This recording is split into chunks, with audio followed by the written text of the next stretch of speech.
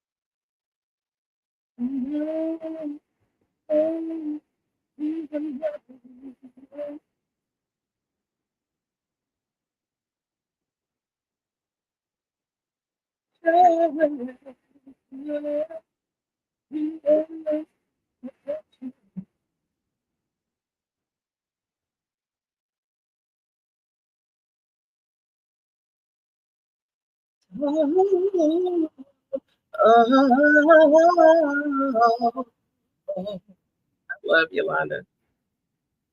Oh, yeah. Let me be right.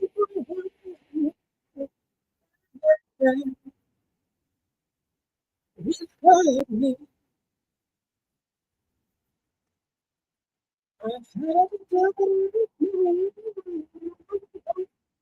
Jesus, Jesus, Jesus, Jesus, Jesus.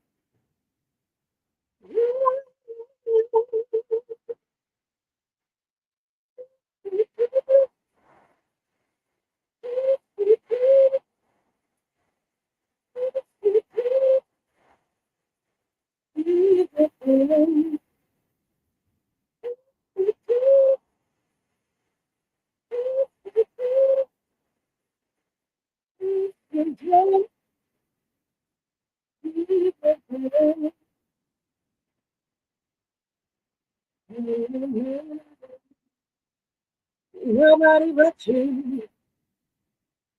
Nobody but you. You drive me crazy. You hurt me, you hurt me crazy.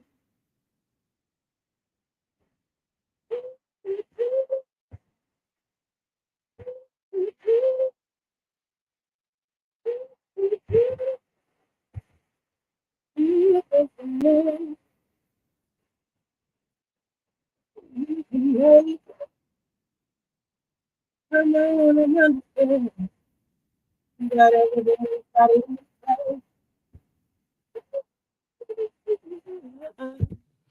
okay, I had to start it off with that song. I know, you're not really supposed to play songs in there, but I was singing, so technically, I guess you could say it was sort of like a voiceover. That song came to me today when I was doing my, hold on, because my shoe is doing something weird right here. When I was doing my water manifestation prayer, and I just started to praise the Most High. Because no matter what you go through, you got to start being grateful and thanking God for what you have been kept through. And so I decided to go ahead and play that. I know, we're technically not supposed to play the music on the tube, but I had to do that because I had to start off my live rides. Okay, Traveling God, thank you so much for tuning in. I want to thank everybody for tuning in tonight. We're getting a little bit of an earlier start because I can't be on my live till 4 and 5 o'clock in the morning no more. I am tired. Okay. So I was like, I'm gonna have to start getting started a little bit earlier. And that way, however long it takes, I'm not up till 4 and 5 a.m. because that's why I am so very sleepy. But yet and still, I'm very grateful. Like I said, that song has been playing in my spirit today, and I decided to start the live off with it. I want to thank every last one of my DzPeepz. Thank you all for tuning in. Thank you all for your loyalty. Thank you all for your consistency. I want to give a shout out, of course, to Traveling God. He's going to share his story tonight about his afterlife experience. As I've told you guys, I have actually died, gone to heaven, and come back. He had an experience where he died and went to hell and came back. So I'm going to allow him to come on the panel and share his story. I am sitting on my yoga ball that I use for my yoga video yesterday when I was preparing for the full moon. So if you see me bouncing or rocking and moving forward, it's because I'm sitting on my yoga ball because these tumors and stuff are very painful. So this helps take the pressure off of that. I want to give a huge shout out to all of my new DzPeepz. Thank you guys so much for your subscribes. I have gained over 100 subscribers just today. So thank you all so very much. And that's what I keep saying, to the trolls and the people that have negative things to say, like, oh, I'm not gonna subscribe to your channel, or I'm not gonna pay attention. It's fine. You'll be replaced with people who will, and that has been proven. So thank you to all of my new subscribers. Thank you to all of my returning DzPeepz, and thank you to all of my consistent and loyal viewers. You guys really do mean a lot to me, and it's very encouraging when you return to my channel. And it's even more encouraging when you guys engage in the comments and we're able to, have discussions and able to enlighten you all. So thank you all so very much. Before we get started, I do want to say that all of my commentary on my channel is for fair use for the purpose such as criticism, commenting, news reporting, entertainment reporting, research, a laugh, and a kiki. Outside of my real life experiences, everything that I am talking about is alleged. Now, as it pertains to my experience at these churches, these cults, and my sexual abuse experiences, those are my real life experiences. When I speak about Christ Apostolic Temple and Dwight Reed, those are my, again, real life experiences. So that's not alleged. That's actually what literally happened to me in real life. So I want to thank you all for tuning in. I want to definitely thank everybody for liking and subscribing to my channel. Again, I definitely appreciate all of my new DzPeepz.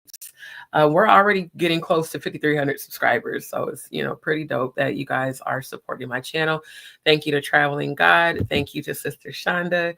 Thank you so much, my love, for tuning in tonight. Shout out to both of you. You guys both continue to consistently tune in to my channel, and it really does mean so very much to me. So tonight we are, let me go ahead and pull the video up. We are going to finish, hold on, because they're playing ads. We are going to finish the interview with Jonathan Hay that we started reviewing a couple of days ago. Again, shout out to Jonathan Hay. I definitely appreciate you reaching out to me on Instagram. Thank you for your positive words. Thank you for your likes on my content. And above all, thank you for doing what the Most High has guided you to do, which is sharing your truth and sharing your story and not being afraid to stand up for what's right and not being afraid to speak your truth and allowing the Most High to use you. So as I said, you are in my thoughts and prayers always, along with Jaguar Wright. Shout out to the Queen, Jaguar Wright. Thank you so much for your encouraging words. Thank you for your example of just, continuing to be fearless in this thing, because so many people in this industry are afraid to speak their truths. And so many people in this industry are afraid to speak up and stand up for what's right. So shout out to you, Queen. You guys definitely go like, share, and subscribe to Jaguar's page. Like I said, the page that I'm following on YouTube, hold on, I don't know why the video is playing. I paused it. The page of, not the page, the YouTube channel rather, that I've been following of Jonathan Hayes. I don't know if this is really his page, because it says, I'm trying to find it before I share the screen, because it says Jonathan Hay topic. So give me a second. And I don't know if this is actually his YouTube channel. But if it is, you guys definitely go like, share, and subscribe. When I typed in Jonathan Hay, this was the only thing that I could find on YouTube. So if that is his channel, definitely go like, share, and subscribe. And then let me pull up Jaguar's page as well. I'm actually trying to pull that up in a different tab. And of course, because of this Mercury retrograde, my laptop wants to be a butt munch right now. I need you to cooperate while we're on this live. Okay, give me 1 second. There it is. Okay. So, of course, you guys can go like, share, and subscribe to the Queen's page, Jaguar Wright. And I will drop it in the chat. Give me just 1 second. Oh, thank you so much, Sister Shonda. Bless your heart. Bless your heart so much. Thank you. Thank you. Thank you. And yes, we love and support Jaguar here on Just D Show. So we definitely support the Queen and her channel. You guys make sure to go and like, share, and subscribe to her Patreon as well. And there's an additional link. Let's see. Oh, to her music page. Okay. Let's share that as well. So yeah, definitely support. Let's get this link and I'll drop this in the chat also. Hold on, pull that up. So you guys can go support her music page. And then of course, like, share, and subscribe to her YouTube channel. And again, I'll drop her at in the chat. That way you guys can like take a screenshot and then make sure you go like, share, and subscribe to her channel. We're going to consistently support the Queen Jaguar, right? Because she truly is in the battlefield, fighting the good fight and getting the word out about all of the systematic and consistent abuse that has been going on, and speaking out against it. And as I told Jonathan Hay today on Instagram, in the DM, I've been praying for both of you. I'm going to continue to pray for you both. We support you both here on Just D Show. And my viewers support you guys as well. So, you know, you've got a lot of positive energy coming at you both. Hold on, because why is my flip-flop being dumb? Like, I'm trying to move my foot and it just wouldn't move. But we definitely support you here. And, you know, I've been praying every day, you know, for you all to just be kept in perfect peace and for divine protection and healing and abundance. So again, if in fact this is Jonathan Hay's YouTube channel, like I said, I haven't confirmed, so I don't know if it is. But when I looked him up on YouTube, this was the only thing that I could find. And the fact that it says topic is why I'm just wondering, is this actually his YouTube channel, or is this like a YouTube channel that someone else may have started for him? I'm not sure, but shout out to Jonathan Hay. So we will definitely be reviewing the interview. Let me pull that back up because I didn't want like my whole history all on the screen here, because I gotta scroll through a lot of videos. I mean, I've been watching multiple videos today. Shout out to Goddess Mercy. That is one of my soul sisters who is gifted like me, and she's a tarot reader. And my love, your reading today was completely on point. I receive it. I receive it. I receive it. All of the abundance. And when I was watching her reading today, a scripture came to me. I'm going to pull that up, about the wealth of the wicked being laid up for the righteous. And it's so funny because that scripture came to me earlier this week and I forgot to present that. So let me pull that one up before we get started. Okay, so yeah, Proverbs 13 and 22. I need you to beat it off the screen. Is this the NIV? Okay. Okay, so a good person leaves an inheritance for their children's children, but a sinner's wealth is stored up for the righteous. So I feel like as more and more, you know what? I probably should have used that chair because this yoga ball keeps making me roll forward, and my flip-flops that I got on, I keep having to put so much pressure. Hold on, y'all. This is so dumb.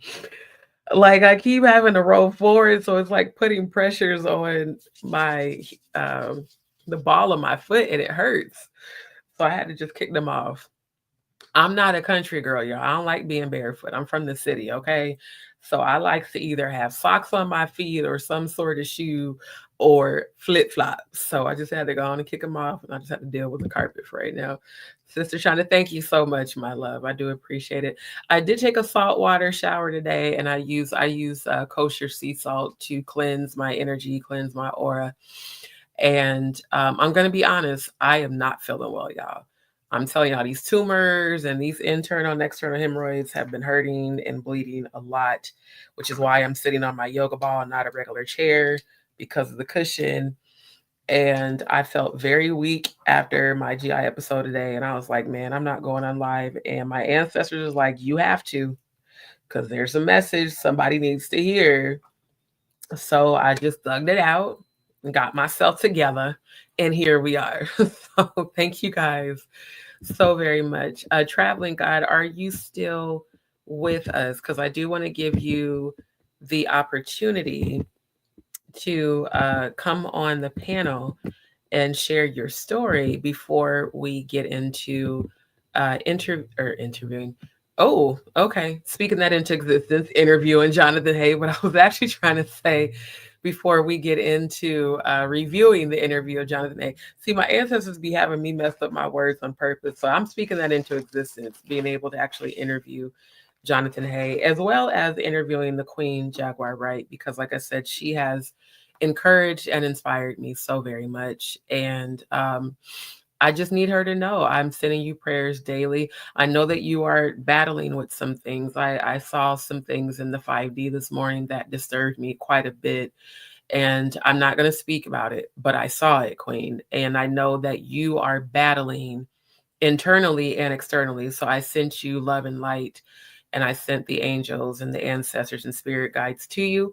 And I'm going to continue to do that no matter what anybody says or does. And just know that the chosen, we are here for one another. We are going to uplift one another. And as I keep saying, it keeps coming to me, London Bridge is falling down and Babylon is falling, and the chosen are being brought together for a purpose and a reason. So I do appreciate you so very much. Traveling God, thank you. I'm about to drop the link for you to join the chat. And you don't have to come on camera if you don't want to. You can come on with an avatar or not. Sister Shauna says, Abraham and Sarah left Babylon from Nimrod with all types of riches. The Israelites, I left Egypt with their riches. Cyclical patterns, it will happen again according to the word. Absolutely. Absolutely. So I've dropped the link, Traveling God, if you can plug that into either your mobile browser, if you're on your phone, or if you're on a laptop, go ahead and plug that in. I'm trying to make sure my afro is showing, because, it took a lot for me to pick it out today. I just, this is all natural D, this is not a wig. This is my hair. So make sure that I'm rocking rough and stuff with my afro puffs. Hey, rock on with your bad self. So yeah. When I had to it takes a lot of time for me to get like this, because I gotta uncornrow my hair and moisturize it and pick it out for a good 20 minutes and try to shape it and all of that. This is why I'm telling y'all, it takes a minute for me to get camera ready. So a lot of times I don't be on camera because I be liking to leave my hair cornrowed so it can stay moisturized. And, I didn't realize when I did the live in the kitchen that I was going to be visible, because I would have at least put back on my pink scarf. So y'all saw me in my ghetto ass handkerchief scarf, because that's how I really look when I'm in the kitchen. My hair is never popped out because that's unsanitary. So I always keep my hair cornrowed and covered when I'm in the kitchen. Okay, Traveling God has joined us. Fantastic. So let me go ahead and stop sharing screen here. We want to welcome our Hello. family. Welcome to the panel, Traveling God. Thank you so very much for joining us tonight. And how are you doing? I'm good. I'm good. And you? Well, Good. I heard how you was doing, and I'm glad you're doing a lot better. That you was able to get on here and still deliver the message. And I appreciate you coming on, and Thank despite the things that you might be going through, medically. So I really appreciate it. Thank you. That means a lot to me, for real. I appreciate the positive energy, and I want us to keep it where we are just bouncing positive energy off of each other. If at any point you have to go off camera, it's totally fine.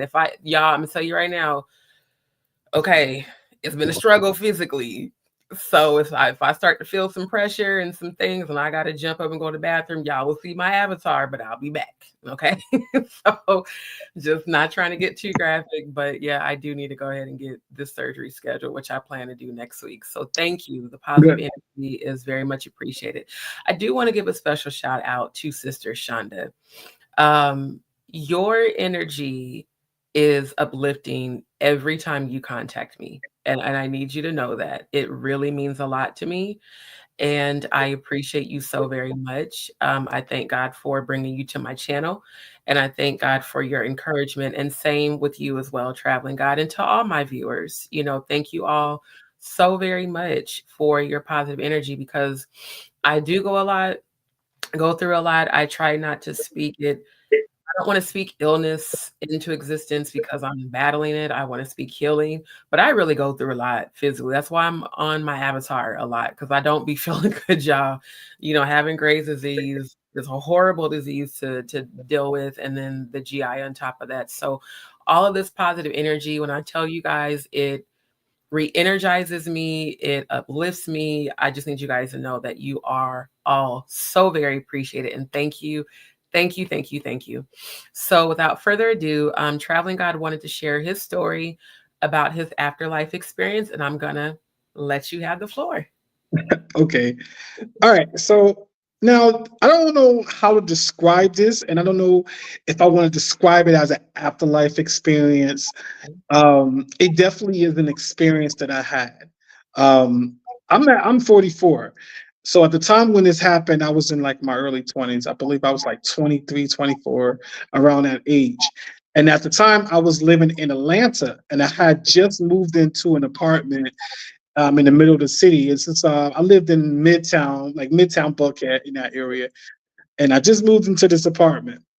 And I know I was very sleepy because I just moved my things in, and I remember placing my TV on the floor, just flat on the floor. It just, it just was leaving things, and for some reason I fell asleep. So I know my bed was set up, so I know I fell asleep on my bed. I know that for a fact. Mm-hmm. And I went into a deep sleep, and it was a deep sleep. And me and my brother, like, we had a very close relationship when we was younger, but as we grown up, as because our father raised us, um, it's almost like he put a split between me and my brother. So me and my brother have this split. Even to now, we have this split because me and my father don't get along, and my brother took a side. Now, go, and I don't want to. I'm long with it, so I just want to. It's okay. Speak your truth. However you choose to speak your truth, literally, the floor is yours. So don't think of it as long-winded. We're here to listen to your story, so tell it exactly how you want to. Right. I just want to get a little background and whatnot. So anyway, in this sleep, me and my brother was sharing this apartment in our hometown, Patterson, New Jersey. That's where I was born and raised. Mm-hmm. And this is a beautiful apartment, really nice. And this apartment was just not a regular apartment. We had an upstairs and a downstairs. It was very nice. And it's almost like a townhome in a sense, but we was renting it. Right. So now the thing is, I'm not late on my bills. At the time I was very responsible.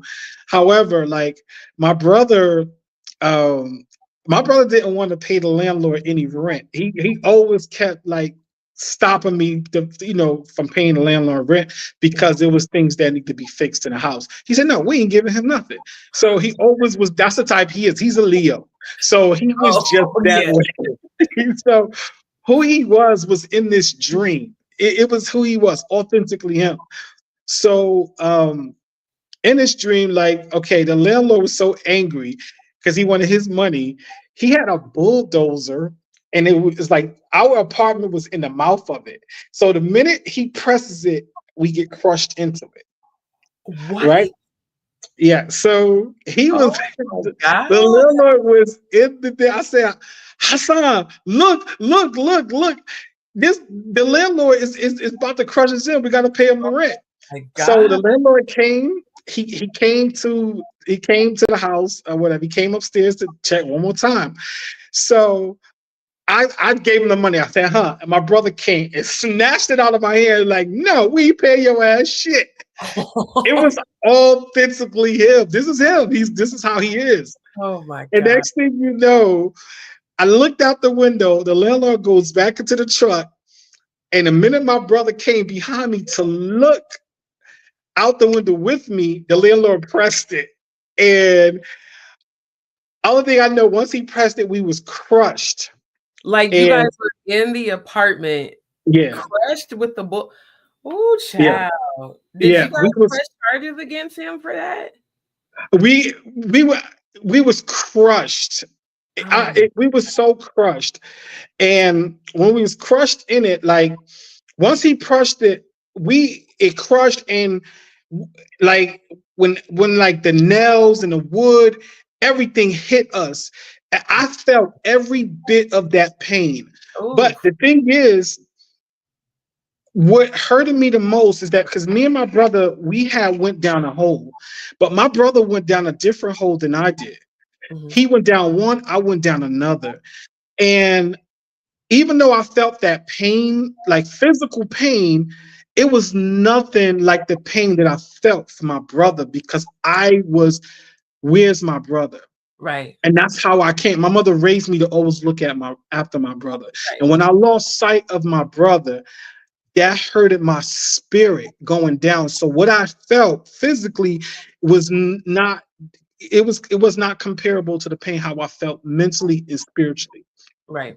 So as I'm going down, I go down this hole. I lost my brother, and the whole time I'm going down this hole, I'm going down full speed, just going down, and Mhm. and I'm just at this time. Only thing I'm wondering is my brother. Where's my brother?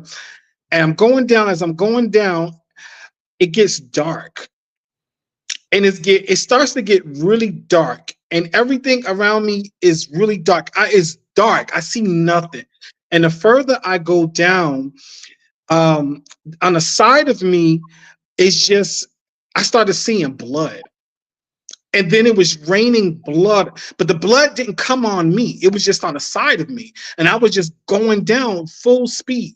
And as I was going down full speed, um, there was these the further I went down, I saw like these heads, animal heads, like whether it was horse heads, Mhm. um, pig heads, any type of animal heads was all around me, and it was Right. going down. Is it like just like a severed head?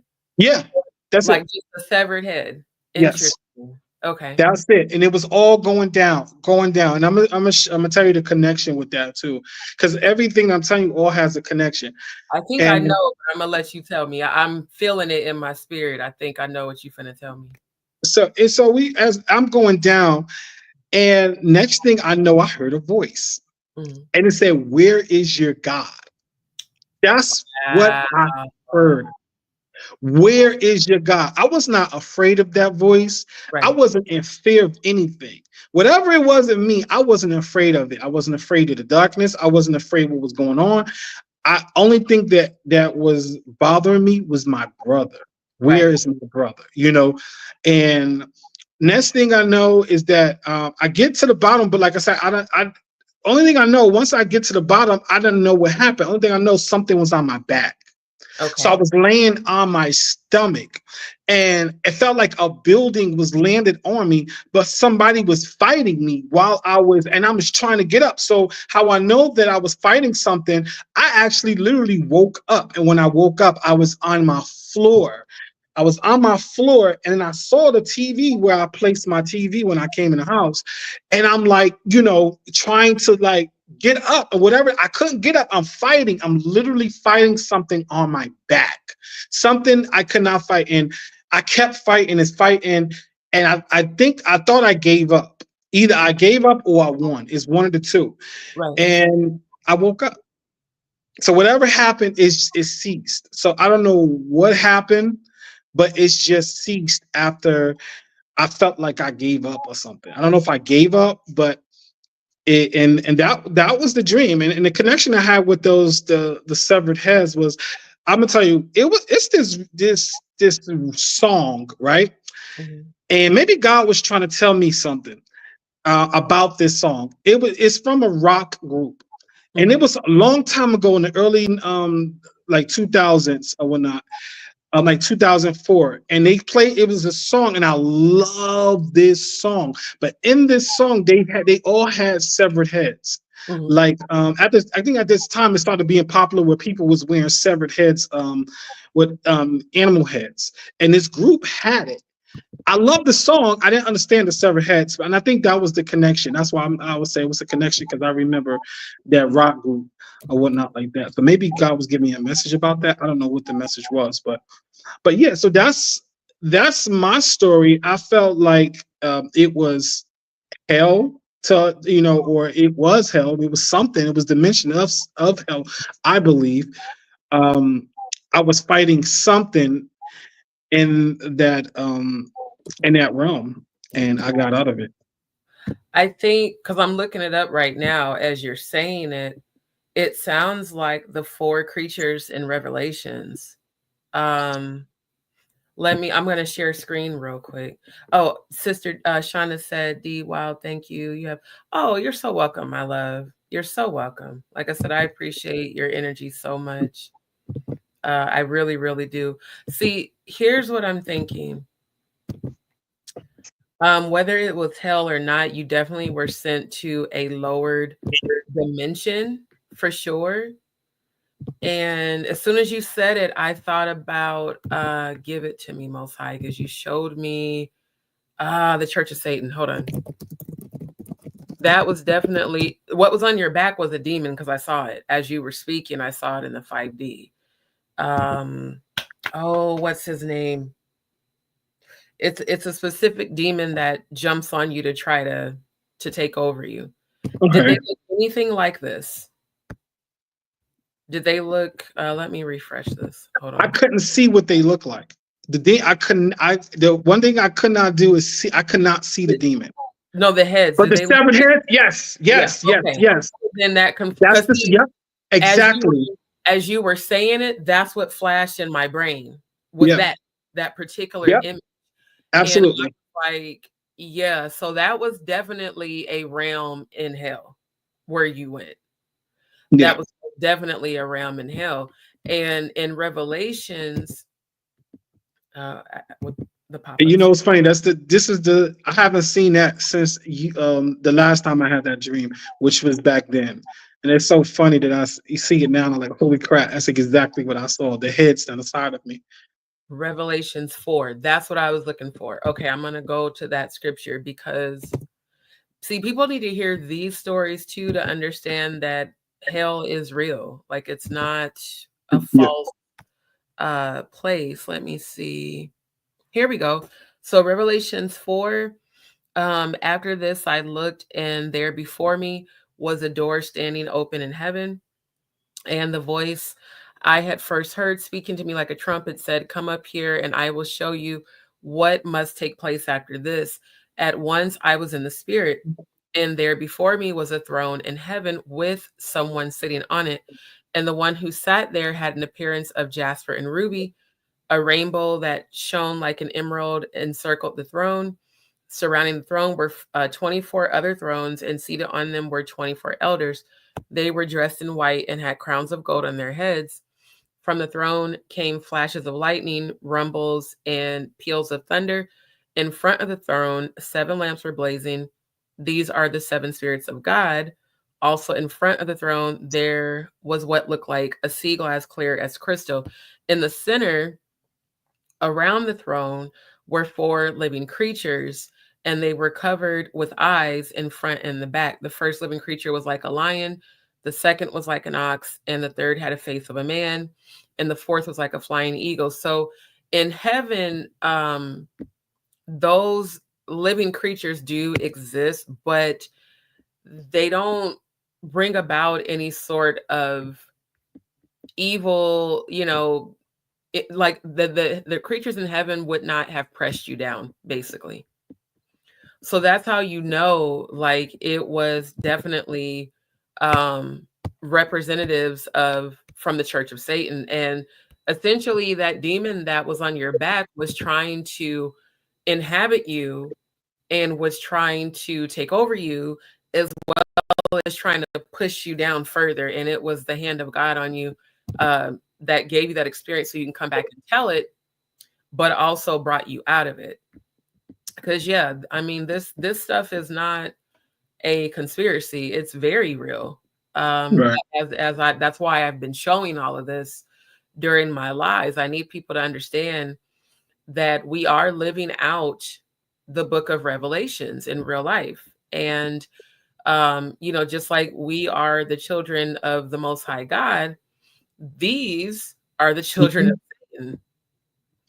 So like that, it's amazing that you survived that, and it's amazing that you are here today to tell it, especially with you know, did y'all ever press charges against the landlord? Because you know that that's like a criminal Oh charge. no, that wasn't a real thing. That was actually a dream.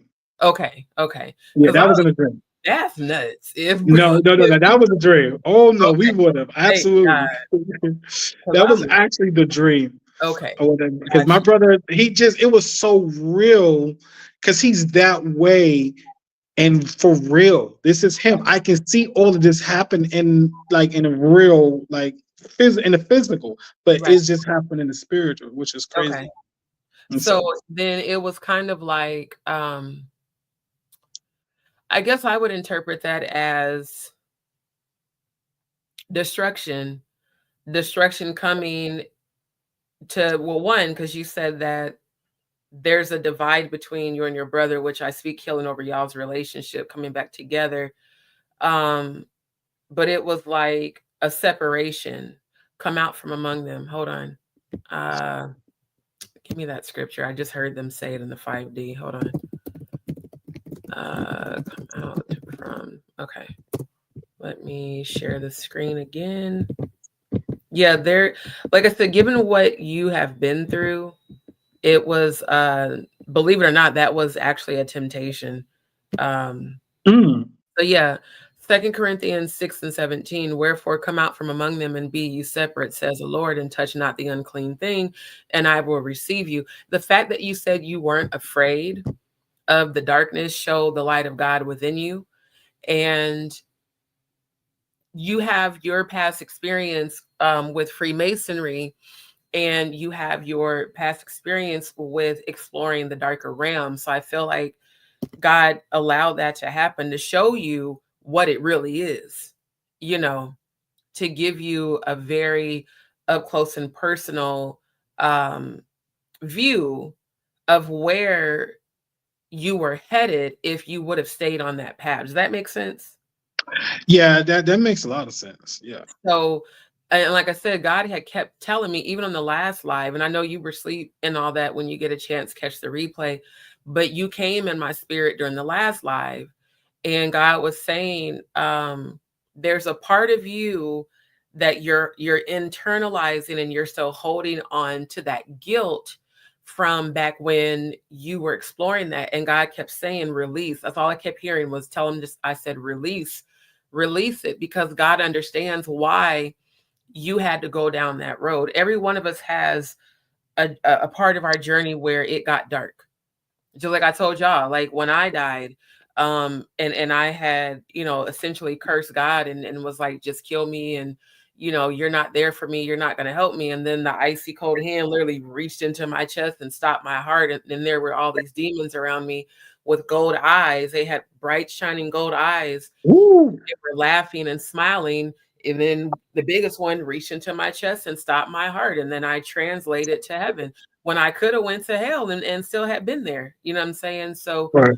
we all have a reason for God taking us through what we went through. But like I said before, Christ went to hell and took the keys of death and hell so that it will not touch us when Christ lives within you. Even if you fall into a dark place because of this human life, if the spirit of Christ is within you, it will save you in the darkness. You will literally become the light in the darkness. That's why you weren't afraid of them.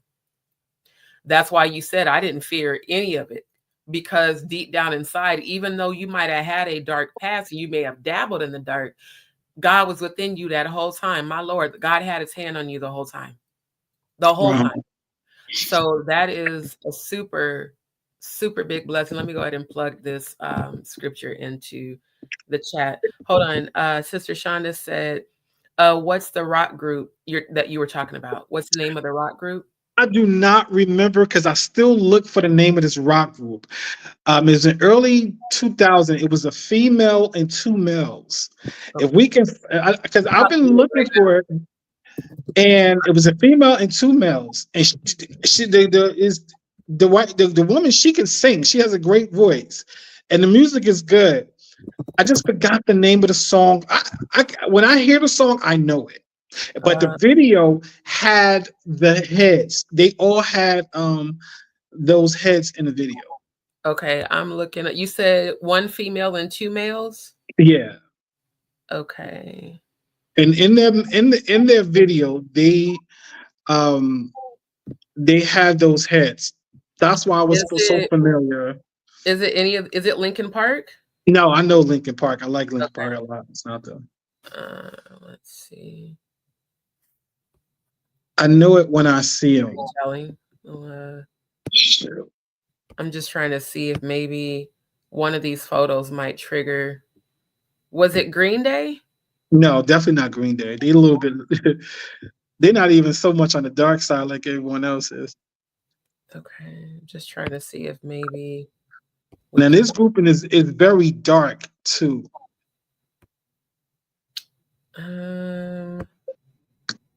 Because I'm assuming maybe. Look at this old ass picture of Destiny Child. That's wild. See, Beyonce didn't look all evil and Baphomet. She did. I'm telling y'all, that's Jay-Z all day and took her down that road. Yep, that sure did.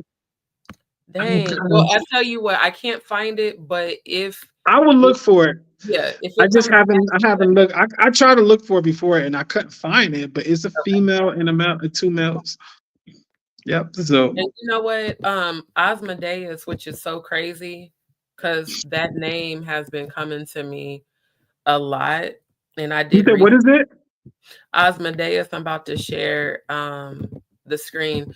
If anyone's ever seen that movie called Watchmen, the Marvel movie, Asmodeus is the main character who everyone thinks is really a good guy, but then he turns out to be like a betrayer and he betrays everyone. And then there's a song from like I think the 90s or early 2000s where they're repeating his name, Asmodeus. It's like a soft rock song. And so I had started researching. This is in fact a demon. Wow. In fact, Asmodeus is a king of demons in the Legends of Solomon and the constructing of Solomon's temple. And I showed you guys how Solomon's temple is what the Freemasons refer to and damn near worship. I mean, and even their Masonic Bible has the Solomon's temple within it and on the cover. So it's not a coincidence. One, that Sister Shonda said that. And it's not a coincidence that it's like all relating, because even look at the photo. Let's go back. Look at the photo of Asmodeus. Look at all the animal heads. Oh, so that's who was on you. Clarity. Yeah. They just told me that's who was on you when you said you felt pressed down. Look at this. Wow. Wow. Wow. That's crazy. Every animal that you said is So that was the demon that was on you. Wow. This is what was on your back. I felt like it was a building. It was so heavy, but I was gonna get it off me. That's how confident I was. I was on the plane. That's the thing. That's how you know you've got the fight of the spirit of Christ within you. Because look at this. I mean, I can imagine why it's heavy. Look at this gigantic beast that's at the bottom of it. Then this looks like the neck of a dragon, like from Godzilla. Then you've got what looks like a horse or cow. And then this looks like a goat. And again, the goat continues. That is the goat. The goat continues to appear. The Baphomet continues to appear. What is that scripture where it talks about the demons in hell and the it's got I got to find it. It's got multiple heads. Because we just read about the angel. No, I'm gonna find the scripture while y'all are looking at that photo of demon in hell with animal heads. Because I remember in some of my research this coming up. Okay, let me share this tab instead. And look at the photos. Hold on. Images. Yeah. I'm so glad that I came out here because I never knew what this meant. I talked to my grandmother about it at the time when it happened. She was the only one I told about it. She just was, she's very religious. And she was just telling me that, she called me baby child. She said, baby child, that's really bad. That's bad. You got to get right with the Lord. I said, Grandma, I am. I was going to church. I was a member of World Changers Church in Atlanta at the time. So I don't know. But my grandmother felt like something was going on with me. Well, it was because you were still battling the darkness, that so like when you explore certain dark realms, those spirits attach onto you. They attach onto you. See, even like this one. Now I've Ooh. seen this demon in spiritual warfare, in actual battle. Oh, wow. I've actually fought this demon in spiritual warfare and overcame it. So yeah, when you explore certain things, I want to make sure I'm correct. Weren't you the one that said that your friend did a goat bath cleansing on you? Wasn't that you? Or Yeah, what? that's me. Yeah, Okay. but that happened. That dream happened before all of that happened. Okay. So the dream, like like the dream happened first. The bath cleansing happened later. That happened like maybe like a few years ago, maybe like 4 or 5 years ago. So yeah, so basically that darkness has been Leviathan. That darkness has been calling out to you. That's why it tried to make a mockery and said, "Where is your God?" Basically in a way to mock God and to try to make you feel like God wasn't there. Like the scripture, this is Revelations 9 and 10. They had tails with stingers like scorpions, and in their tails, they had power to torment people for 5 months. They had as king over them the angel of the abyss, whose name in Hebrew is Abaddon, and in Greek is Apollyon, that is the destroyer. The first woe is past, two other woes are yet to come. The sixth angel sounded his trumpet, and I heard a voice coming from the four horns of the golden altar that is before God. It said that the sixth angel who had the trumpet released the four angels who were bound at the great river Euphrates. And the four angels who had been kept ready for this very hour and day and month and year were released to kill a third of mankind.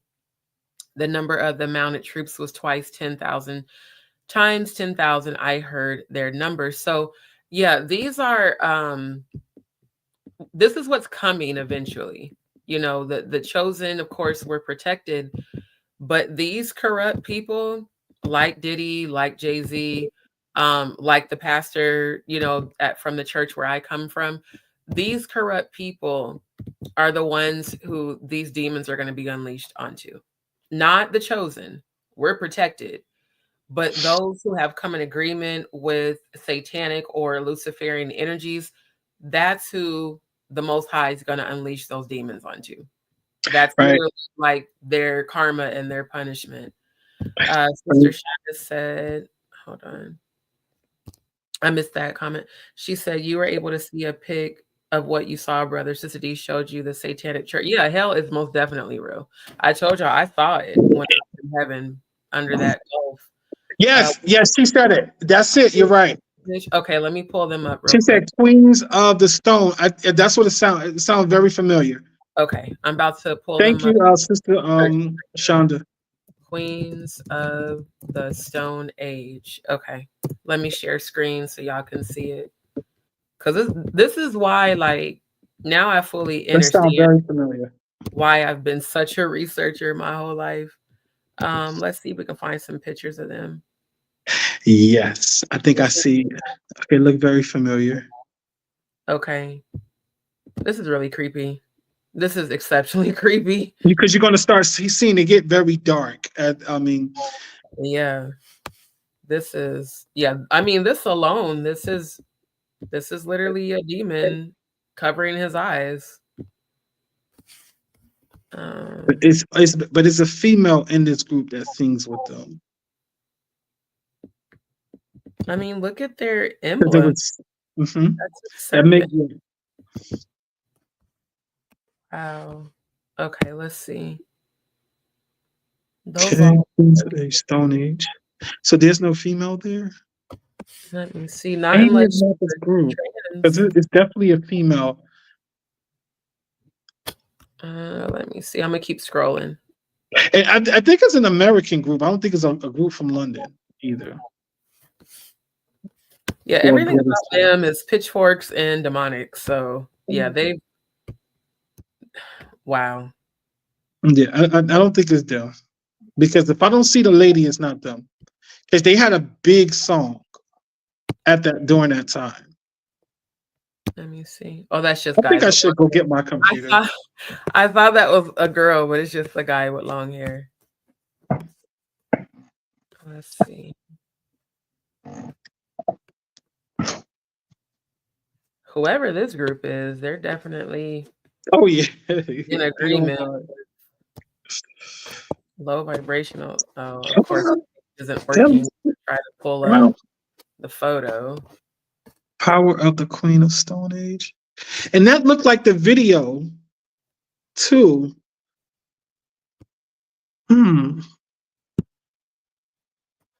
And I'm telling you, at the time, I loved this song. But if I hear it, I know that it's it. That's because at the time, I loved it. Let me see. And I forgot all about it. After that dream, I just wiped all myself away from all of that. Yeah. And it was a good thing that you did, like for sure. She says Evanescence. Let's see.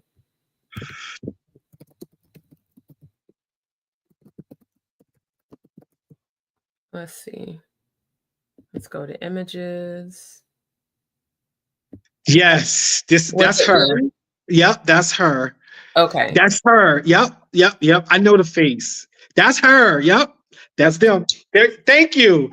That's them. Wow. She looks dark. She's beautiful, but she looks really dark. That's them.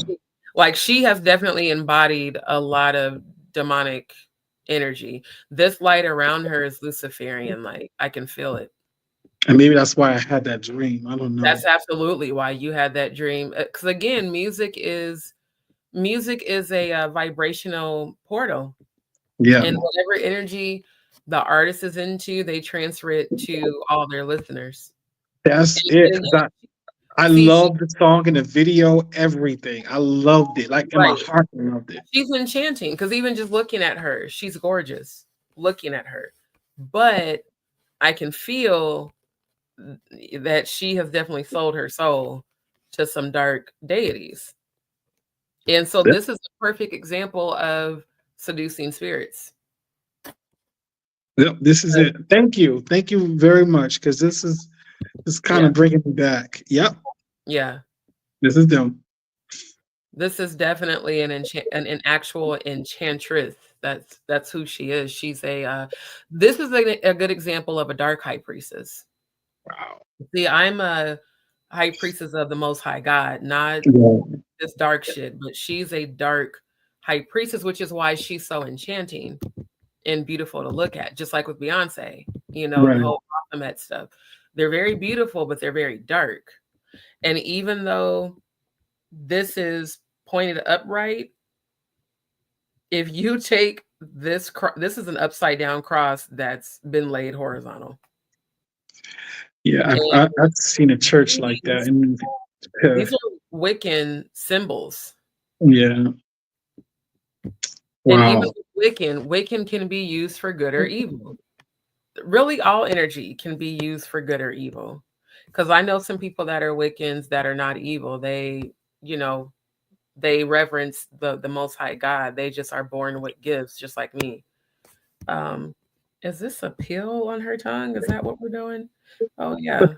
Let's go ahead and just promote that on the album. Right. I bet, but she had a beautiful voice. That's the animal heads. Wait, I just saw it. And it's a video they have the animal heads. I love the song. I do. I haven't heard it since then. But at the time, I remember loving the song. I'm trying to, I could have sworn I just saw an image with animal heads. And they have a video and they had animal heads. This is an altar. Yeah, this is an altar. The 3 black candles are what dark witches use whenever they're doing invocations. And then, the skull is required. There's usually an urn with blood, and it looks like there's blood in that picture. Yeah, this is all stuff I've researched for years. Right. So yeah, they're very much, and the reason you liked them is because their energy resonated with the dark energy where you were at that time. Wow. This is actually kind of amazing to have just all this, revelation. Sister Shauna said they sing it at They sing this at Catholic churches. That's wild. Solomon spoke with him. Wow. Is that the picture, Sis G? Wow, I don't know why Osmodeus came straight. Because God needed you to say that for us to get that clarity. Because it was definitely Osmodeus on him. Never seen those images before. I like a few of their songs. And it's normal to be attracted to certain types of darkness simply because, again, music is energy, and music will have you, unfortunately, in certain dimensions, and all of that. So hold on. So yeah, Instagram stopped sharing the lives after an hour, so I just got to redo.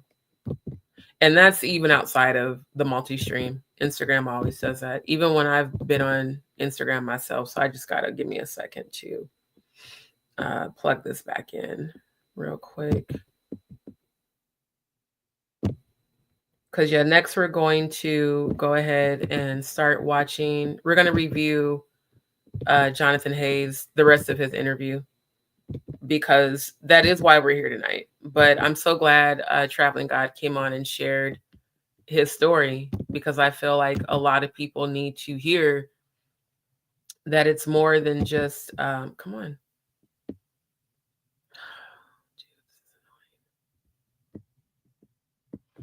Okay, hold on. StreamYard. Oh, I forgot to plug in the stream key. Hold on. Okay, let's make sure it goes live so we can move on. If it doesn't, then I'm just not going to worry about Instagram, because this is actually starting to get on my nerves. Okay. I'm like, good Lord, it takes forever to get it back. So Sean says, we had no idea how engulfed. Right. And see, and that's the thing. Like, that's the sole purpose of music. And like I said, Lucifer is an angel of he's a fallen angel that transformed into an angel of light. And if you think about when you feel light, you don't know that it's evil until a lot of times it's too late. So that's why you really do have to be spiritually protected and covered and have that discernment, because evil can feel really good, especially in music, and some music is meant to uplift your energy and raise your vibration, and some music is meant to put you in touch with demonic forces. And like I said, even me looking at her, that's how I know spiritually she is an enchantress. An enchantress is someone who is very much dark, but is very beautiful. And that's how they seduce you. That's how they bring you into their realm, is through their beauty. And like I said, this logo, this is an upside down cross. It's just been laid horizontally. And the half moon, these are Wiccan symbols. So like I've worked with women who were Wiccans that were of divine light. And then I've met Wiccans who were of dark energy. So it's all about the energy that you resonate with and the energy that you come in agreement with. And I thank God that Traveling God was able to survive that experience and be able to live to tell it. That is absolutely amazing. So shout out to you, Traveling God. Thank you so much for coming on the panel and joining. And he said, I'm back. I apologize. I had an issue. No problem. No problem at all. Yeah, right. Right. Alluring. That's the perfect word, is alluring. They're meant to use her. That basically, that's why she's at the forefront of the group. She's the beauty, the enchantress that captures your energy and eventually will capture your soul. Absolutely. So thank you again, Traveling God, for sharing your story. And thank you for your energy. I really do appreciate it. And just you sharing that, and your fearlessness in sharing it. And like I said, your positive energy with and towards me is very much appreciated. We will definitely stay in touch for sure. And any other stories that you have, I would definitely love for you to continue to share those. Sister Shonda says, I designate with certain rock, always since a child with the same passion. Project Pat, 666, UGK touched me at a very young age, under 13. Oh, resonate. Oh, I know what you're saying. You resonate with it. Got you. You're welcome, Traveling God. Thank you. Thank you for sharing your story. And like I said, not being afraid to, share your story. I do really, really appreciate it. So now we'll go ahead. I'm going to share screen. We're going to go ahead and finish the video, the interview with Jonathan Hay. And again, shout out to Jonathan Hay. Thank you so much, King, for sharing your story with the world.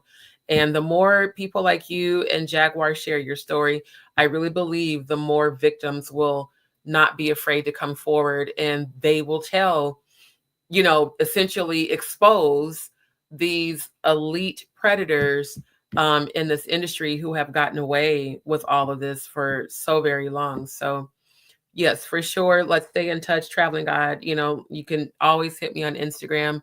If you ever want to talk or have a phone conversation, just let me know, and we can definitely chop it up. Same with you too, Sister Shonda. Yes, thank you. Thank you so much for sharing your story. You guys are so, so appreciated, for real. Okay, so let's go ahead, and I'm gonna enable the captions.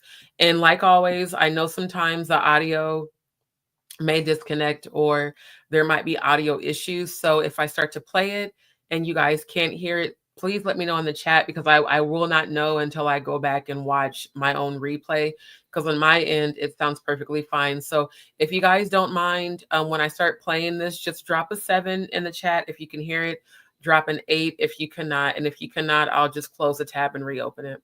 I haven't used my gifts to glorify God.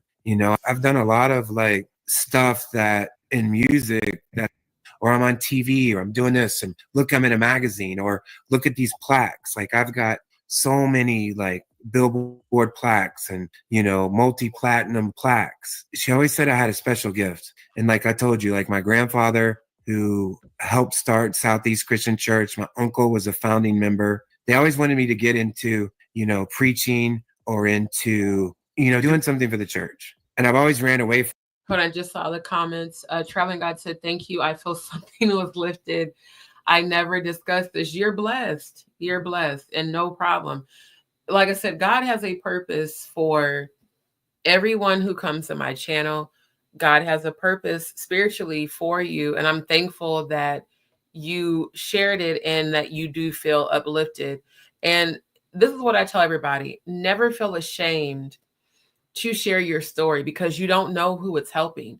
It actually even helped confirm some things for me. When you shared the story, it confirmed a lot of different things that I've been researching. So I really appreciate you having the courage to share it with us. And I thank God that you feel that something was lifted off you. And like I said, I keep hearing this over and over.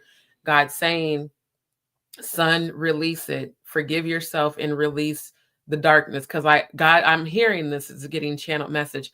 I understand why you explored the darkness. I understand what led you there.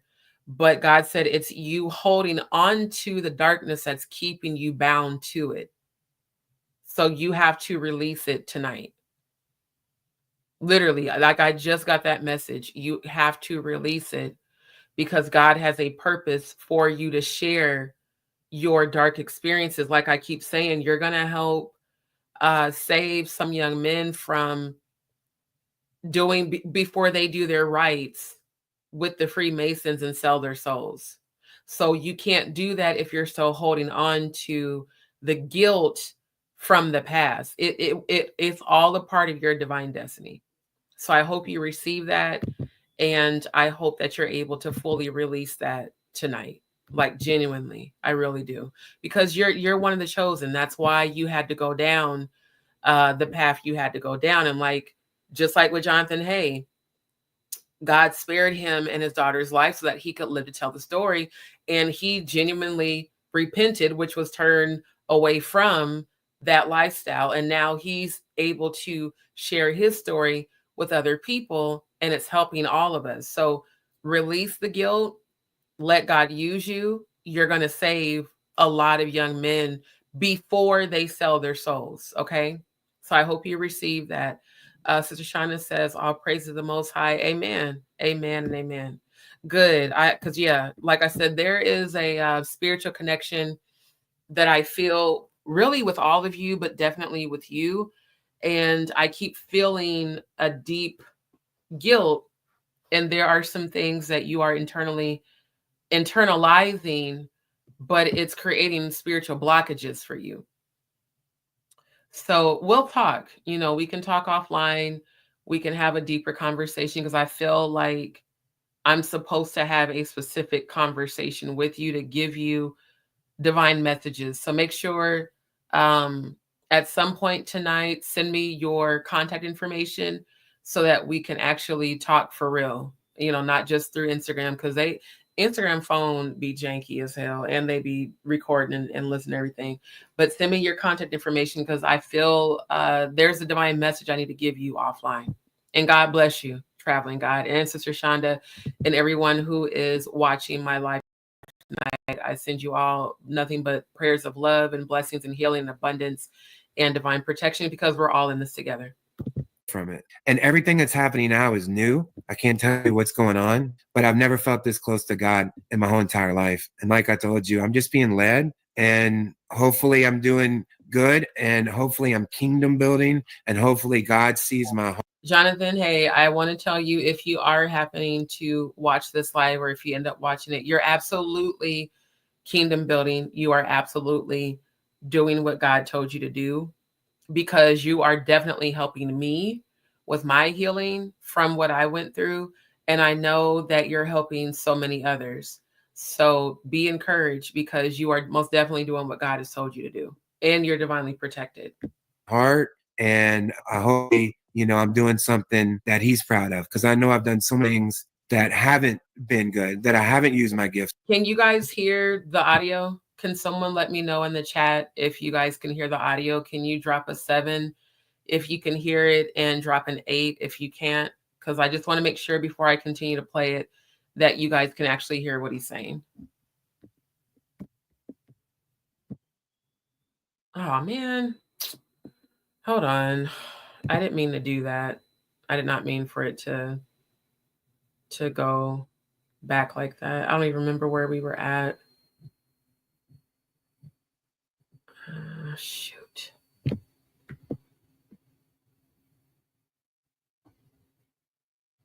Okay, hold on.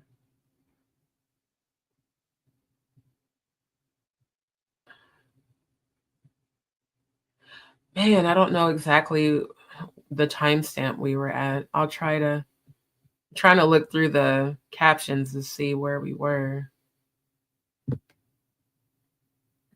Hold on. Everything that he's doing. People know that. Where were we at?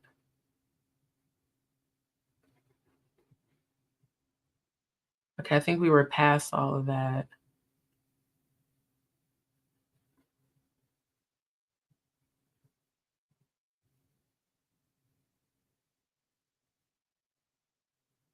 I've made a career, like, as a publicist. I have a legacy. Damn it. I should have looked at the timestamp. Or I'm on TV, or I'm doing this. Okay, yeah, because he was talking about that, about his mom. I'm kingdom building. Okay, this is at 49 wanted minutes. me to get into, preaching, or into, doing something for the church. And I've always ran away from it. Okay. And everything that's happening now is new. I can't tell you what's going on, but I've never felt this close to God in my whole entire life. And like I told you, I'm just being led, and hopefully I'm doing good, and hopefully I'm kingdom building, and hopefully God sees my heart, and I hope, I'm doing something that he... Most definitely, Jonathan. I know for a fact God sees your heart, because you're speaking even to me. And this is a great example of what I've been talking about when I say the reason I don't claim religion is because it was, made by man. But having that direct one-on-one relationship with the Most High, like he said, this is the closest he's ever felt to God. He didn't need a church or a pastor or a building or a congregation to bring him to God. Now, there's nothing wrong if for those who want to go to church, if you want to gather with other people, because when you're on one accord spiritually with those who share your same vibration, then that's where God even is more magnified. Even really with you guys joining my lives, technically, if someone wanted to put a label on it, you could call this live a church, because we are all on the same frequency and we all are resonating with one another, and we are all resonating with the Spirit of the Most High. That is what true spirituality is. That's what the angels told me and showed me when I was in heaven. That is never about religion. It's about spirituality and having a divine, direct connection with Source, God, Yah, Yeshua, whatever you want to refer to the Most High's energy. It's having that direct connection and relationship. And then God will always bring you together with those who believe like you. So again, shout out to Jonathan Hay for not being ashamed to not only turn his life around, but to speak so openly about God and share with the world how his whole, near-death experience changed his life. Because a lot of us, when we have that death experience or near-death experience, some people do go down a dark rabbit hole and they end up lost. And then other people, it empowers them and makes you want to be that much closer to God and try to share your experience so that other people will, hopefully be brought out of the darkness and be able to get that same connection with the Most High. So again, shout out to you, Jonathan Hay. I love so much this interview because it really does empower and energize and inspire me, just like the ones where Jaguar's talking about God and the ones where Natanya Rubin's talking about God. It just does something to my spirit, and it gives me this sense of hope and peace and encouragement. So, I really do appreciate it. He's proud of, because I know I've done so many things that haven't been good, that I haven't used my gifts to glorify God. I've done a lot of stuff that in music that I really, regret. And that's the one thing about the home invasion is when that happened, and I was duct taped and, they duct taped my eyes, and I didn't know if my daughter was duct taped until after we got out, but I assumed she was because I could only hear her. And my hearing was on high alert because I'm just listening for her, listening for where she's at. And I'm just praying the whole time. I wasn't going to be weak. My daughter wasn't going to see her last moments on earth with her father, wasn't going to see me begging for my life, wasn't going to see me pleading, wasn't going to see any of that. I knew for sure I was going to die, right? I thought for sure. So I wanted her to see me as strength. And to be honest, I was so depressed that I didn't care if I did. That's where I was at because I just went through that breakup. I just wanted her to be good, right? So while the duct tape was around my eyes and I was sitting in that chair, I was praying, if we survive this, God, I'll never do any kind of violent music, any kind of rap music. When I say rap music, I'm talking about violent content, rap music. 4.5 days. You know what? It's because I keep pausing it. Can you guys hear it though? Can someone just confirm that you guys can hear the audio on the video? I haven't used my gifts to glorify God. I've done a lot of stuff that in music that I really, regret. And that's the one thing about the home invasion is when that happened, and I was duct taped and, they duct taped my eyes, and I didn't know if my daughter was duct taped until after we got out, but I assumed she was because I could only hear her. And my hearing was on high alert because I'm just listening for her, listening for where she's at. And I'm just praying the whole time. I wasn't going to be weak. My daughter wasn't going to see her last moments on earth with her father, wasn't going to see me begging for my life, wasn't going to see me pleading, wasn't going to see any of that. I knew for sure I was going to die, right? I thought for sure. So I wanted her to see me as strength. And to be honest, I was so depressed that I didn't care if I did. That's where I was at because I just went through that breakup. I just wanted her to be good, right? So while the duct tape was around my eyes and I was sitting in that chair, I was praying, if we survive this, God, I'll never do any kind of violent music, any kind of rap music. When I say rap music, I'm talking about violent content, rap music. I won't do anything to promote. And for me, it's the fact that he did start praying. Most people would have started crying they would have, you know, gotten angry, like, God, why is this happening to me? They would have like completely given up. And he started praying. He knew to pray. You know what I'm saying? So that alone lets you know that a person has to have some sort of divine connection to the Most High for when they're in trouble. And he said, I just knew I was going to die. So I just prayed and I wanted my daughter to be good. That's what a true father, a true parent does. If they know they're going to die, as long as my kid is good, I'm good. So again, shout out to Jonathan Hay, because God definitely had his hand on you and your daughter for sure.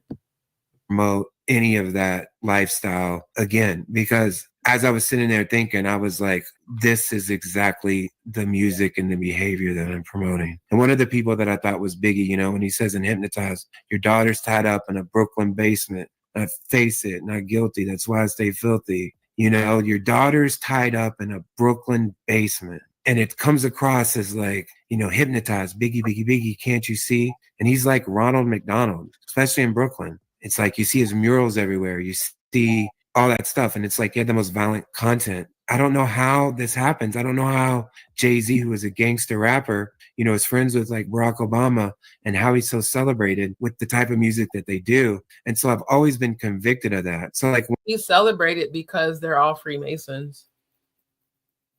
I mean, straight up, they look out for one another. And because yeah, when Obama was president, I remember him, you know, joking about how even though he was president, you know, I still like hip hop, I still like Jay-Z, and people were laughing and joking. It's because you guys are all part of the same fraternity. Once that happened, the home invasion happened, I started doing jazz music, and honestly, I became real angry with God until like this last 2 months when it started to change. That's why I'm here now. So this is new. This is a new state of mind, but I do feel at peace, and hopefully it's doing good, right? And hopefully, you know, I'm doing good by God and by my family, because the home invasion, I lost my family, my youngest daughter. We don't have a relationship anymore because I'm her trauma, right? And that's why it's like, why do I have that picture in the background? Because it's a reminder. And if Drake did have something to do with it, then hopefully somebody will see this and they can get a camera. And that's what I was saying during the last live. And I'm glad he just confirmed what I was feeling, because I was like, I don't think he has the picture there to celebrate Drake. I think he has the picture there to remind himself of the trauma he went through, so that he never ever has any sort of urge or desire to go back to that industry and to go back to his lifestyle. And I am sad to hear that he doesn't have a relationship with his daughter, but I can understand it, because like he said, he was her trauma, and she probably feels like, if I would have never been here with you, this would have never happened to me. So I speak healing to your daughter, Jonathan A. I don't know what her name is, but I speak healing to her, that she will be healed from that traumatic experience. And I speak healing to your relationship with her, that you guys can have a new beginning. And I just heard a granddaughter, so maybe she's going to have a daughter, maybe she has a daughter. But I feel like when she has a child, that's going to bring healing to you and her. So, you know, I'm praying for you, I'm praying for your daughter, and that your relationship with her will be healed. And they can, you know, look into it and can get justice, and I can get my family back, because my child looks as me. When she thinks of me, she thinks of me duct tape. She thinks of us assaulted. And I was her superhero before then. And I'm not anymore. I'm somebody that put her in danger, right? And that's what my family sees me, even though it wasn't intentional, right? Even though that was never the intention, you know, but that's what it is. So I've stayed away. You know, I have my oldest daughter that lives with me, but my family in Louisville, we're not speaking right now. And that tears me apart. And it's because of the home invasion. And it's because of the choices that they saw me do for trauma, which is like during the pandemic, I was like really like partying. You know, I got really lost in like ketamine and psychedelics and tea. And, you know, I just checked out. And then one day I woke up again and I was like, you know, let me get this back together. And that's why you know, my girl, she was real patient. She picked me up when I fell. Like, she's been there for, you know, the last 4 years. So shout out to her. Shout out to her. Amen. And you know, thank God that you were. I can understand why he went down the road he went down. with the drugs and, you know, the psychedelics, because as humans, when you go through something super traumatic and you don't understand why God took you through that, or why did God allow this, it's part of the human complex to seek comfort in things that will numb that pain immediately. Like I shared with you guys before, I became an alcoholic after my dad died. And it took me losing the baby I didn't know I was carrying for me to stop drinking. So I really am praying overall for Jonathan. I'm praying for his relationship with his daughter that experienced that with him, for their relationship to be healed, for her to be healed. And I'm praying for the healing with him and his family. Although sometimes, I'm going to say this,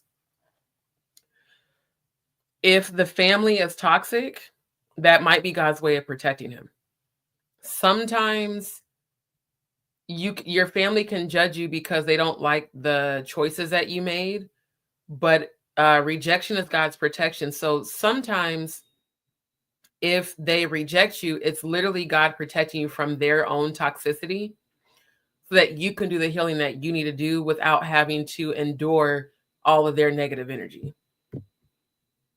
Oh, wait, hold on. I didn't mean to do that. The touch screen. There we go. Don't want to say you got through that, because a lot of times it's one day at a time for a lot of people. So I'm happy you were in a better space right now, or it sounds like you're in a better space than you were a few years ago. So I hope that continues for you. Just a couple of more questions before I let you go. I do want to just make sure I understand. When you say that during the Truth Is interview, he said that you can't make it to the level of a Jay-Z, of a a Kendrick Lamar, of a Drake, unless you're down with the program and you agree with him. If you agree with that, do you mind explaining what that means? Because a lot of people who are not a part of the industry, which is most people in the world, including myself, when Truth Is mentioned Kendrick Lamar's name, they hopped in the comment section. They're like, what do you mean Kendrick Lamar? Kendrick Lamar is not like these other people. And I'm under the belief that, and this is my belief, I'm not saying these things to be a fact for anybody who's listening. It's my belief that you can't make it there unless you are part of the same club. I think somebody Kendrick Lamar, sir, again, I know this guy is young.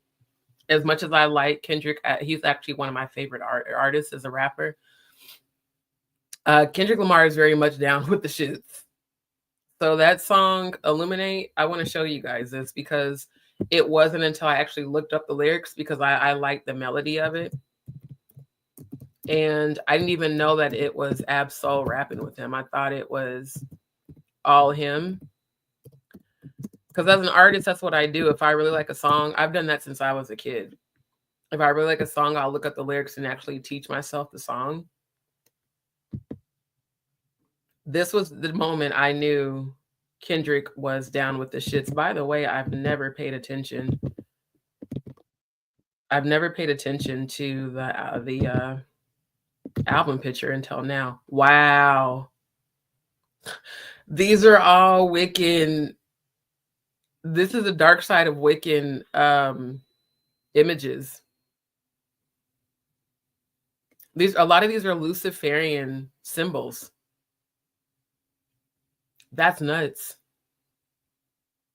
In all the years that I have listened to this song, I've never seen this until this very moment. That's crazy.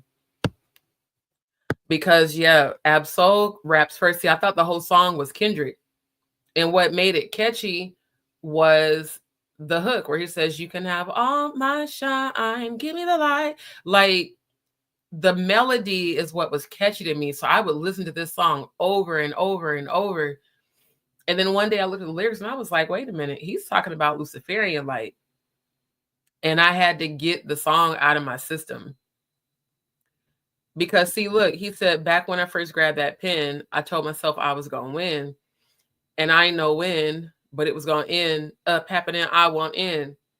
So you can take top 5 lists, dead or alive, and put me after M. So you can take your top 5 list, which is what they do during their rites in Freemasonry. They have to give a list of 5 people that they are willing to sacrifice to make it. And they give that list and they say, dead or alive, you can take these 5 people. Like, they're willing to sacrifice these 5 people, dead or alive. And he said, and put me after M. Now, to me, this has to be Eminem. And then he goes on, I'm a fucking genius, grip my fucking penis, living this life. You can't tell me nothing. Still ain't really got no money. Fucking right. I'm about that real, This ain't no motion picture. I'll tell you how that feel, even when the odds against you. I mean, the melody, the beat, the cadence is what stood out to me, which is why I loved this song, of course, until I saw that.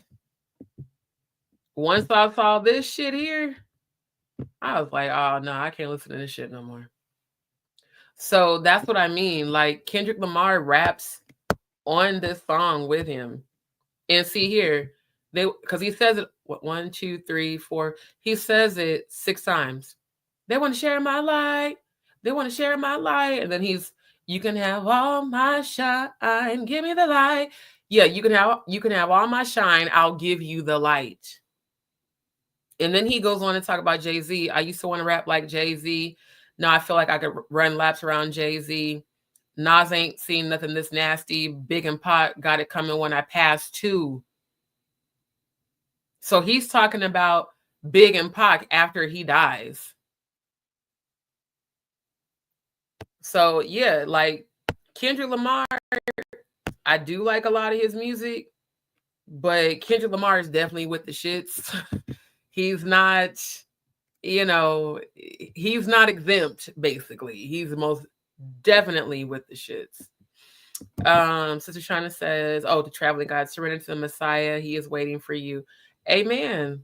Amen. Absolutely. I definitely agree with that. So yeah, again, like I said, I feel like this guy, I keep calling him a kid because I'm so much older than him. I feel like he's got to be in his 20s because I don't think he's probably any older than 25. I'll be shocked if I find out that he actually is.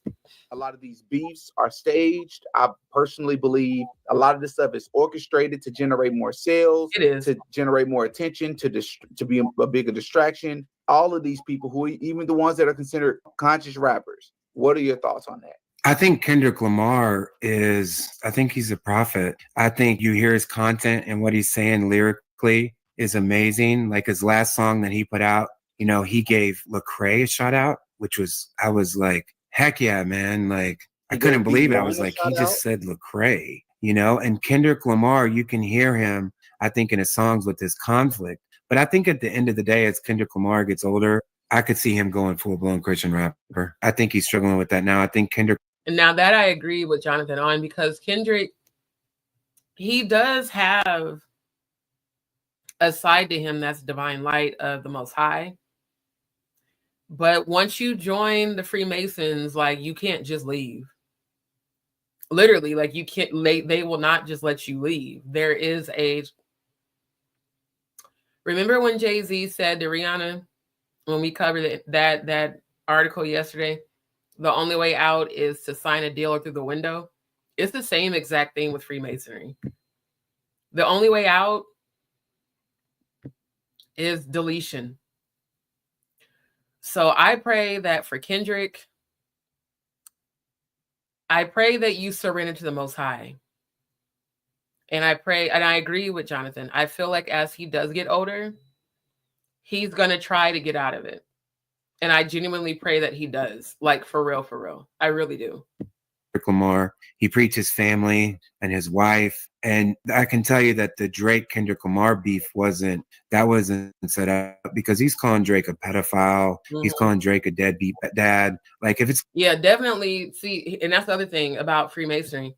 They're not going to let you call one of their own a pedophile. And I'm surprised that Kendrick is still among us, because from what I've researched, Drake and Jay-Z are definitely higher ranking Masons. That's why so many people are afraid of them.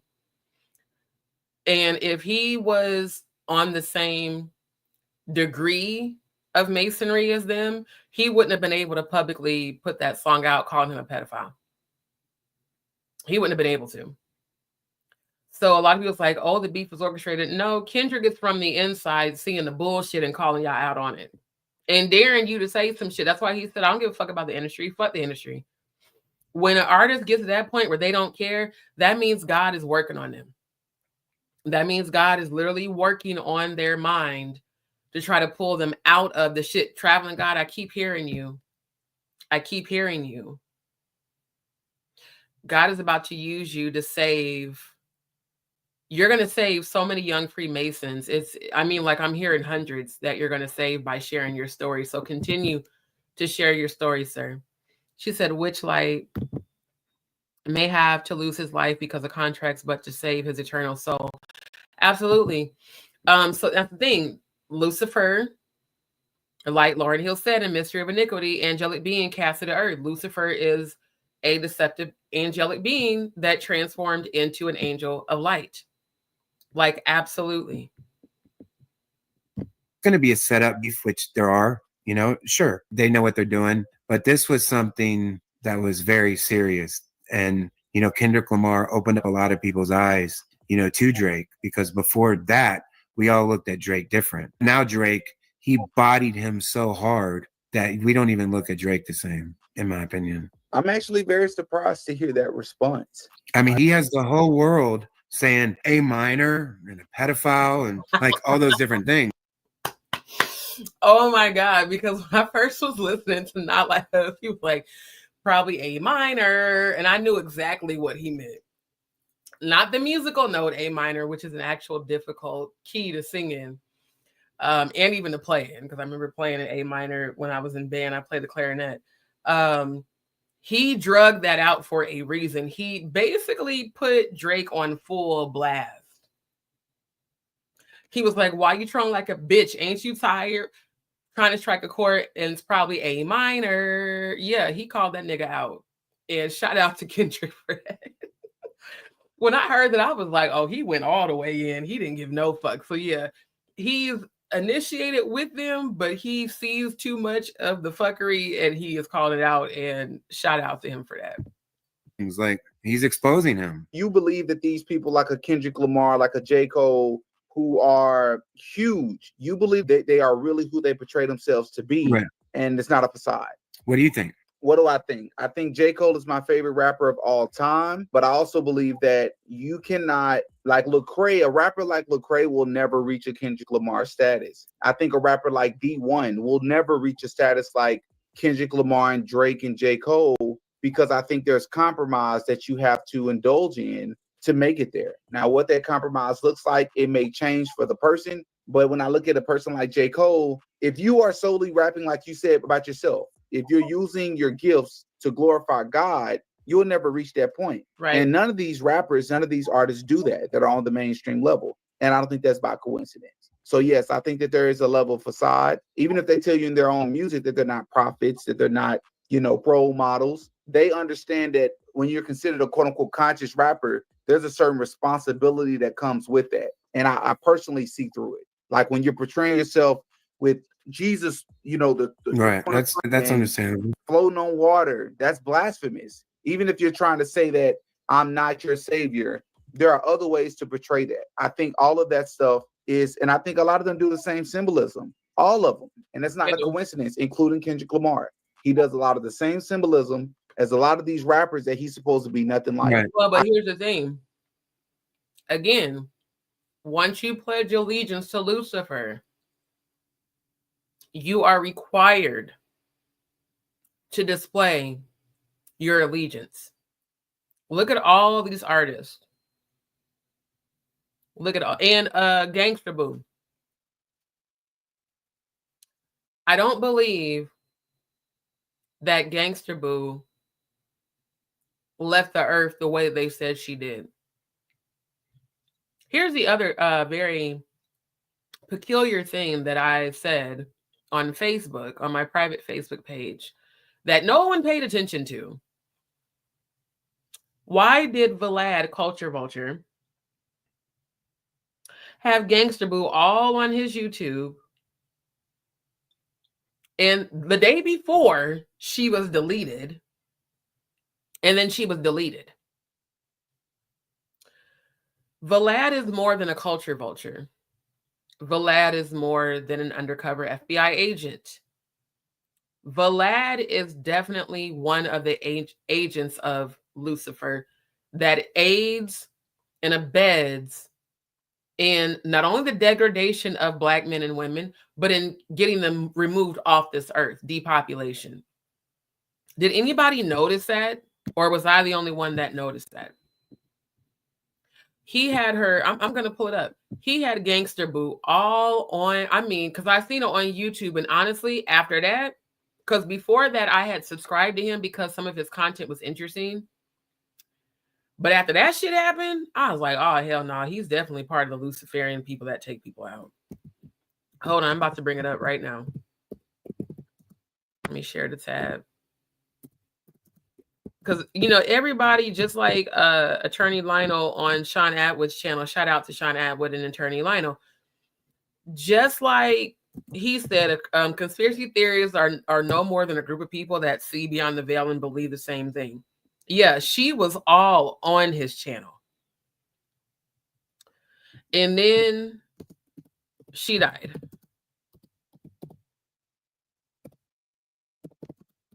Because she was someone I followed on YouTube, and she was someone who I listened to their music. And she was putting out a lot of symbolism, letting us know that she knew she was about to be taken out. Here goes some right here.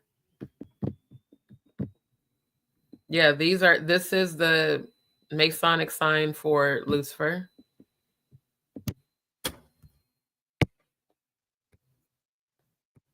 And yeah, she did. Look at all this Vlad TV shit.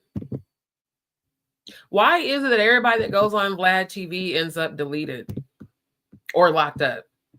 I believe, didn't Jaguar Wright say that? I need to go back and listen at her lives. I could have sworn she said that, but I said that shit on Facebook. And people called me a conspiracy theorist. I said, okay. Yeah. It was, here it is. Here's the picture. Yep, right here. There's the photo. And he's doing the Masonic gesture.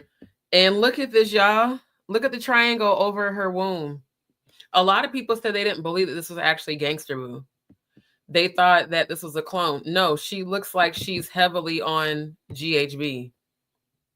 Because why the fuck you got on sunglasses inside of a building? He's doing the Masonic hand symbol here. She's opening her womb in a portal. This is literally a symbol for come into my womb. And the very next day, she quote unquote died. Like, bruh. Come on now. Come on now. Come on, bruh. Why everybody come on your channel, Vlad, end up dead or locked up? Come on now. For real. Sister Shonda says, fall of Satan in 1/3 before man created. By Genesis 6, the 200 watchers fell and created progeny with human women, Nephilim, for sure. Bloodlines, rituals, religions, secret societies. Thank you, elitism, and their children over us. Now, exactly. This stuff that we're seeing now, when I tell y'all, I started talking about this shit on my Facebook, my private Facebook page, started in 2008, backed off because people were calling me crazy and a conspiracy theorist, but I went hard about this shit in 2013 because God was showing me so much. Sister Chanda, everything you just said, I said verbatim because I was showing them the bloodlines and the blood sacrifices and all of the rituals and the secret societies they call fraternities. No, these are the descendants of the fallen angels. These are Luciferian descendants, and they're also the descendants of the Nephilim. And the Nephilim are the fallen angels that made it with human women. Why do you think Gangster Boo was up here showing a fucking entrance to her portal the day before she died? Come on, man. It's not no fucking conspiracy, bro. Not at all. She says, wow. Right, when Glorilla was blowing up, but Boo was about to come back out musically, the industry didn't want that. And now, and y'all saw that picture of her and Glorilla. Let me go back. You saw that picture. Why, after as soon as she got deleted, Glorilla just, why the fuck did she just all of a sudden get popular? And it's my belief, this is my opinion, I don't think that Glorilla is biologically a female. I've said it since she came out. She looks very much transgender. There ain't nothing wrong with being transgender. I'm part of the Rainbow Alphabet community. I don't have nothing against it, but I noticed what I noticed. Even her body shape, she looks like a boy. Why did she blow up as soon as Gangsta Boo died? Why? Let's take a look at this. It says Glorilla shares text between herself and Gangsta Boo following her death. She always supported me and the girls way back before we blew up. A real legend. And she was. Rising star Glorilla shared messages exchanged between herself and the late 3 6 Mafia rapper Gangsta Boo on Instagram Sunday, January 1st. The fellow Memphis FemC shared how the 43-year-old, best known for the track Where Them Dollars At, influenced and supported her long before the spotlight. I normally don't post screenshots, but the fact that she reached out to me before anybody else even had a clue, before anybody else had a clue who I was, she always supported me and the girls way back before we blew up. A real legend. There will never be another Gangsta Boo. So these blood sacrifices, it's always someone has to die for another one to blow up.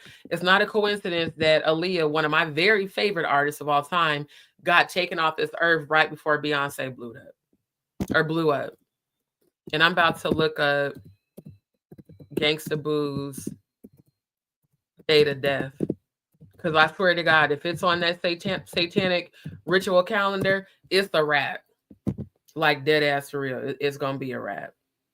And it's always a drug overdose. More like y'all probably drugged her. I showed y'all what ketamine and GHB was. It's very easy to inject that or pour that into someone's drink and give them a damn drink and kill them and then say that they overdosed on some shit. Hold on. I need the date she actually passed. Let's see.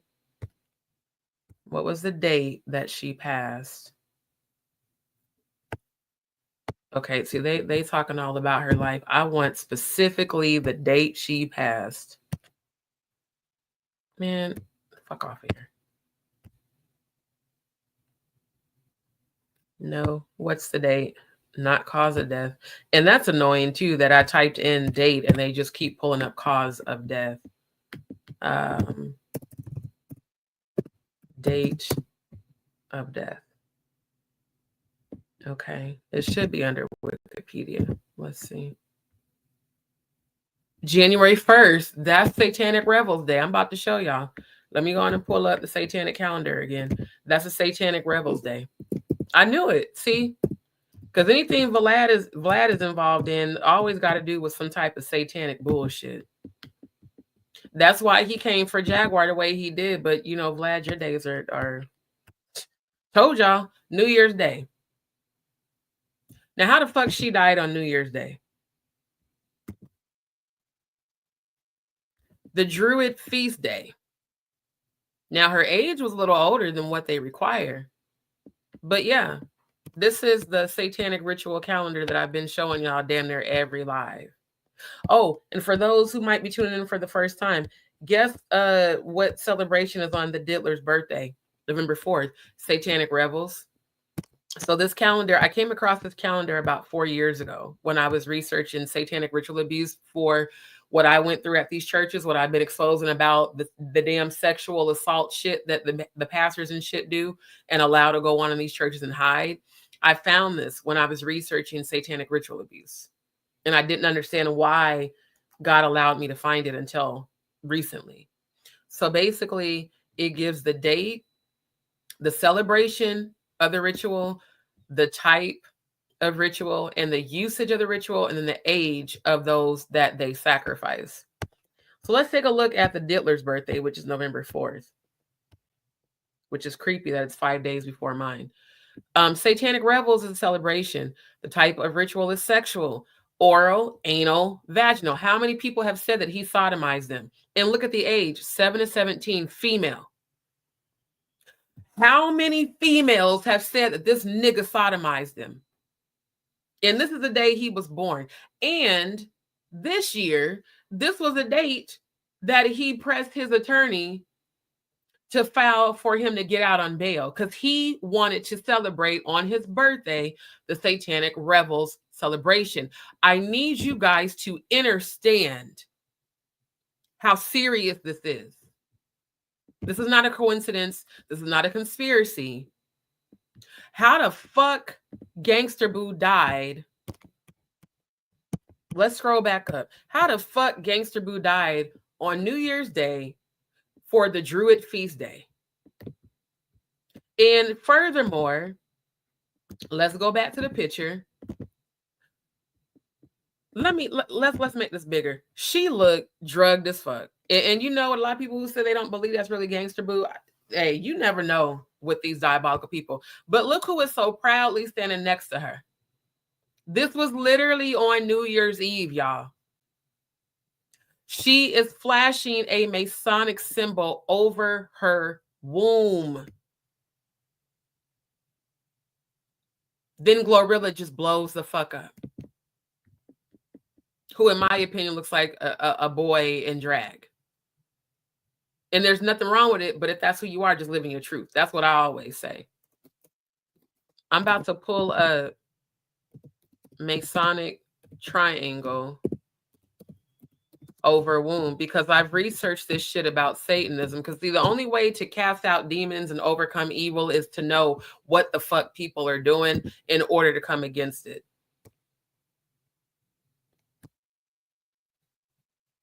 I want to get some photos. Of course, you know about the all-seeing eye.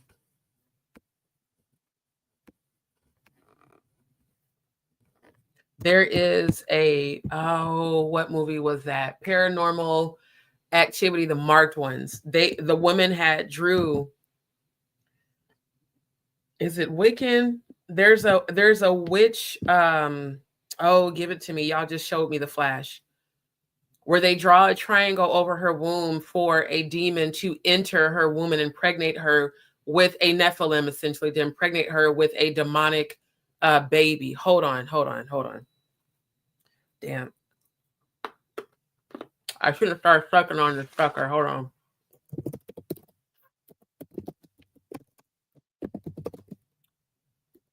Ritual.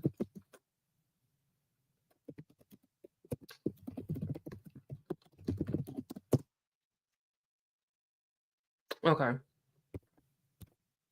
There we go. Here we go. Yep, Wiccan. I knew it. They have the upright triangle and the inverted triangle. This is a Ouija board, by the way. Here's the upside down triangle. There it is.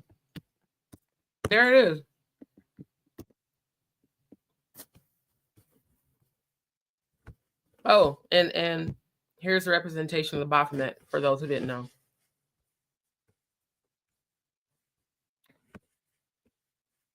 All right, water element. What sign was Gangster Boo? Was she a water sign? August 7th. In the zodiac, I can't remember. August, I think, is Leo, isn't it? Yeah, Leo. Okay. How did Gangster Boo die? Did she die by water? Because Whitney and her daughter definitely did.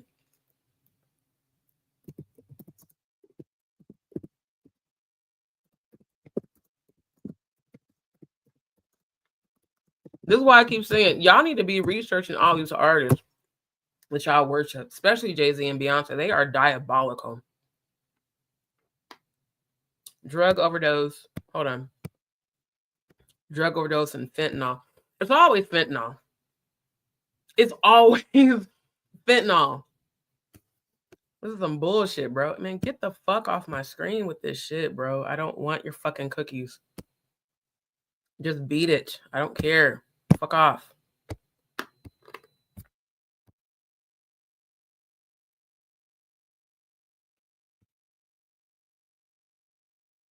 Okay.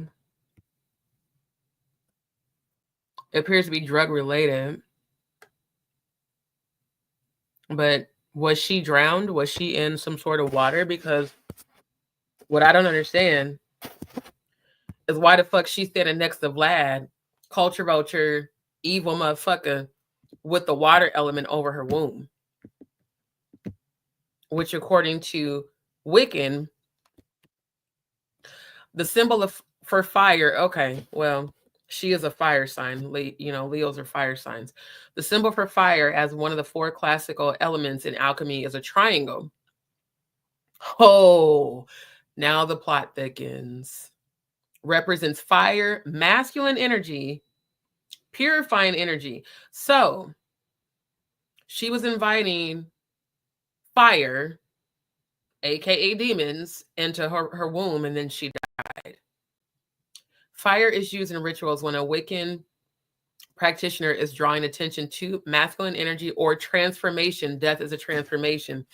It is strong energy that initiates, purifies, destroys, and begins something new. Again, death is nothing more than a transformation. So she was essentially coming in agreement with fire energy to enter her womb, and then she transitioned the very next morning. And her shirt says, "Gangsta Boo made me do it," standing next to Vlad.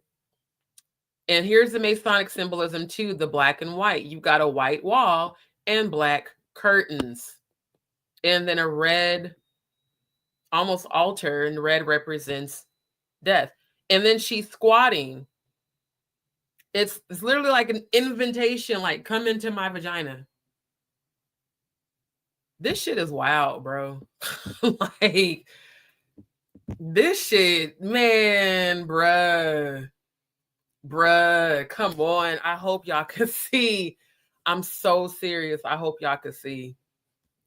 I need so many people to see this shit, because this is crazy. This is crazy. Sister Shauna says, Vlad of all people. Thank you.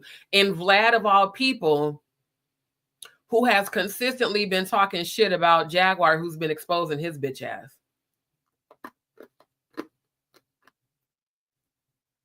Now we see. I just showed y'all who the fuck this motherfucker really is. Let me see. Isn't he? I know he's a Mason, but I want to see.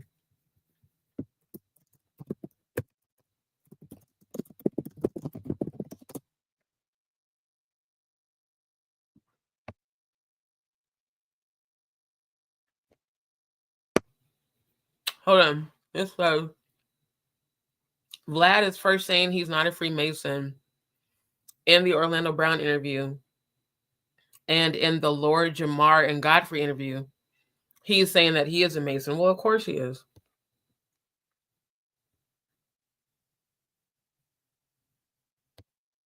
Whoa. I was sworn in as a Freemason, but I never did anything. Stop lying, bro. They don't swear you. I have dated more than one Freemason and didn't know they were Freemasons until they told me later. They have told me, when you get initiated, the only way out is death. So, sir, if you were sworn in, doesn't matter if you did anything, you're one of them. Period. You're one of them.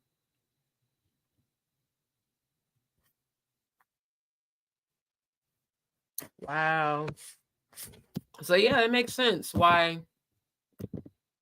Makes sense why Gangsta Boo is standing next to your ass with the Wiccan fire sign for purification and transformation, masculine energy, purifying energy. Then the very next day, she ODs on fentanyl. Get the fuck out of here, bro. Then all of a sudden, Glorilla just magically blows up the same way Beyonce magically blew up right after Aaliyah's death. I hope y'all can see. And I'm talking about spiritually. I hope y'all can see this industry for what the fuck it is. And stop worshiping these fucking people as idols, which is against God anyhow. If you're an artist, be an artist. But stop worshiping these goddamn celebrities that are not in any way, shape, or form in alignment with the Most High. I mean, come on. There's this Wiccan symbolism. Why would Gangsta Boo be flashing an upside down triangle over her womb the day before she died, while standing next to Vlad as he's flashing a Masonic hand gesture and smiling big as day with black curtains around them against a white wall. This is such bullshit, bro. For real, it's such bullshit. Oh, and take a look at this. Let's just look at the website here with the whole 666 in the website. I don't know if you guys can see that part of the screen. Oh, I don't think you can when I'm sharing screen, but the actual website for this image has 666 3 times in it. Let me post the web address.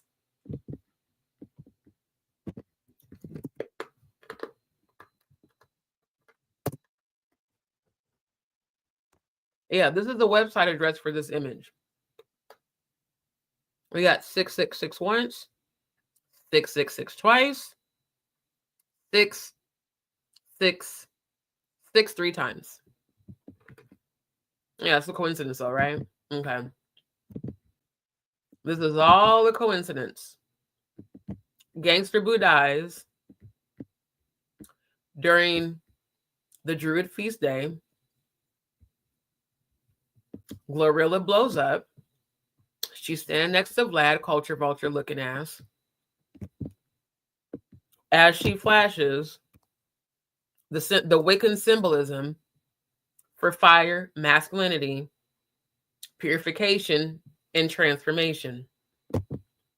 But we're all crazy, right? Okay. Okay. Yeah. Okay. I want to look up Druid Feast Day. I want to see what they do. Because I showed you guys the Bohemian Groove a couple of lives ago. All this stuff I've been researching all these years, I mean, it just all makes so much sense now. Damn, there's more than one calendar. Wow. Let's take a look at this one for the Satanic Temple. Blessed be the Satanic holidays. Y'all so stupid. Stupid as hell. I swear.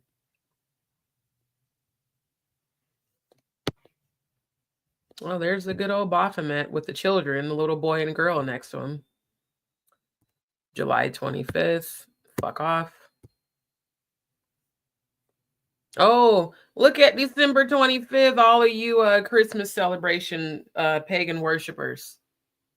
Celebration of being unconquered by superstition and consistent in the pursuit and sharing of knowledge. The cult of soul. This is what look. I saw this shit when I was 16 and I showed my former stepdad because we had a church, right? We had a church in Nebraska. I stopped celebrating Christmas in my own house at 16 because Christmas is the celebration of the solstice and the sun god Sol.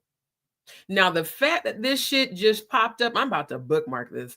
The fact that this shit just popped up on the Satanic Temple calendar, yeah.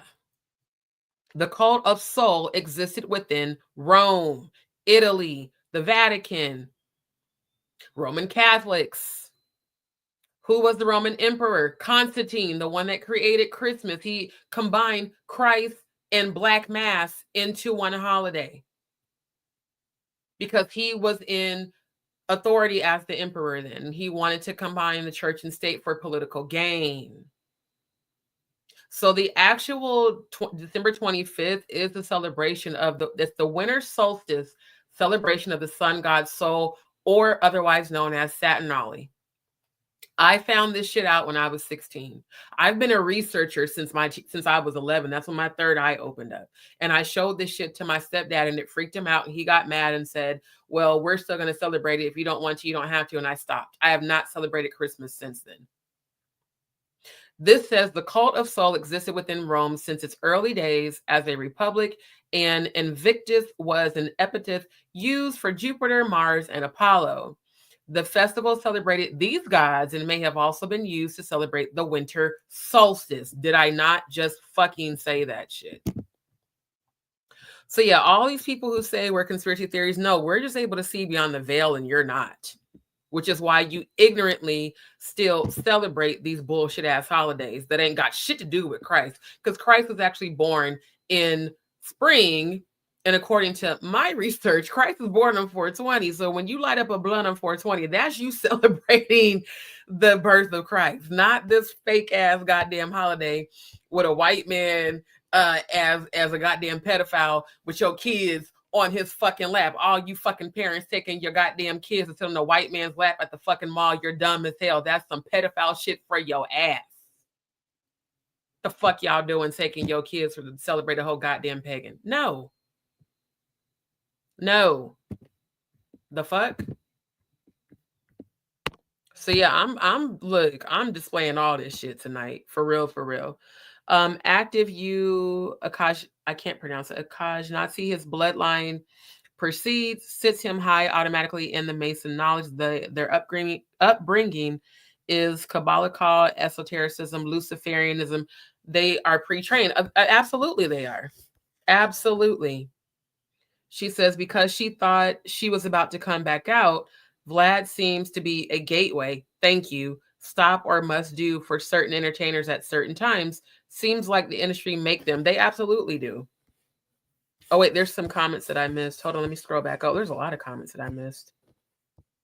She said, hold on.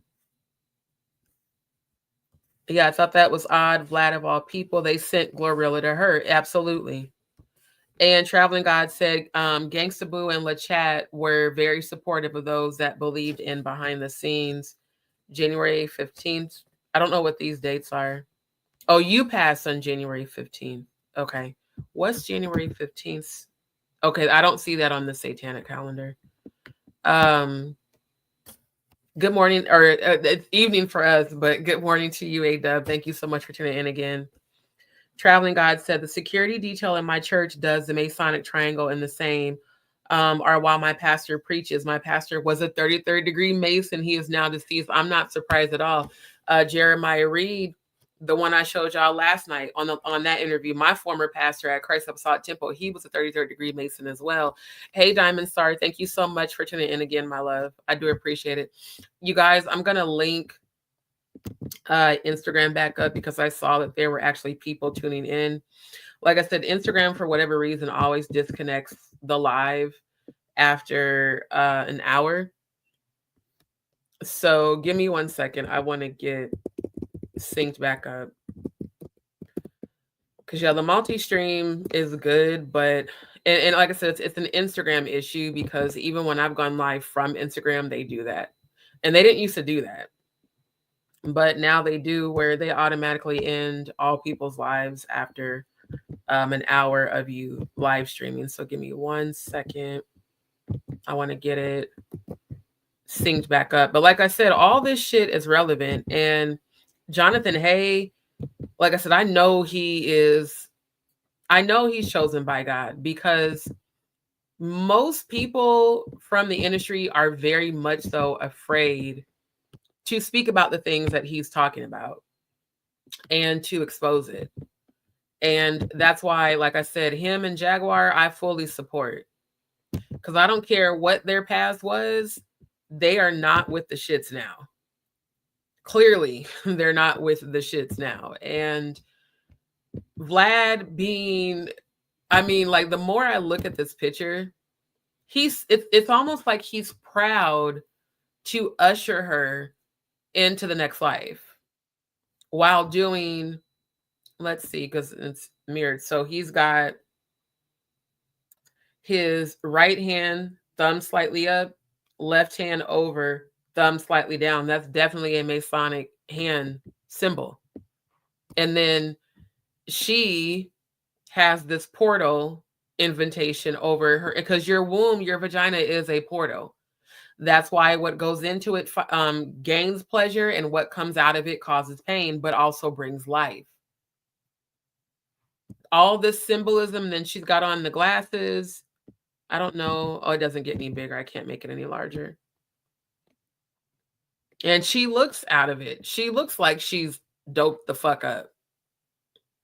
So if she overdosed on fentanyl, I wonder if it was Vlad that gave it to her. Did he give her? Oh, let me read the comment so you can see. Did he give her the fentanyl? Was Vlad the one that overdosed her? Because, sir, why is she standing next to you the day before she passes away? That's what I need everyone to ask. Anyone who does an interview with Vlad, why was she standing next to you the day before she died? And then looking at the Wikipedia, again, she died January 1st, 2023. And she joined 3-6 Mafia at 14. Didn't I say that last night? Why are all these girls being brought into the industry in their teenage years? Why are all these girls being brought into the music industry in their teenage years? 7 to 17 female. Satanic rebels, sexual, oral, anal, vaginal. Why do they all have to give it up? That song, Ain't No Niggas by Jay-Z with Foxy Brown, where she was bragging about how good her pussy was and how he buys her stuff. Rhianna is forced to sign a deal at his office, which they claim was at a hotel, and he wouldn't let her leave, and she had to sign the deal at 3 a.m., which is literally the witch's hour at 16. Jaguar Wright joins the music industry at 13 and gets signed to Jay-Z. Aaliyah comes into the music industry at 14 and gets around Jay-Z, Dame Dash, and R. Kelly, ends up marrying R. Kelly when she's 15.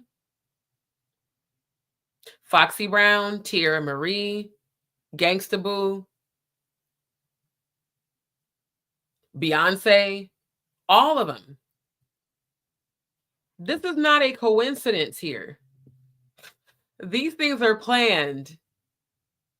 And Freemasons absolutely are required to pledge a Lucifer. They say you can believe whatever religion or, whatever spiritual belief you want to believe. I feel like my face is getting greasy. But you absolutely you're required to pledge a Lucifer during the Masonic rites. Wonder why. Wonder why. I don't wonder why. I know why. Other people wonder why. Let's see. She said, wow, drugs from brother visiting Memphis. How he got lace drugs. He went to the hospital. She was on the porch. Exactly. She said, I died 2 weeks later, January 15th, listening to, yeah, you did tell me that. And that's crazy, y'all, that Sister Shonda died listening to Gangsta Boo. She said, I'm fresh, her last song recorded. They said she was sitting on the porch. Exactly, Traveling God. So many lies. So many lies. So many. And see, what Sister Shonda's saying is true. Because I gotta find the interview. There's an interview that she does where she says, I know I'm gonna be sacrificed, but I'm gonna come back. And it creeped me out. And that was when I came across this picture. I want to see if I can find it real quick. Like, she thought she was just going to transition, and come back, which would explain why she was flashing this symbol.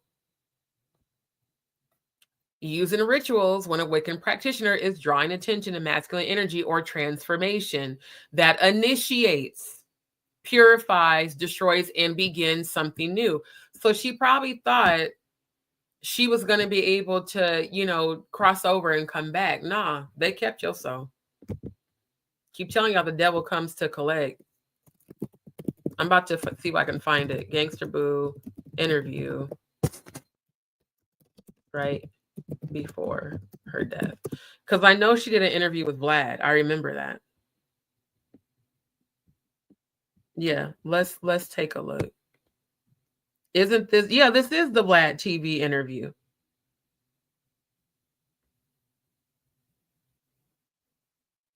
Hold on.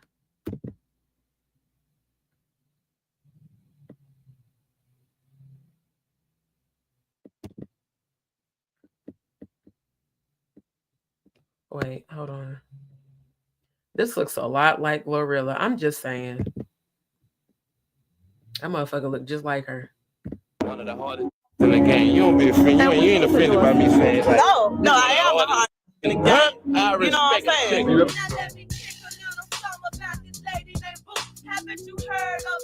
Beloved Memphis rapper Gangsta Boo has passed away. She was found dead at a house in Whitehaven yesterday.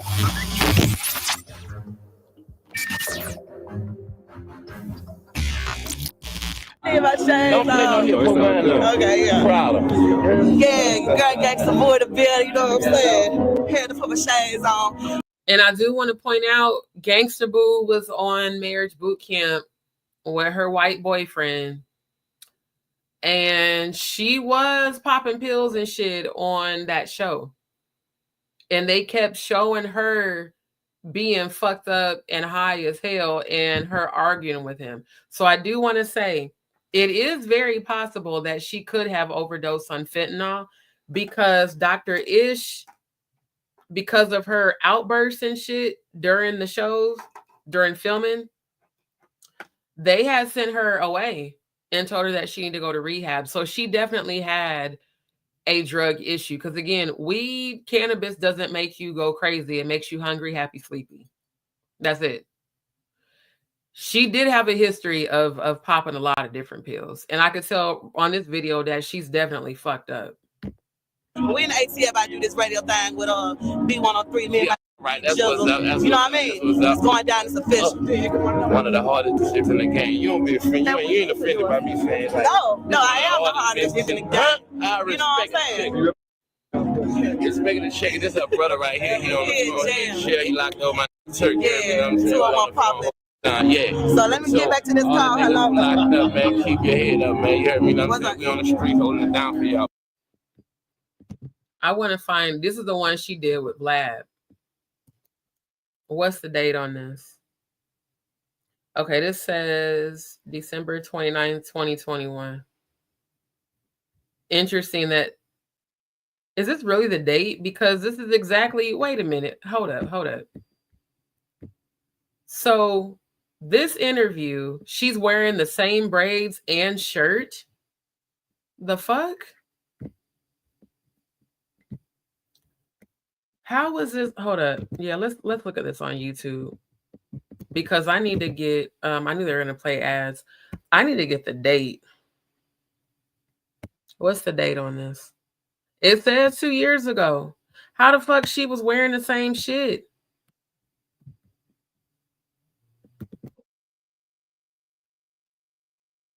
And she got on them glasses because she fucked up.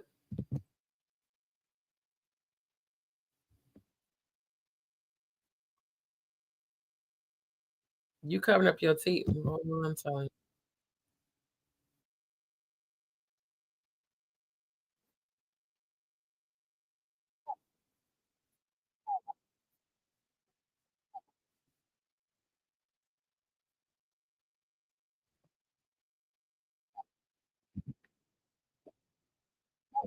Nah, I want to find the one she did right before she died. 666 was literally in high school in the South at that time, rapping beats, lunch tables.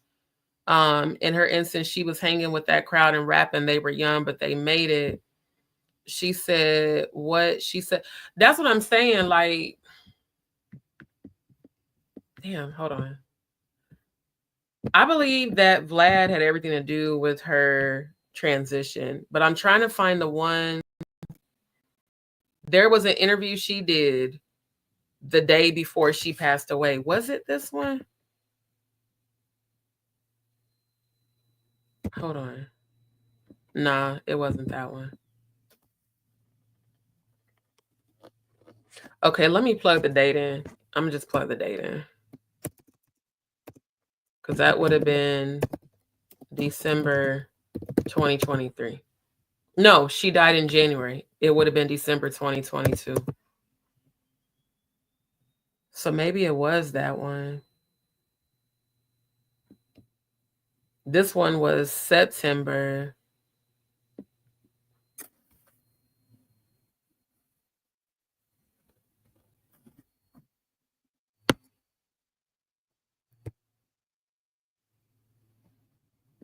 Witch brew? Say what? Shit, I didn't even never know about this song. What?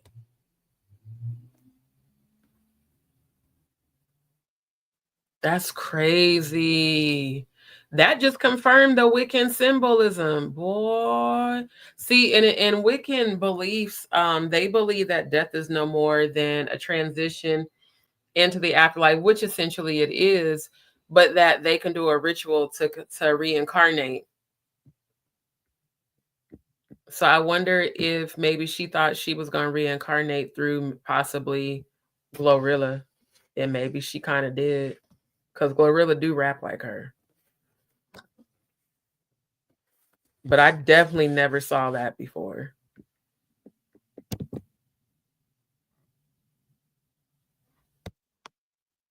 And why is she grabbing her crotch like she got a dick? Chop shop. What? I wonder if she was trans. Because she has always carried a lot of very masculine energy. But this shit is wild, bruh. Let me see. What's this called? La Chat. I want to find the actual album cover of this.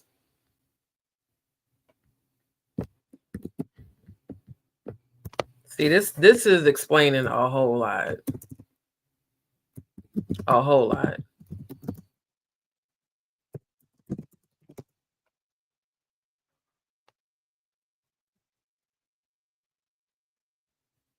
Till the day. No, not the. I want just the album cover photo. Let's get out of videos and go to images. Yeah, that's what I want, because I want to make this bigger. Ain't that crazy how I go to open it and it says, can't reach this page? I bet you can't.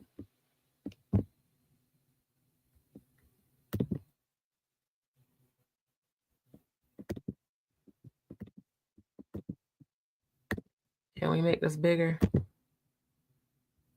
Witch brew, bust it, till the day, on that, freaky girls, something to do, frenemies, like a bitch, sweet robbery, can't sit with us, Thelma and Louise. I don't know why when I saw Thelma, I thought about Thelema.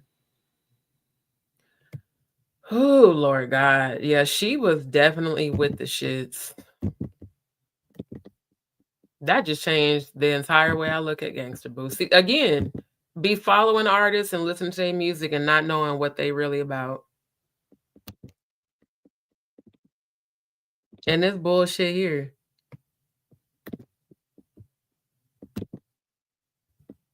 These are Wiccan fucking symbols, bro. Like, what the fuck? Man, look, I don't get in what nobody says. I feel like the entire music industry is just corrupt as hell. Cause what the fuck, bro? As long as I listened to her, I never knew all this shit about her. This is crazy. And again, she was pictured with Vlad the day before she died.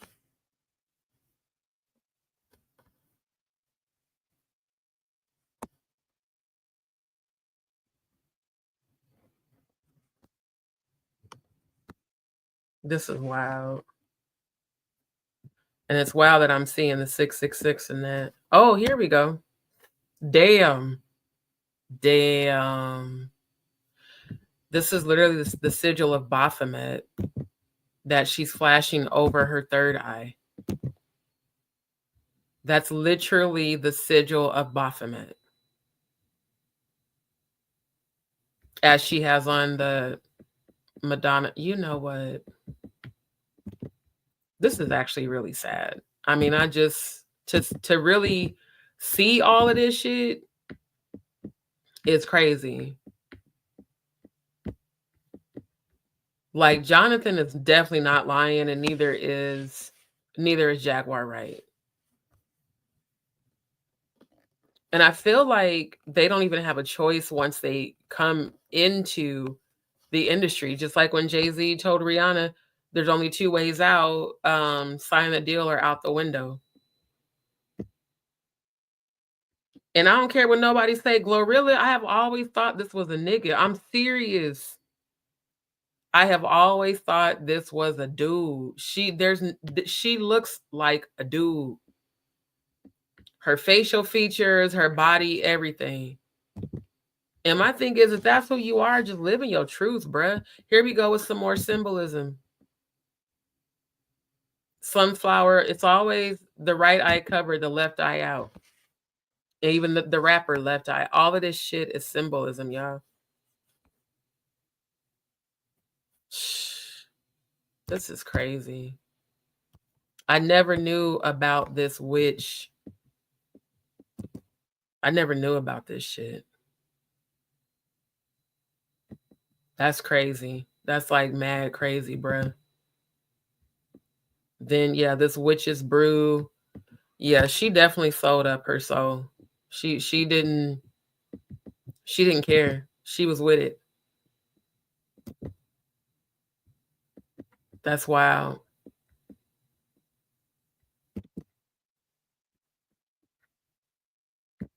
That's crazy, bruh. Like, that's just mad crazy.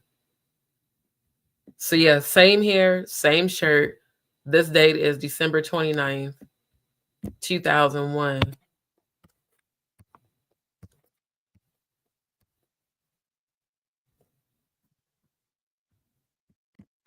Yeah, a lot of these souls, a lot of these people that sold their souls, they're gonna be where they sold their soul to. I'll put it that way. So she did this one on Drink Champs in September. She did this one with Vlad December the year before.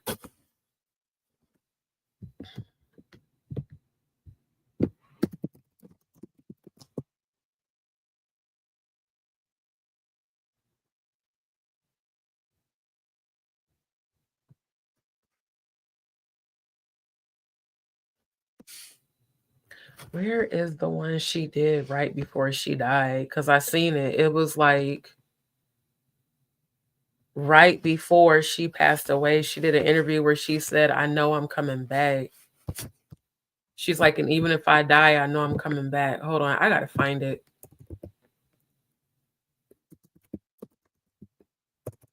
Let me make sure I'm typing this right. That's a typo.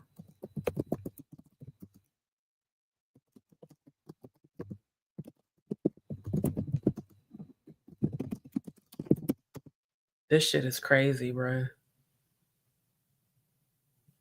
Wait, was it this one? Oh, no, I don't want to do all of that.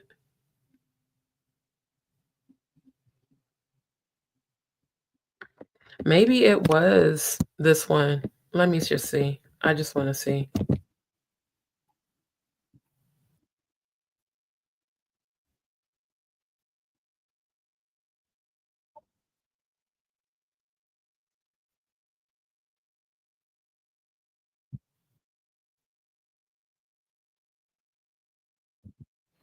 No, because it wasn't that long of an interview. It was like a few minutes, and I heard her say, even if I die, I'm gonna come back. God, I wish I could find it.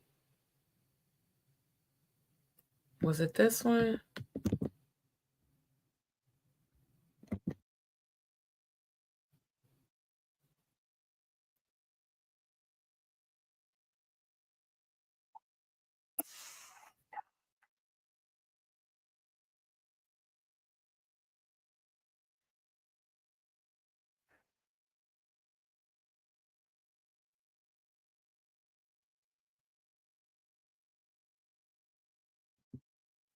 No, that wasn't it. I'm gonna find it eventually.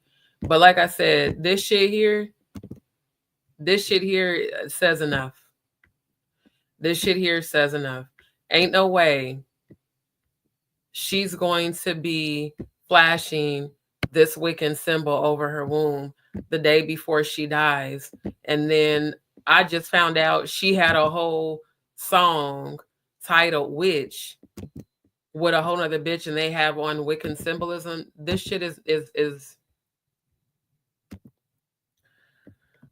it's just crazy. It's really, really crazy. Let's see. Sister Shauna says that interview wasn't the day before. She was in Memphis for a show that weekend. She had been buzzing on the internet because she was helping Glorilla and it became public. Okay. Check 8-Ball MJG day before she died. Okay, let me look it up. Because I want to find it. Because I remember her talking about knowing that she was about to die and shit. Hold on. You said 8-Ball MJG. Okay.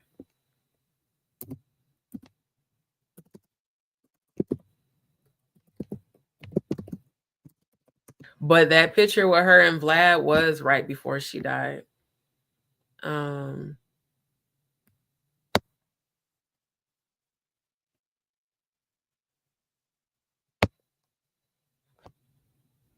Oh wait, no, I typed in 8-Ball MJG Gangsta Boo.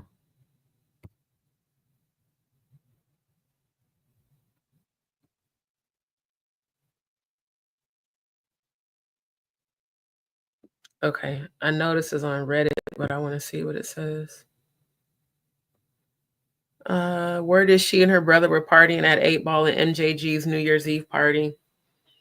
Brother OD'd there and was hospitalized and survived. Boo went back home with the same batch and OD'd alone and was found dead today.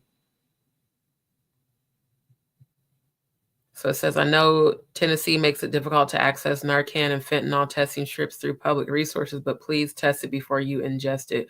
Yeah, I'm not commending that you fuck with any of that shit, obviously. Yeah, we don't support the ingesting of pills on Just D Show. Let's see. Partying at MJG's New Year's Eve party. Let's look that up. Because, yeah, she died on the 1st, which is the Druid Festival. That's what I was supposed to have been looking up. My ADHD, I got distracted. Let's see. Druid Feast Day. Let's see what that's about. Because that's the day she died.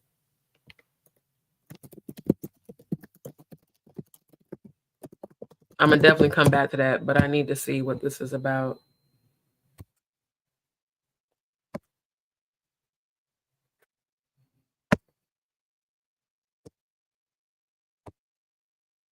Okay, they're just going to keep showing. I need to know what this is.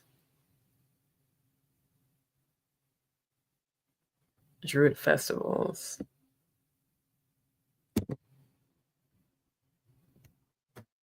Because I guarantee you it has something to do with Wiccan.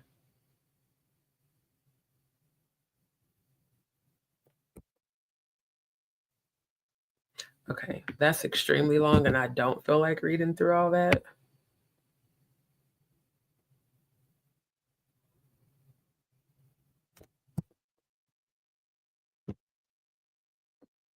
Come on, internet. Okay. Druids revere nature and the changing cycle of the year.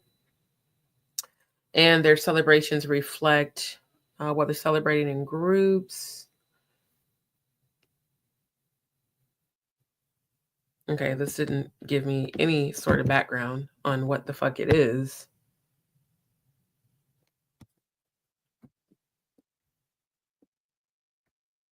Okay, this says holidays explained. Let's see. Oh yeah, this is definitely some witchy shit for sure.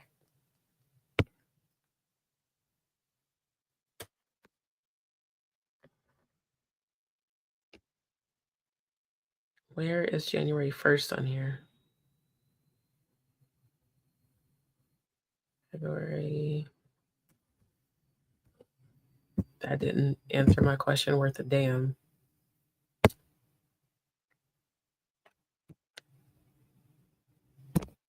I don't know why the hell my laptop is sounding like it's taking the fuck off.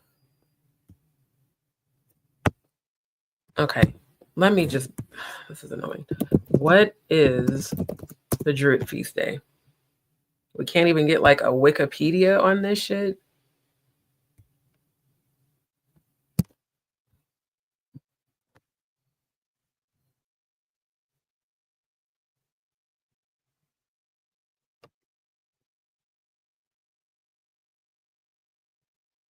Okay, January is what? Indoor stay home time. Oh, this is actually annoying.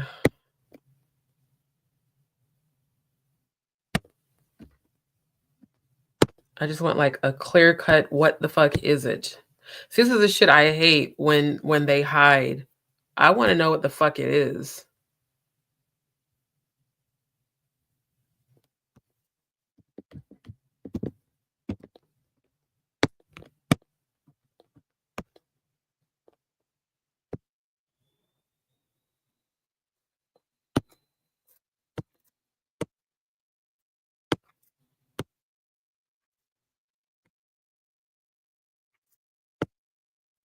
Okay, February, March. Where is January?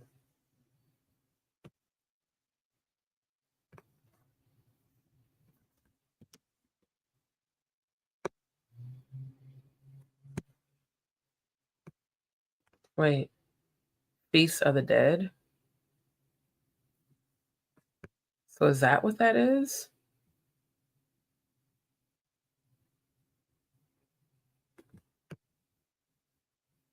That might be what it is then. If January 1st,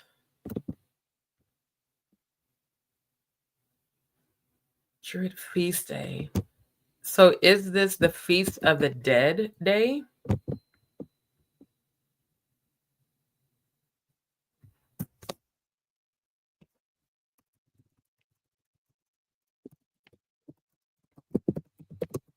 And with her already having addictions to pills, I mean, it's literally the perfect setup to take her out, almost like it was scheduled and planned, which I really believe it was.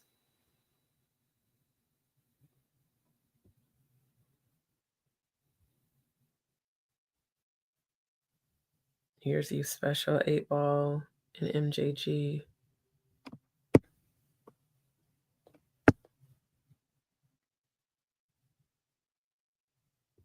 New Year's Eve in Memphis.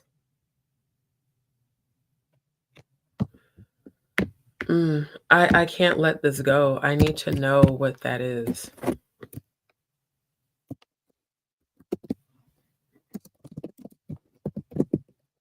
I feel like this was a ritual that was performed. The sacred feast. Okay. The feast within a rite is a very important part. For all those who witness the rite know that it is truly done when what has been done is celebrated as having been done. The feast is final confirmation, a final sealing of vows, and acknowledgement of intention and action.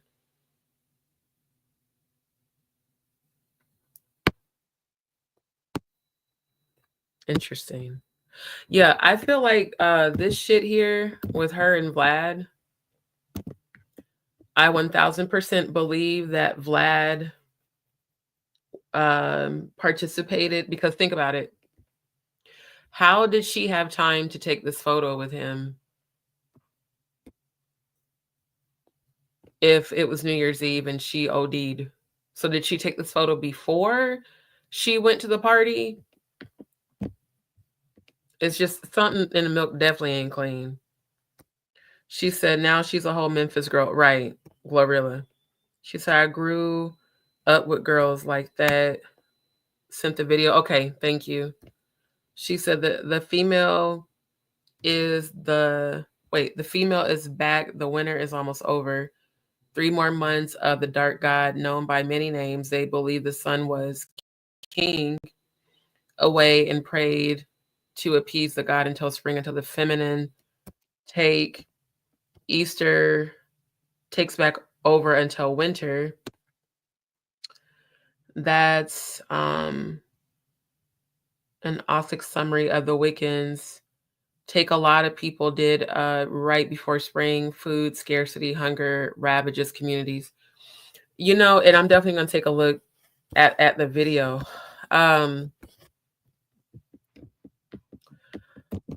This was a sacrifice. Gangster Boo gets sacrificed willingly, clearly, because again, she's, you know, open invitation to her womb. And then all of a sudden, Glorilla blows the fuck up. Yeah, this shit is wild, bruh. This shit is really, really wild. Let me take a look at the timestamp because I'm going to have to relaunch this tab with Jonathan Hay. But can y'all see all these different artists? And I'm pretty sure this is Justin Bieber right here. Look at them all pledging, and that's definitely Drake right there. And that's Tyra Banks. Get the fuck out of here. What the hell?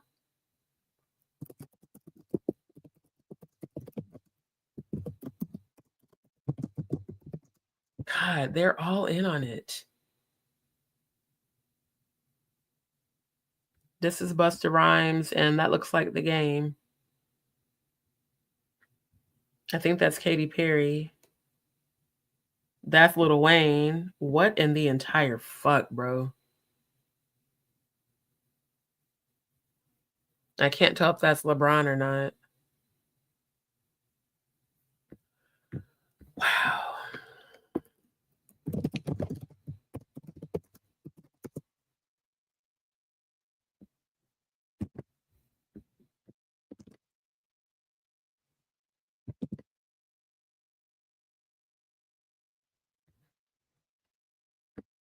Damn, that's Jackie Chan. That's Justin Bieber, Jonah Hill, Jackie Chan. Oh my God.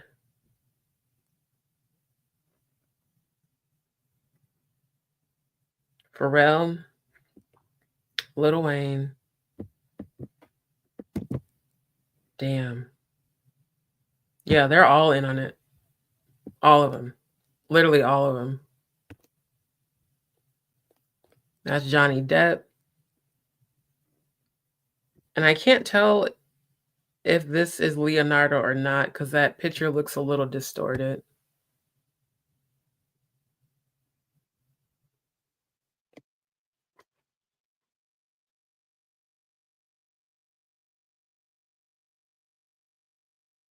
Wow. This shit is crazy. Yeah, see, this is why the Chosen need to be unified to expose all this shit. Because again, they're not afraid. They are not afraid to show their allegiance. Yeah, this is a picture that they used. And this is a symbol for the 666. And that's definitely Tyra Banks right there.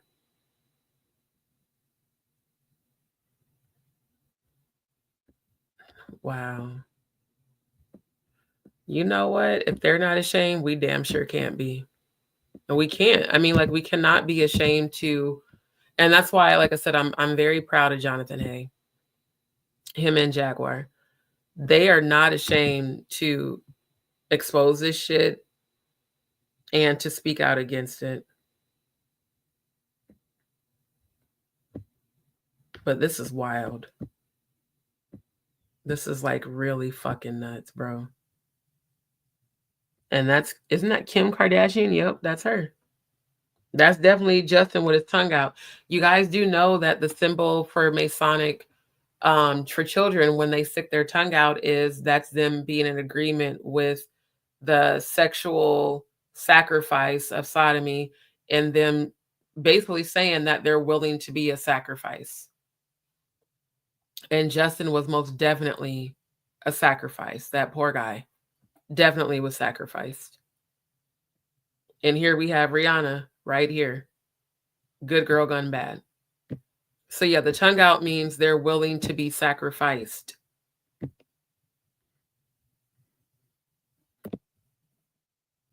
This is nuts. This is really nuts. And Kendrick looks sad as hell in that picture.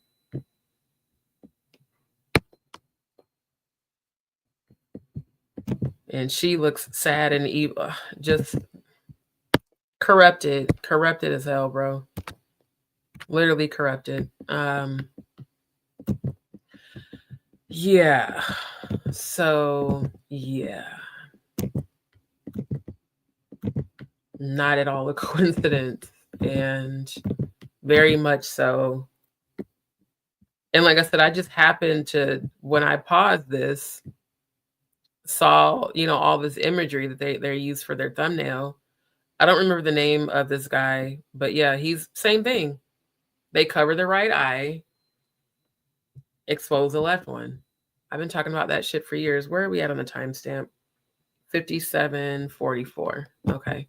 Because I'm going to have to, I know that the audio just disconnected because StreamYard just sent me a notification. So I'm going to have to relaunch the video. I'm definitely finding a new multi-stream platform after this week. Because that's stupid as hell that they do that.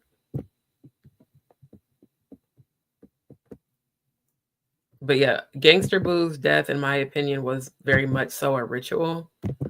I don't believe that she overdosed. I believe that they enabled her her already pre-existing addiction to pills. Because like I said, she definitely definitely on Marriage Boot Camp, you could see she was very much so high as shit and not off weed. And then Dr. Ish confronted her about them finding not only pills, but powder in her bedroom.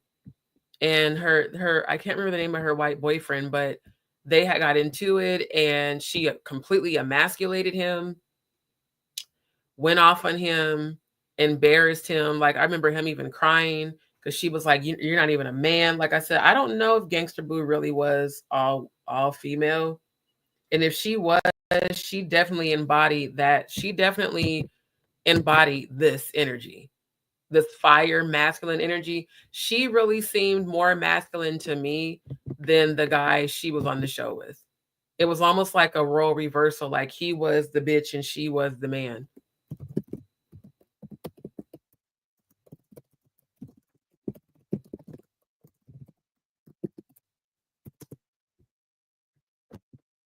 Yeah, because I remember watching this whole entire season because it was Judge What's-Her-Face, I forget her first name, and Dr. Ish, and they were confronting her about their suspicions about her being on drugs and stuff.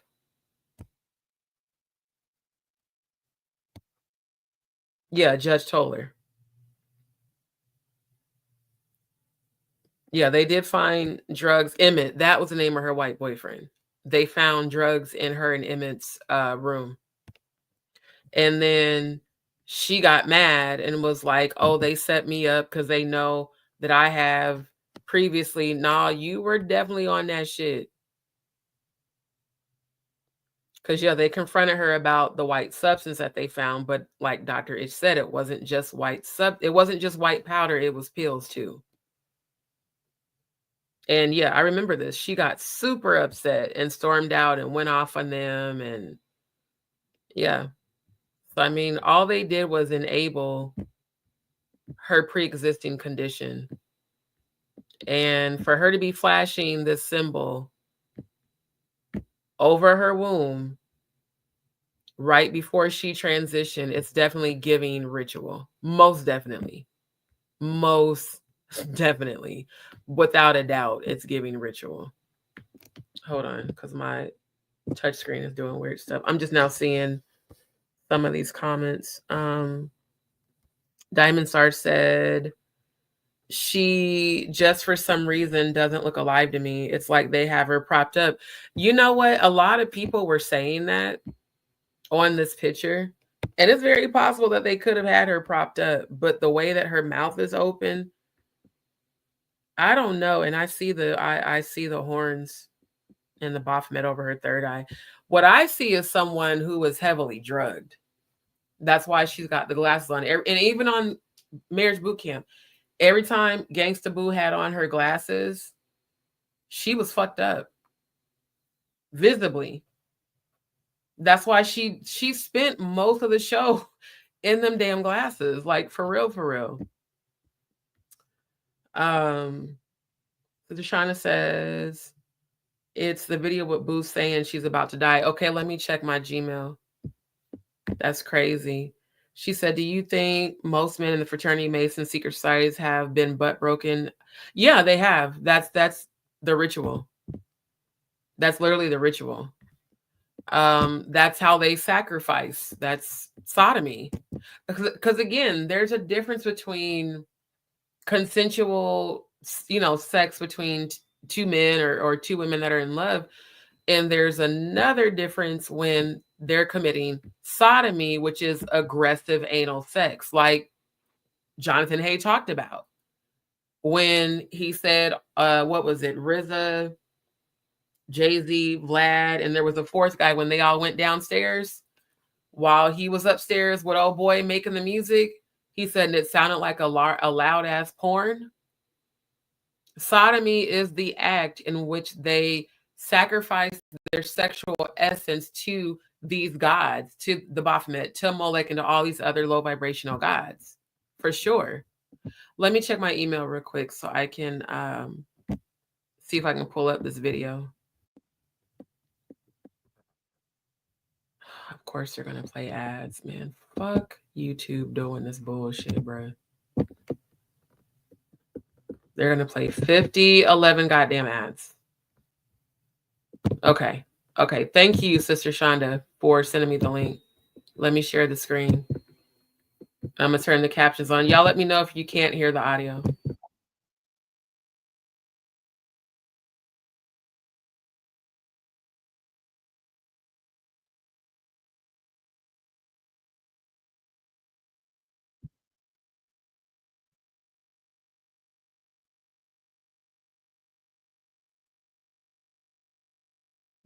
And it's so rare that she doesn't have on her glasses, but she definitely looks like she's actually coming down off of some pills.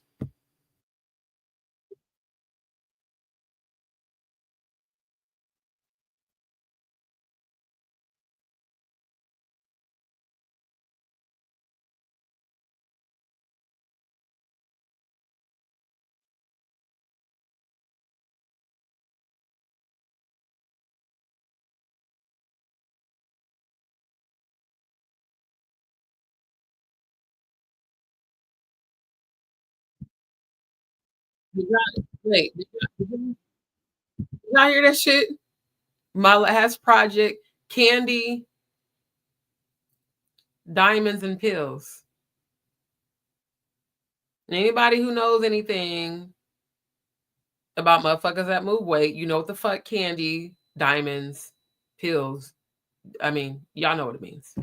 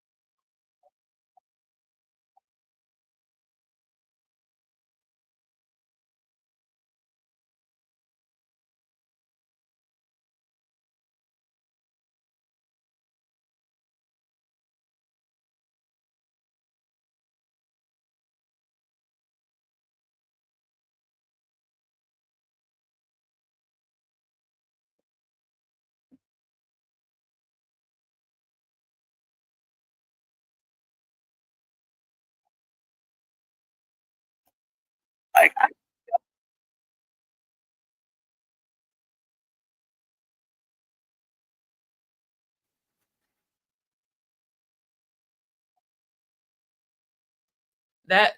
that wasn't the one I was looking for though. The one I was looking for was when she was saying, I think she said I'm gonna be leaving y'all, but I'm gonna come back. So I'll research it. I'll see if I can find it.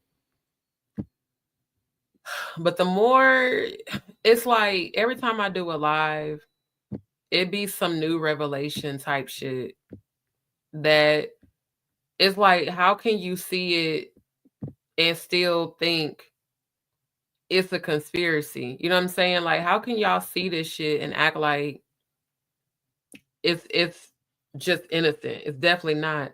Sister Shauna says she really thought she was about to come back out. Says the women rap game wouldn't have been able to handle her at the time. Definitely not. And like I said, on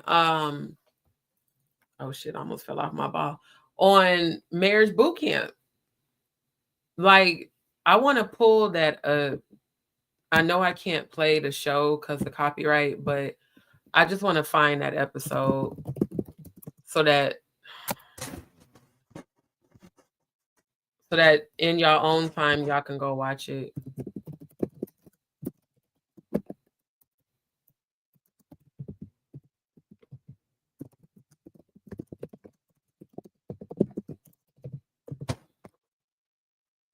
All right, so this was which season?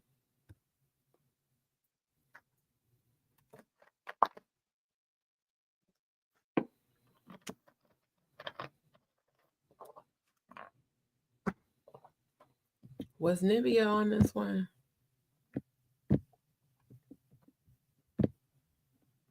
Oh, this was the one. Damn, she was short as hell. I didn't know she was that short.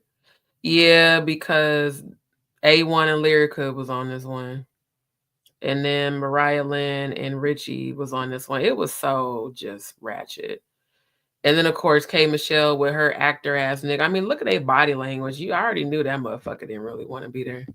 Or not with her. He just wanted to be on TV.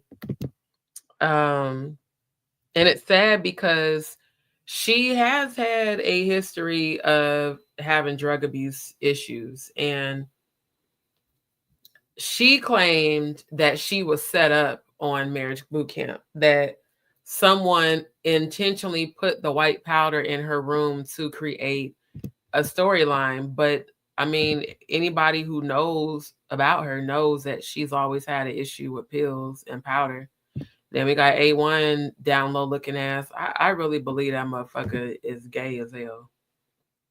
I'm trying to see. It was Marriage Boot Camp Hip Hop Edition. Okay. But they had more than one hip hop edition. I'm trying to figure out what was the season on this to post it. Yeah, because she kept saying she wanted Emmett to respect her, but she was always emasculating him. Like, literally. And see, look, when I was exploring the BDSM lifestyle, 12 years ago, and played as a dom, again, I say play because I definitely never got paid for that shit.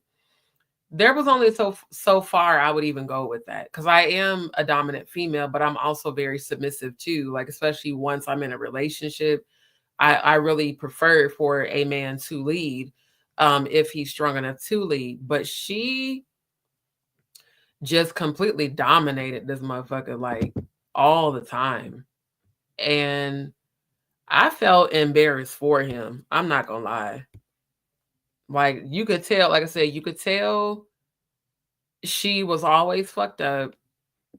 And when a pillhead doesn't have, when they are not under the influence, they get really, really angry and have very violent mood swings. And I could say that from when I was exploring the swinging lifestyle and the BDSM lifestyle. XOs was the common thing that everybody took. Pretty much, everybody that was involved was either on XOs or they was on Molly's. And when you come down off of XOs, I never fucked with the Molly's, but I did fuck with the XOs because that's what everybody did at the parties. And then the chick I was dealing with, she really is the one that had got me even into that, because she would be doing them every day. Like, not just at the parties, like that was her daily thing. And it would be one thing if we'd be smoking weed, you know, hitting a bong, hitting a blunt or whatever. But it turned into, I had to really look at, okay, this person has an actual addiction, and I don't want to become addicted to these things. But I can tell you, when you come down off of XOs, you're very dehydrated, gives you really bad diarrhea, and it makes you very agitated and very irritable. And she exhibited all of those symptoms and side effects throughout the entire time she was on the show. Like, straight up the entire time. And that's crazy. Like, it's actually really sad too. So like, she called him out because she felt like they planted it in her room. And like, she said it during the episodes. And then she said, you would think that someone like Dr. Ish would have had a better choice of delivery when he was trying to be all professional. Not sure if he's just a TV doctor when the cameras are on, or in real life when they are off. And she said, this is Mental Health Awareness Month. So if you care so much about people's health with so much concern and sincerity, why did you noticeably allow people to be on prescription meds while drinking alcohol in front of you? Everything was on camera. Don't pretend like you don't know. So again, deflecting, because yeah, she definitely was fucking with that shit a lot. And like I said, I don't believe she overdosed. I really believe that this motherfucker here, between him, MJG, and 8 Ball, because again, if you know a person has an addiction, why would you enable the addiction? And they said Buddy OD'd and survived. She didn't. I feel like this was a ritual, and I can't let that go. So that's telling me in my spirit that it was. This was a ritual. She thought she was going to come back, and she didn't. She didn't. She left, went to the other side, and stayed over there.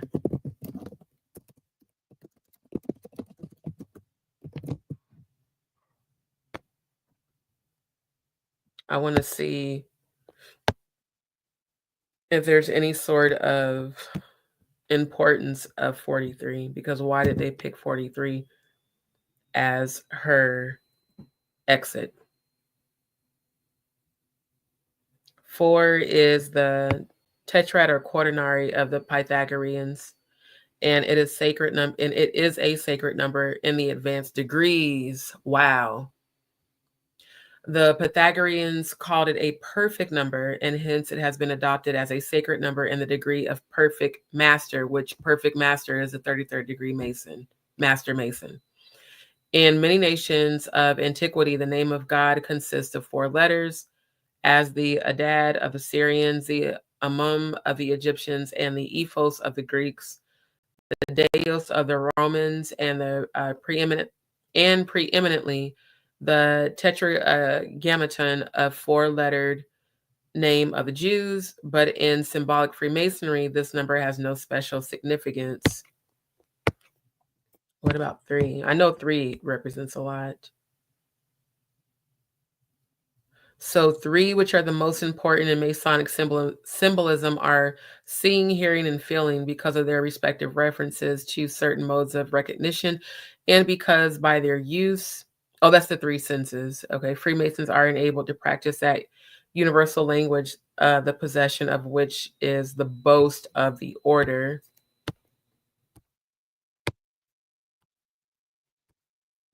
$40. So yeah, Vlad is, in my opinion, not only a culture vulture, not only a Fed, but the Mason that they use to transition. Because again, way before I ever heard Jaguar Wright say this, I said this shit years ago. I noticed Scorpios were very analytical. And I was talking with, matter of fact, I was talking with my homeboy out here. Shout out to South Park. I was talking to him about it. I said, bruh, have you ever noticed that all these niggas that go on Vlad TV on YouTube either end up locked up or dead? He was like, sis, I noticed that shit too. We was talking about that shit in 2014. That was 10 years ago. I was like, bruh, this nigga, like, I don't know why these motherfuckers trust him and keep going on his platform like he's not a damn informant, like he's not the motherfucker that ushers them into the next life.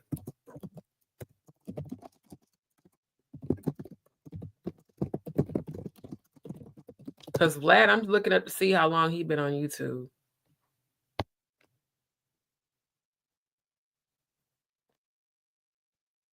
He's Ukrainian? Wow, I didn't know that. He's a Ukrainian American. Wow. I want to see, when did he start his YouTube channel?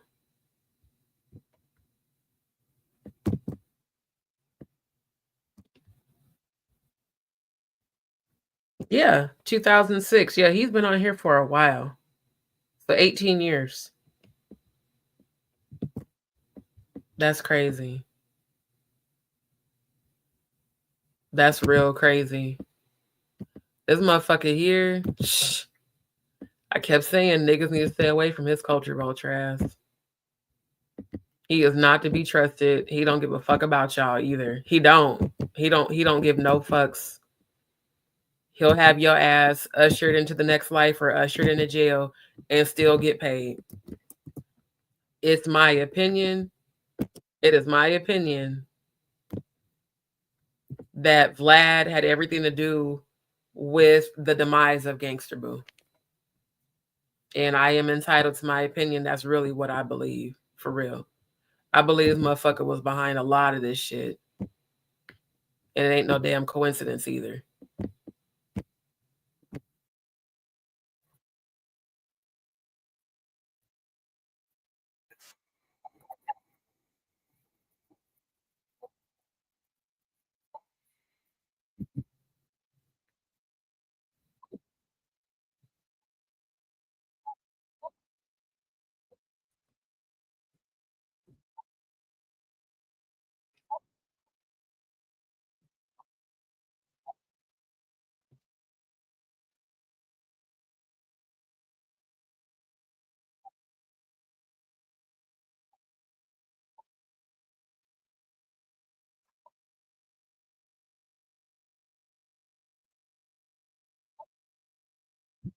Technically, it's not blasphemy. Blasphemy is what Masons and the presidents do at the Bohemian Grove, where they are like basically where they outwardly act like they believe in God, but behind closed doors, they worship Satan and Lucifer.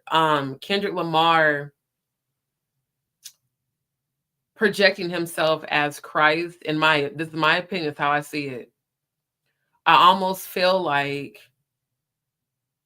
he was trying to bring Christ into this industry in the form of symbolism.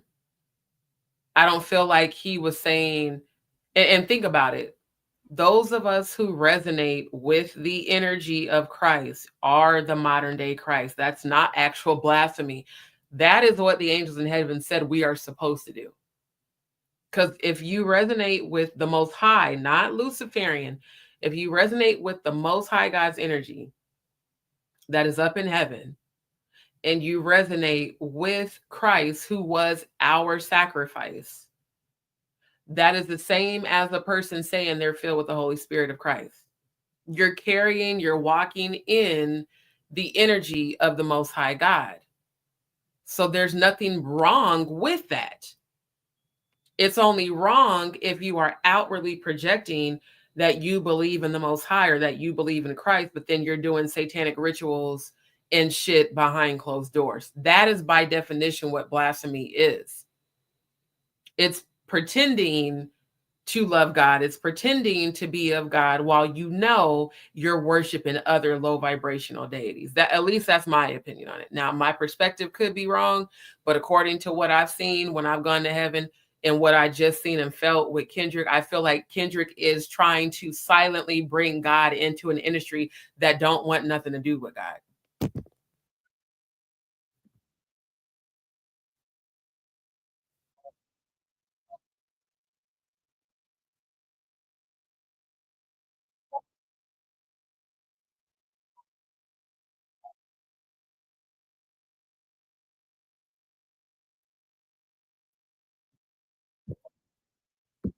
Now that I agree with. Like I said, once they join and once they pledge, they're required to, like I said, there's the only way out is death, according to the Masons I've dated. So they're required to carry out a certain will and to carry out a certain image they have to project. They have to. They're required to. And those that are trying to attack my throat chakra, it's not going to work. I'm going to expose this shit. Because I don't have any loyalty to anybody who worships Lucifer and all that other shit. I don't.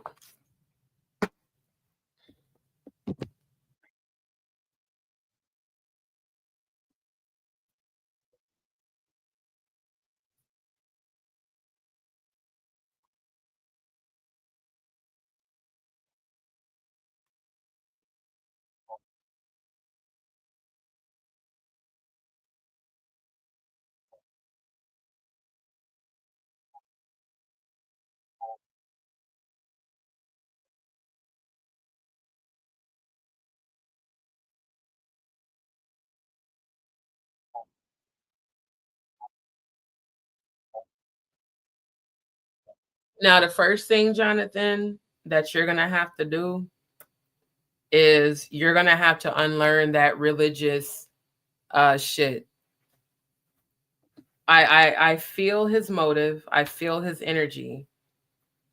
And it's genuine, you know, that he does not want to come in agreement with anything that is seen or feels demonic or satanic or Luciferian. And I commend you for that. But again, Christianity was started by Roman pagans. It has nothing to do with Christ. So if you truly want to help these rappers in this industry, you're going to have to unlearn everything that you learned about religion. Speaking as a former preacher's daughter, I get it. Like, because his parents have a church. So I totally get it. I get his intention, which is commendable. But Christianity has absolutely nothing to do with Christ. Absolutely nothing. And once one fully understands and researches the fact, because I've done research on this shit way before I had my experience where I died and went to heaven and came back. I told y'all how I was researching this shit as a teenager because my third eye unlocked when I was 11. And it grew and it grew and it grew. I could never find the word Christian in any Bible. That's why I started searching the Apocryphas when I was 14 at the public library. There is no account of the word Christian, Christianity, or religion in any of the biblical texts, not even the Masonic written King James version of the Bible, and none of them. So to claim Christianity as a universal belief that's built on a foundation of a lie and paganism means that you're technically still in agreement with Luciferian energy. You're just ignorant and don't know that you are. So I admire the intention, but the same way I had to unlearn all that religious mental conditioning and bullshit, he's going to have to do the same if he actually wants to reach those people's souls. Because as long as you continue to come in agreement and alignment with Christianity and religion, you are still very much blind. You're still very much spiritually asleep. And you're still very much in the matrix under the influence of Lucifer. You just don't know it. You think and believe that what you're following is of Christ, but Jesus' real name was Yeshua. It was the Roman Empire that changed the name from Yeshua to Jesus, which is the false Christ. And again, Christianity was founded by Constantine, who was a Roman emperor, who was a pagan worshiper. Constantine founded Christianity and they used to call it Christ Mass, Christmas. So if you're following any of those beliefs, you don't have a true knowledge and understanding of who Christ truly was. Therefore, you cannot say you're a Christian. You might be a Christian, but Christians worshiped and followed pagan gods and deities and beliefs. And I will show that evidence on a later live.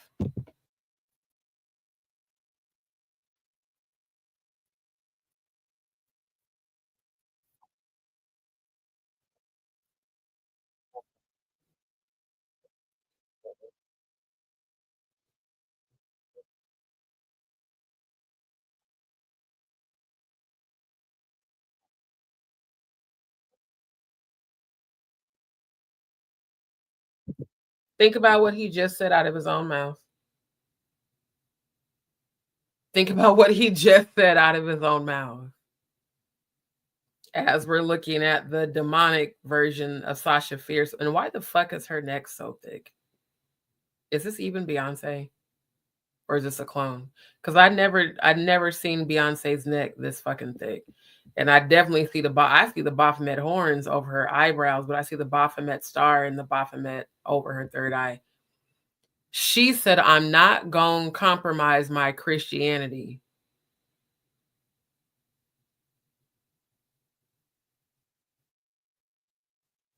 The same woman who pledges to Lucifer and wears the Baphomet openly.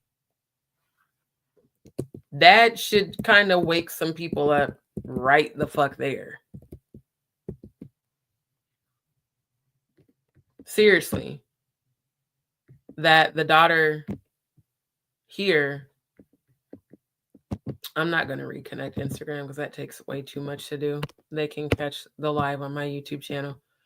That the daughter here, who also her mom, it's been said, has been a dark witch for decades, that she would say, I'm not going to compromise my Christianity while we're watching her being possessed by a fucking demon. Okay. Traveling God says, A1 emasculated himself. He wore pearls, got his nails painted, and circle jerk with Ray J and Safari. Exactly. And that's why I talked about it a couple of lives ago. I was like, Ray J, yeah, the live where I showed y'all the Nicki Minaj Illuminati humiliation ritual. Ray J did a whole circle jerk with Safari and A1. And A1 has been projecting hella feminine energy. When you see these shows where these niggas are constantly beefing with their wives and their wives are going crazy and the wives are crying and the wives are breaking down, that's because that's a demonic force on them. The author of confusion is the devil. Ray J has been showing signs of being down low for decades. Safari, Erica Mena put him on blast when they first got separated about how he requested for her to strap him. So did Jocelyn when it came to CBJ. And A1, Lyrica's mom kept calling him gay and down low during the episodes. Because that's what these niggas are. They're down low. These women are nothing more than beards for an image. Just like Jonathan Hayes said about the whole sexual orgy with Khaled and Jay-Z and RZA and all them in the basement. This is what they do. Literally, this is what they do. She said, speaking against lying on the Holy Spirit. And thank you, love. But like dead ass for real, these motherfuckers be doing diabolical shit. And like I said, how is she going to say, I'm not going to compromise my Christianity, but you and your husband have flashed so much symbolism pledging to Lucifer and Baphomet your entire career since you got with him. And she got with him when she was 18. So pretty much her whole entire adult life. So this is nothing. This is just lyrics. She doesn't actually mean this shit. Meanwhile, she's literally under the possession of legion, demonic forces. Come on, man.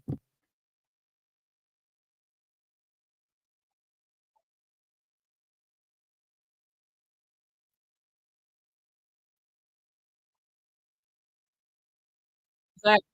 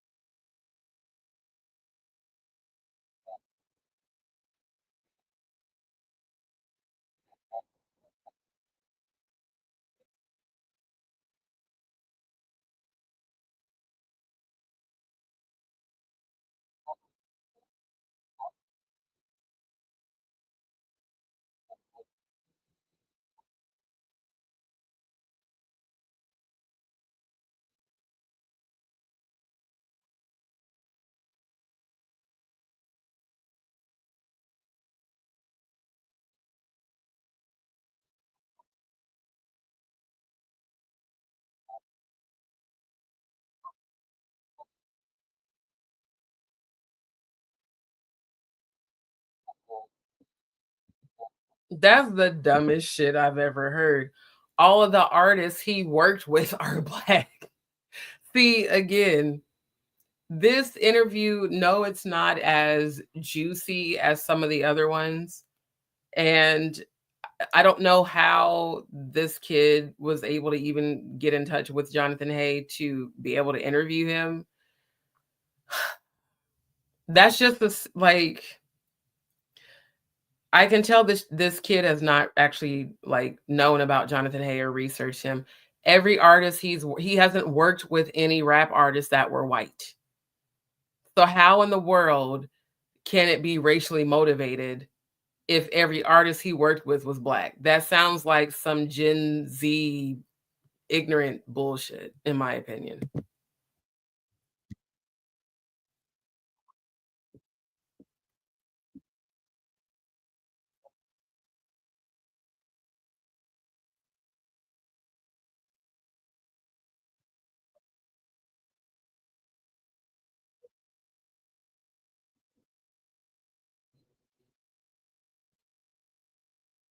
Right. He hasn't.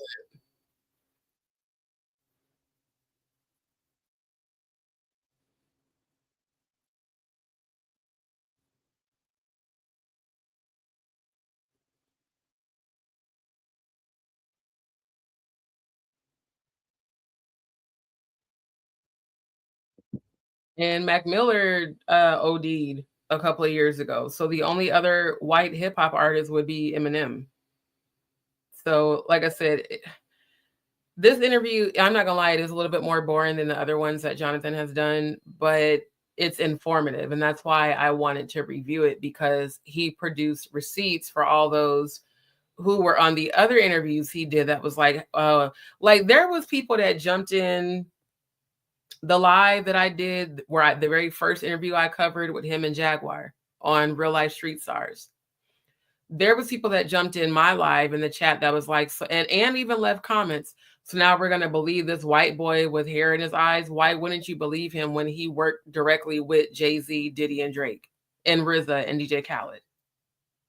I'm going to believe the people that actually were intimately around these people in the music industry working with them over what some random person who's never met him has to say about him.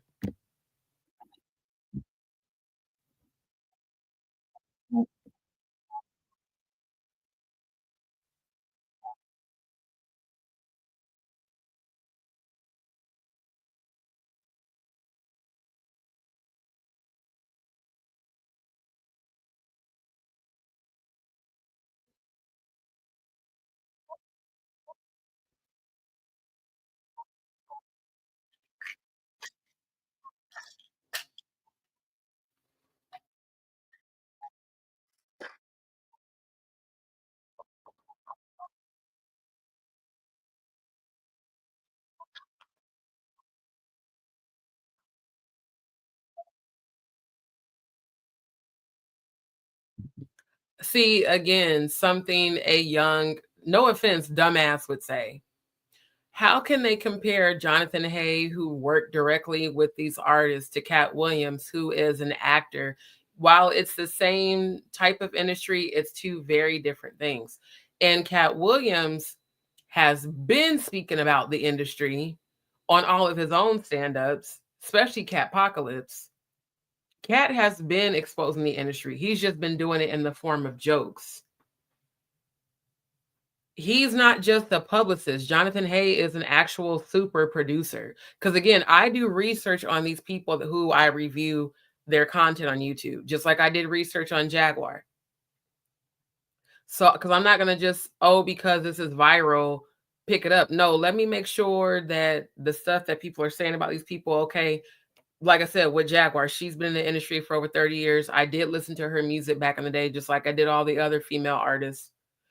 And so when I researched her and saw that what she was saying is true, that she was signed to Jay-Z at 13, that she did, have dealings with him and all these different people and the whole beef with her and Erykah Badu, I researched Jonathan Hay.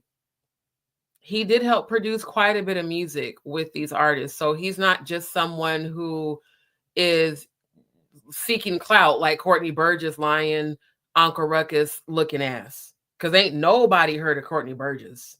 And when I researched Courtney Burgess, I couldn't find any details about him other than he helped produce an album with Hussein Fatal, who worked with Tupac. That was literally all I could find on him. I couldn't find even the name of his business that he kept putting out there. I couldn't even find evidence of that, not even on the Better Business Bureau.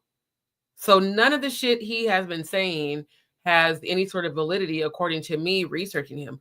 But Jonathan Hay, Jaguar, right? Yeah, the shit that they have been saying has been consistent with what is out there on the internet. So it's kind of annoying when you hear someone who's very young and very ignorant continue to project his disbelief about Jonathan Hay's intents when it's obviously that he has intentions to bring awareness to this shit. It's obvious that he has intentions to right his wrongs.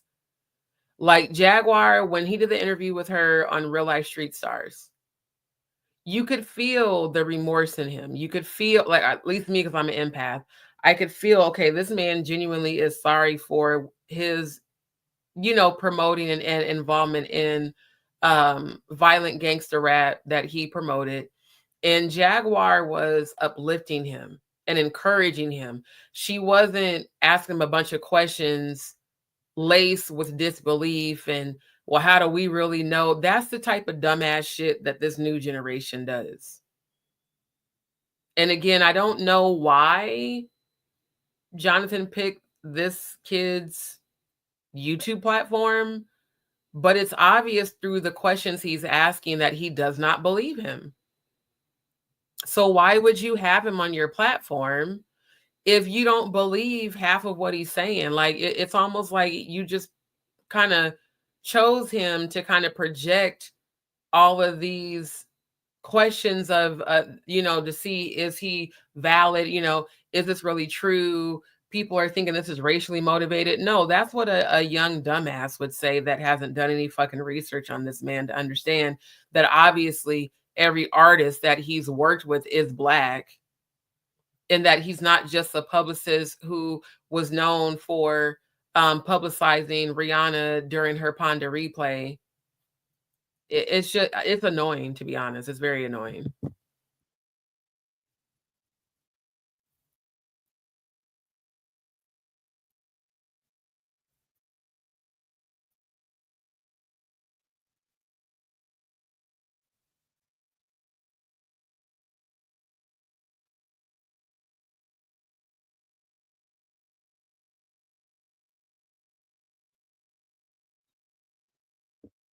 And in all honesty, he doesn't need a Cat Williams moment. I mean, he already is well known for working with Drake, for working with Diddy, for working with Jay-Z. And he showed us the receipts at the beginning of this interview. So that's what I'm saying. I don't know what this guy's true intention was in bringing Jonathan on. And let's see, he only has 59,000 subscribers. So it's not like he has, 100K subscribers.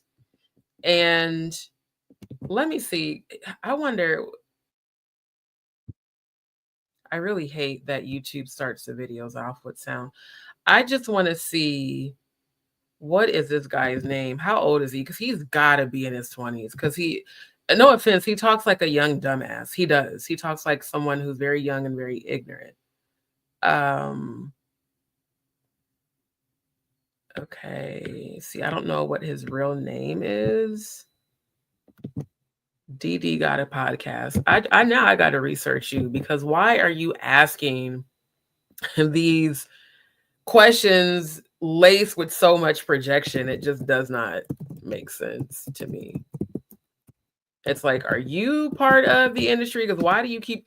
It's like he's constantly questioning Jonathan's intentions when Jonathan has made it clear on every single platform he's been on that he's trying to help people in the industry by exposing all this and to bring awareness to it.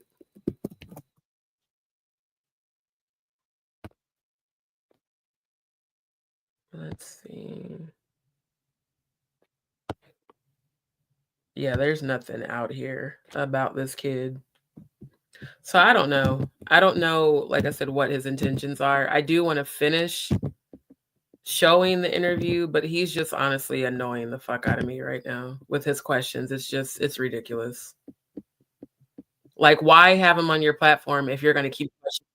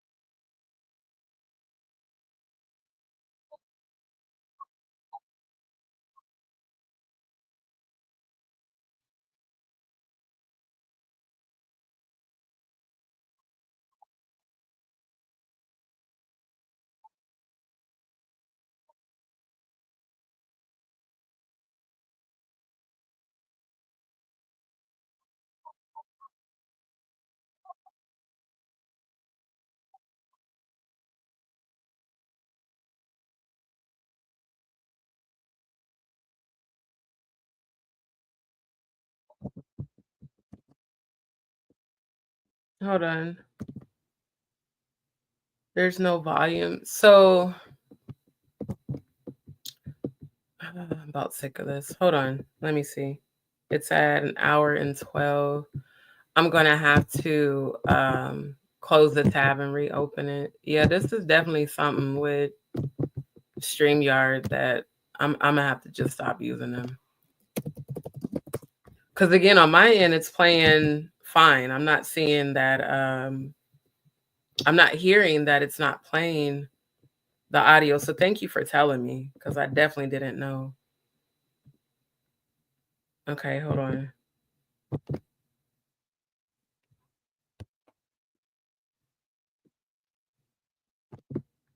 And it's probably going to... Okay, hold on. Hold on.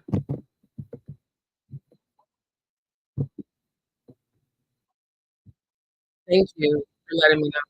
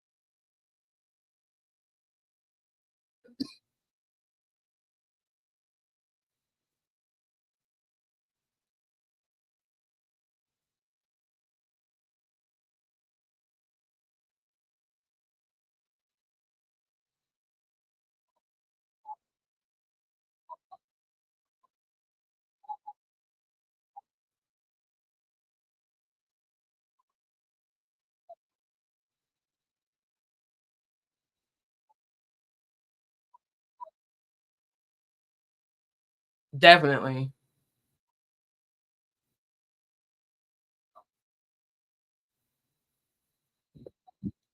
Also, did y'all ever notice how close of a relationship Sexy Red has had with Drake?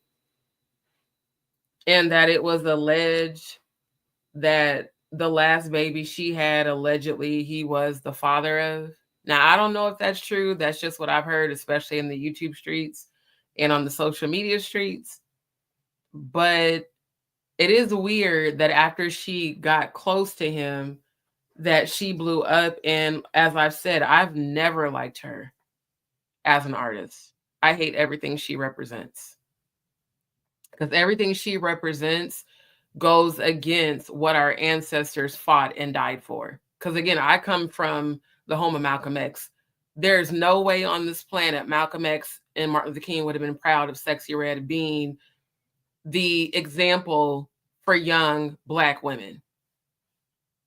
They would have, like, she wouldn't have even existed back in those days. Women who project constant ignorance and ratchetness were highly looked down upon by the civil rights activists. There's no way. And I don't understand people who do like her, even some of the artists here in Houston that act like she's popping. No, she's not. She is the worst. She is the epitome of ignorance. She is the epitome of Willie Lynch mentality. The fact that she has a song, My Booty Hole's Brown, My Pussy, like, are you serious? That's what the next generation of our race has come down to. Just complete and utter ignorance. But that's what's popping now. That's what's famous now. You got to think about how they're dumbing down the next generation and how that generation will have children and they will dumb them down. But people like us who grew up, like my mom grew up in the civil rights era. My grandmother, my maternal grandmother, picked cotton for a living with my uncle that died from COVID. My dad's family, very much so wealthy melanin people, very bougie. Like, I'm from the hood, but like that side of the family is not. A woman like Sexy Red is the worst example that I will never want any of my nieces to look up to as an icon.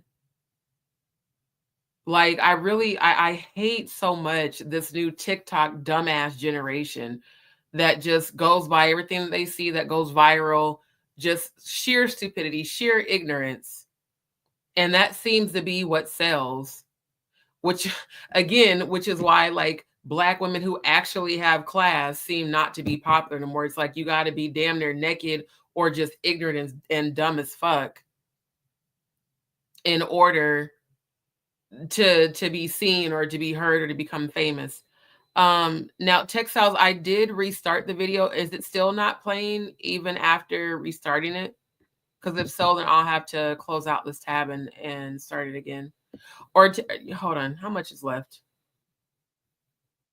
Okay, it's only like 9 minutes left. I'm gonna close the tab out and then I'll relaunch it just in case it's not actually playing the audio. Give me a second. Hold on. Cause yeah, I don't like if StreamYard doesn't tell me that it's disconnected from the audio, I don't know if it actually is. Hold on. Now, right now, I'm muting it because it's playing ads.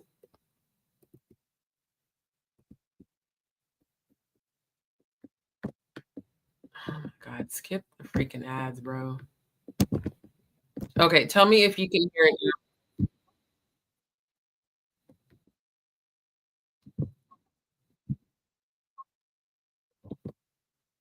Okay, can you hear it now? Let me know in the chat if you can hear the audio.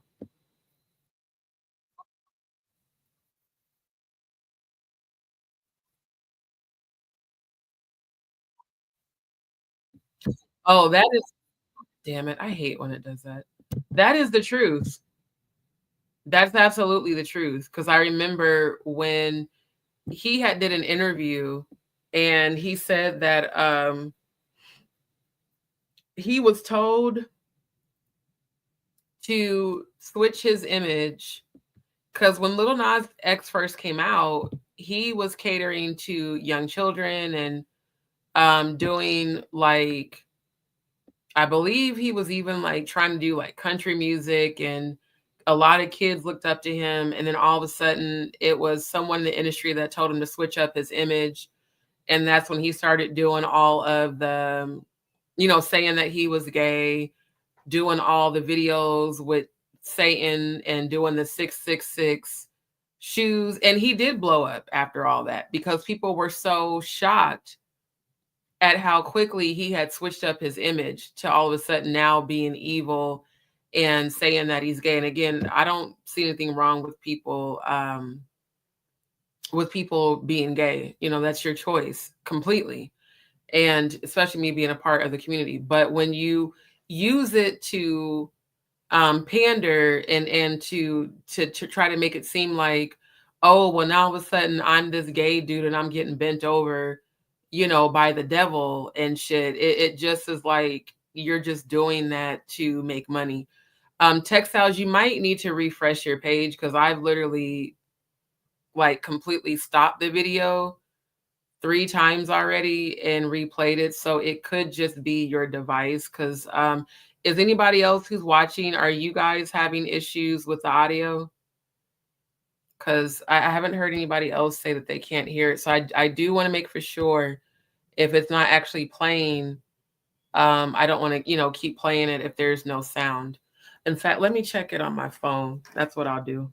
Because if I can't hear the audio on my cell phone, then that means there's definitely an issue with the multi-stream. So I'm going to play it and see if I can hear it on my phone. Give me a second. Why does it keep doing that? Pull that back.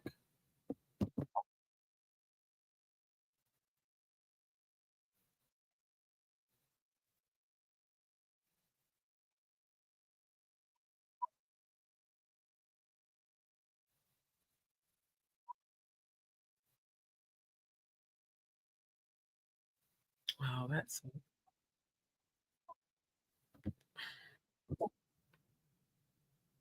Yeah, no, it's not, because it's not even playing on Facebook.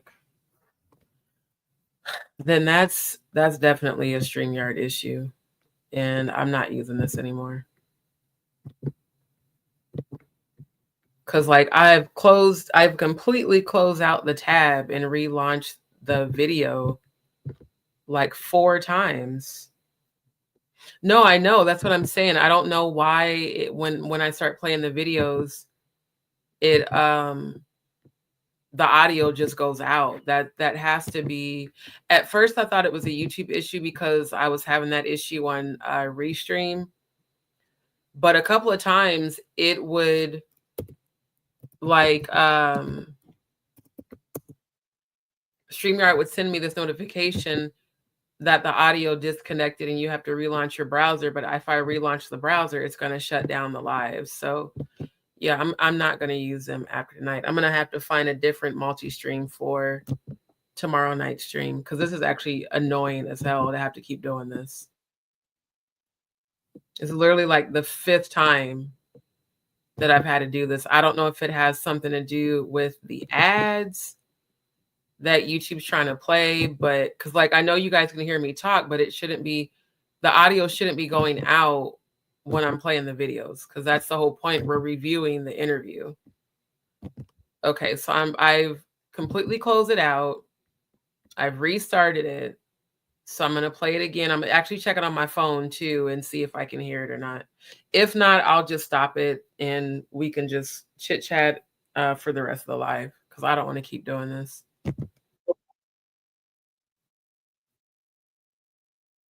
Let me see.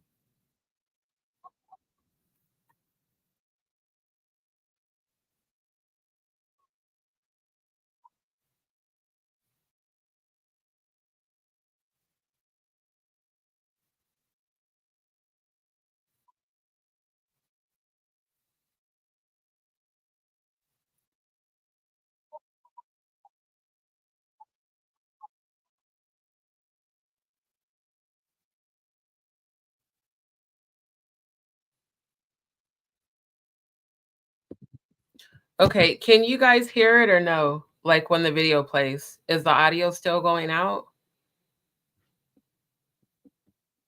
Because I'm trying to, I can't really tell on my phone.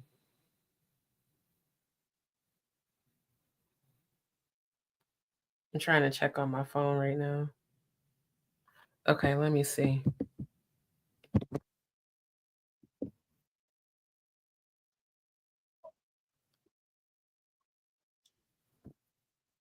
Oh, this is some bullshit. Yeah, because even when I played it on my phone, I can't hear the video. So yeah, this is a StreamYard issue. I don't even know. Damn, because if I exit out of it, it's gonna end the live. I'm gonna have to send them a feedback. Let me stop sharing screen and see if that makes a difference. And I'm gonna close out. But yeah, this has to be their platform doing this. Because last night when I was playing the videos of Dwight and stuff, I could hear that perfectly fine. This has to be some sort of like glitch. Hold on.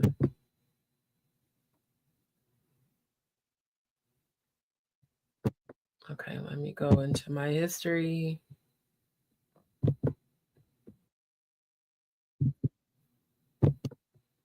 Okay, let me share screen.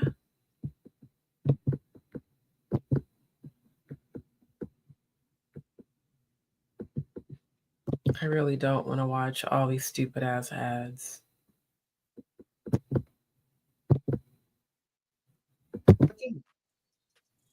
Yeah. I mean, I agree with what you're saying. Who is 100% an industry plant, in my opinion. Let me see if I can hear it on my phone. Who works so hard and just happen to have the right relationships, just happen to break through. But then all of you that get to this level, how do you know, at what point do you know to make the same symbolism? At what point do you know to just come out with 666 Nike shoes and come out with a video?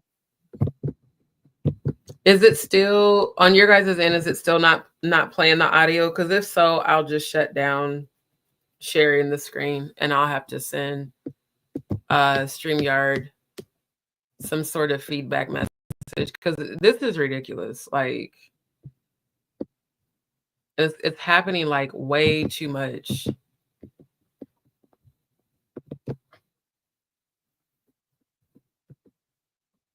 Now, what I definitely can do, let me do this. I'm going to put the title in the chat because, like I said, I know that this is not as exciting as some of the other interviews that Jonathan Hay has done, but it's extremely informative. Okay. Textile says it's playing.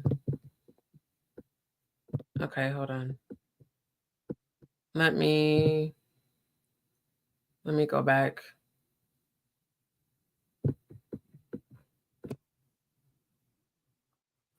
Hold on. Because yeah, I shouldn't have to like stop sharing the screen for it to play the damn video. That's dumb. People looked at it as like a fad, like disco. Put a 7 in the chat if you can hear it. Put an 8 if you can't. It wasn't, mainstream accepted. And it's like, it's just grown and grown and evolved. And I think hip hop is so strong that the force behind it, that they just, hip hop pushed down doors and it became, I don't think that the industry, necessarily probably wanted that to happen because they were so into rock and roll and, country music or whatever, when hip hop came through and broke through the doors, the record labels had to accept it because that's what the fans wanted and that's what the consumers wanted. I can hear it on my phone. So I don't think that there's anything like. I didn't realize that my Bluetooth earphones had powered off, but on my phone when I played it, I can hear it. So like I said, if you guys can hear it, put a 7 in the chat, put an 8 if you can't. That. But then again, I could be wrong, Yeah, I think that was actually a very good answer.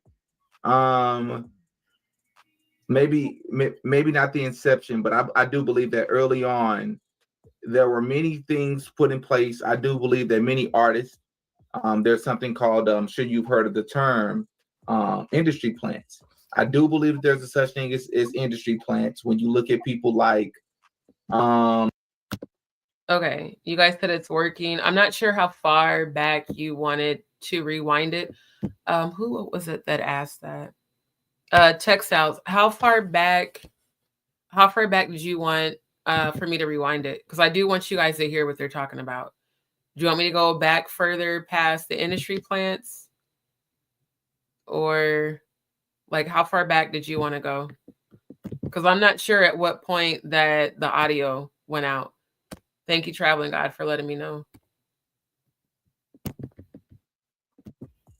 So I don't think that there's anything like that.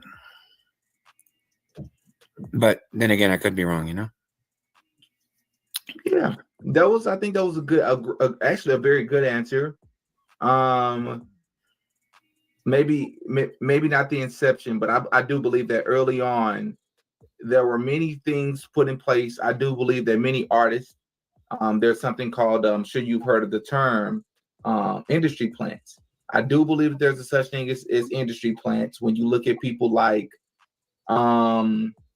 okay, of course they won't come to my mind now. Honestly, I could argue that Drake's an industry plant, but that's one that people won't believe as much. But when you look at Ice Spice, when you look at people like Lil Pump, Lil Nas X, when you look at these people, you have people. This is the way I look at it, and you can correct me if you feel differently. But when I look at some of these, a lot of these artists, majority of these artists, honestly, I say, okay, I know people that have been rapping for years. Many of us know people that have been doing music for years that are extremely talented, that have been working for years and can't catch a break.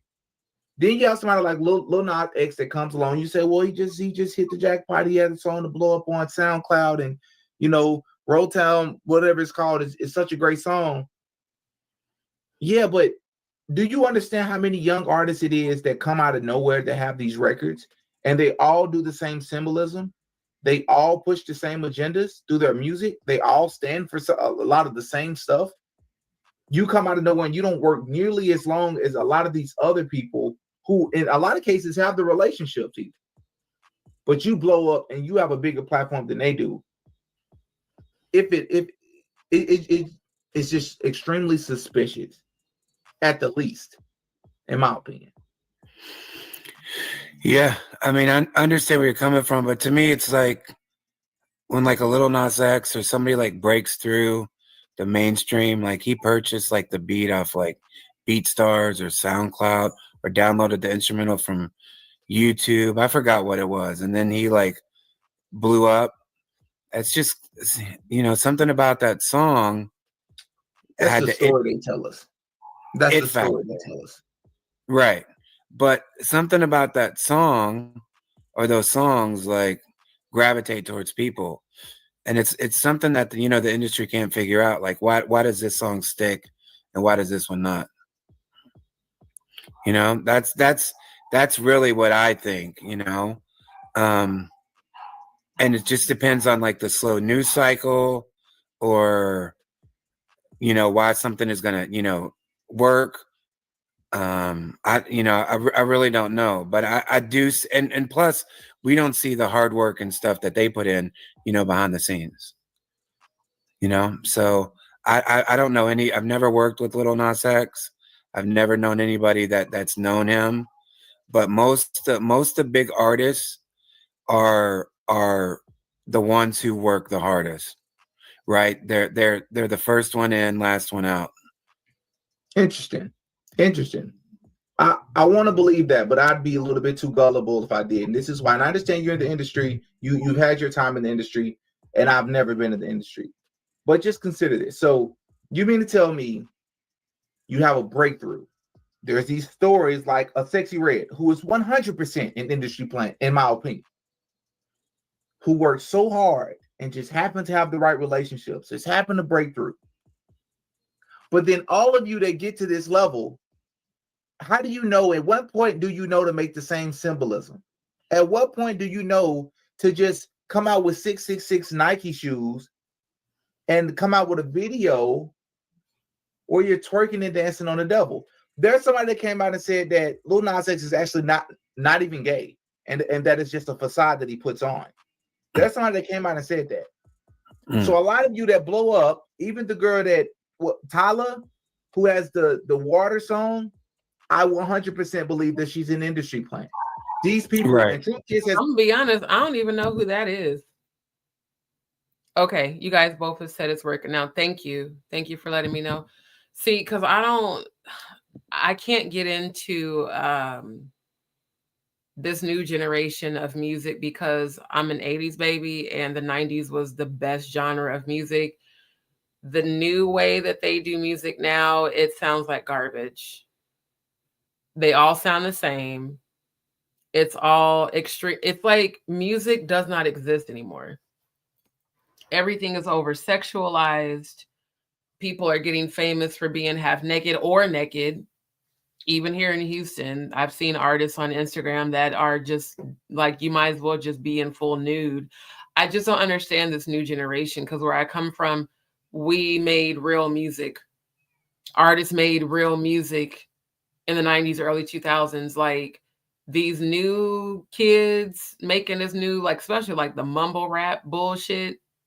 It's like, bruh, y'all are calling this bullshit music? And like the whole, what's her name? Twyla, whatever the child's name is. I cannot. The whole Sexy Red of it all, I cannot. I'm really trying to think, what new artists have I heard where I actually like their music? I really can't think of one, to be honest. I cannot. Has made videos on all these people. You have similar stories, a lot of things that don't add up. And it's just hard work. A lot of people work hard. Right. How come you can't work hard, but you just happen to be the one that 100% stands for Jesus Christ? Right. How come we haven't seen that one time? And no compromises one time. They work hard too. Yeah. I mean, I agree with what you're saying. I haven't really listened to Sexy Red at all, or really Ice Spice. Like, but what I have heard, I haven't been impressed at all. I just think I think it's crazy, like how over sexualized they are, and I have 2 daughters. That's crazy that he just said exactly what I just said. It's like, the way to become famous now in the music industry is just to be overly sexual and ignorant and dumb. Your music doesn't even have to sound good. It doesn't have to have any meaning.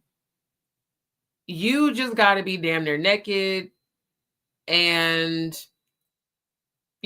put yourself out there.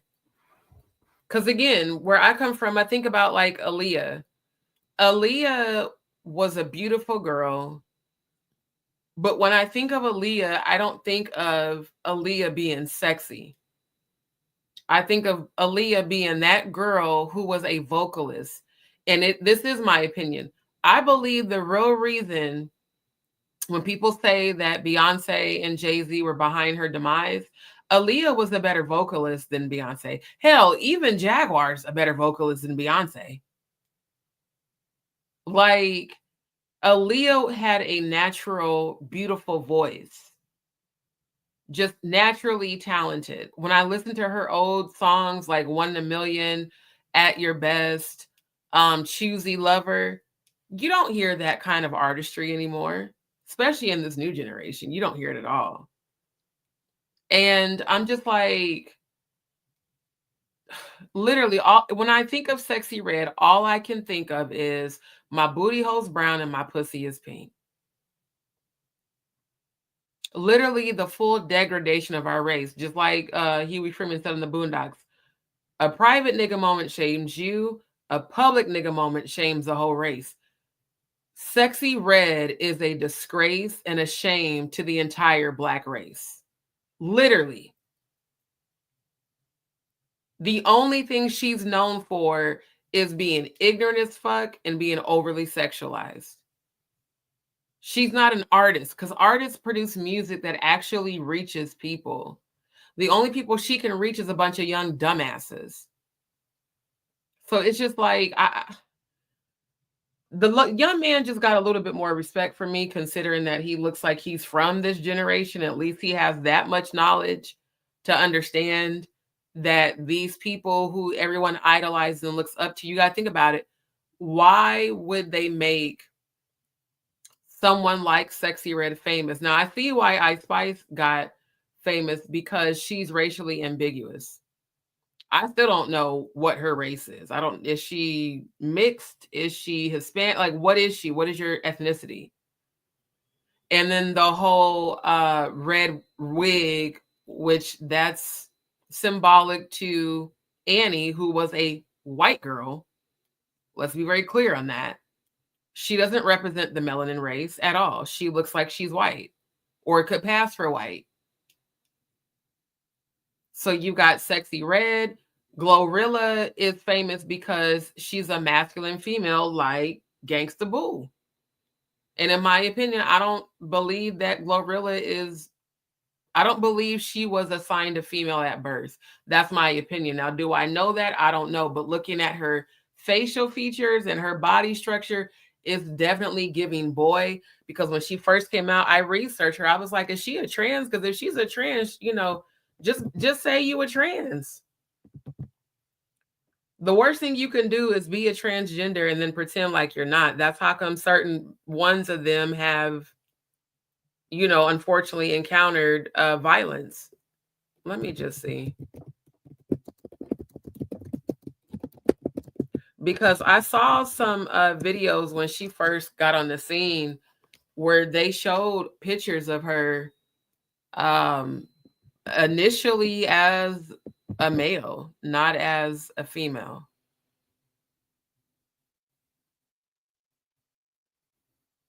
Why, when I typed in Glorilla, they're pulling up I did not say Gorilla. I clearly typed Glorilla.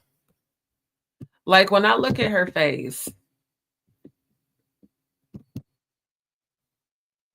this don't look like a female. I'm sorry. This shit don't look like no damn female. It don't. Body structure look like a boy. The face looked like, she looked like a dude. Even her neck, like everything about her says masculine. Not unless that's what her persona is supposed to be, because she idolized Gangsta Boo. And I can't tell if she has an Adam's apple here. But the face features and the body structure, is that a Masonic tattoo? Is that a fucking checkerboard on her? Really?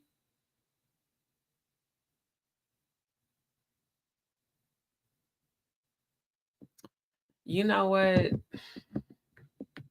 Like I said, comparing her to Little Kim, comparing her to MC Lyte, comparing her to Queen Latifah. I'm thinking about all the MCs I grew up, the female rappers I grew up. Missy Elliott. Now, Missy Elliott was feminine because she was a lesbian.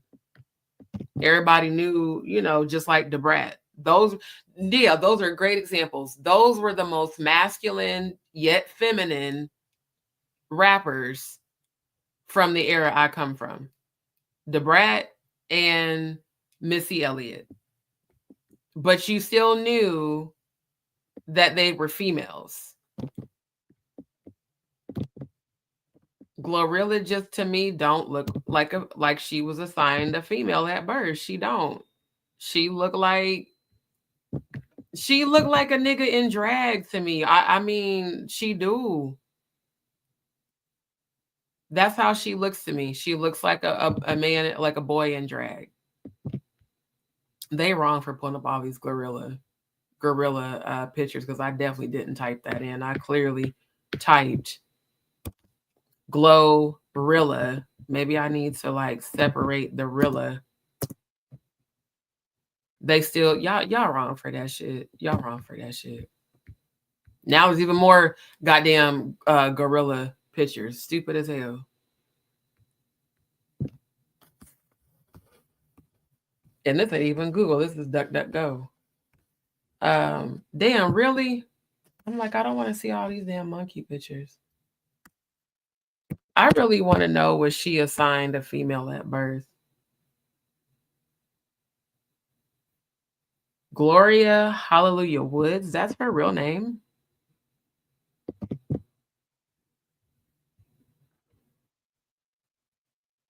Simply known as Glow. Yeah, Fuck Nigga Free is, I do like that song. I do. I like that song by her. What's her, early life?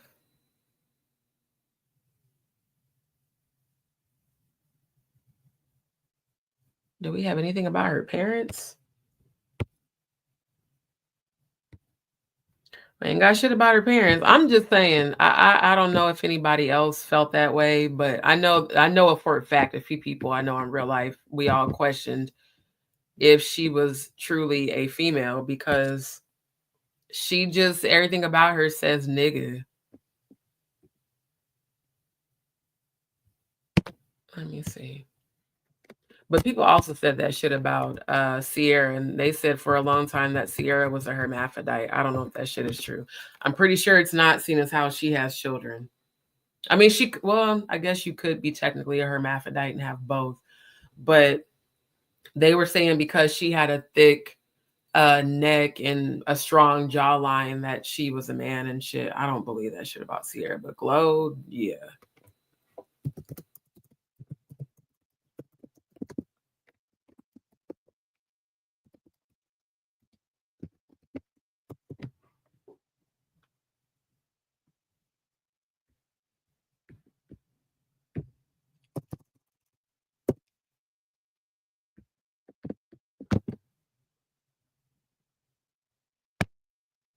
Wait. Oh, it is already sharing.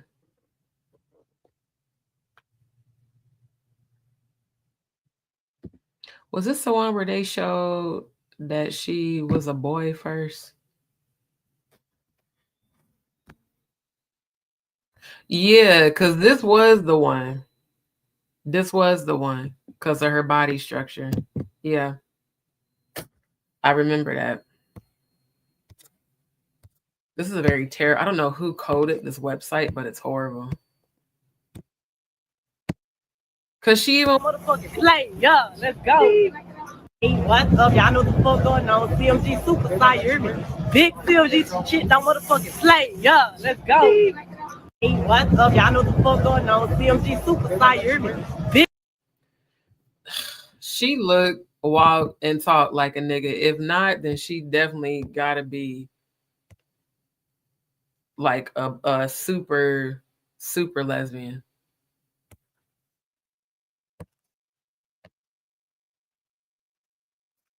And my thing is this, what I don't like is this. Be who you are, bro. Just like download men. Like if that's who you are, just be yourself. Like don't front like you something you not, because that shit ain't cool.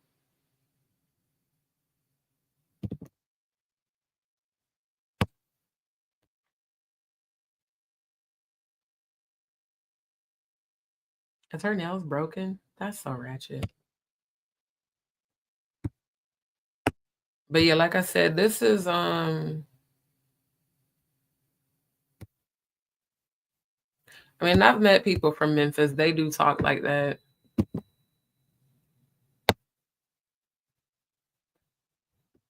I really want to know, is she trans? If she's not trans, then she definitely has been heavily influenced by niggas.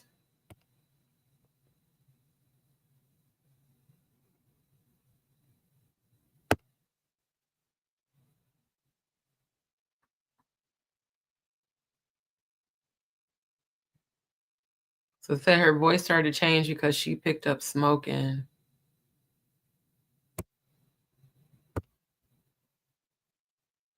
She said, when I first started rapping, I wanted to sound like a girl. That's kind of weird for a female to say that. She told the outlet before mentioning her friends wanting her to keep her voice deep. They were like, you really got bars. Your voice just sounds squeaky. I was like, oh, okay, let me just put emphasis on what I already sound like. Just add a little bit more sauce to it. Because she do rap like a nigga. And that's why I'll say that for this new generation, I guess if that's what they're wanting, then yeah, she fits, the bill for that. But if she's not trans, why is she built like a boy and look like one in the face? I mean, I wonder what her parents look like. I really do.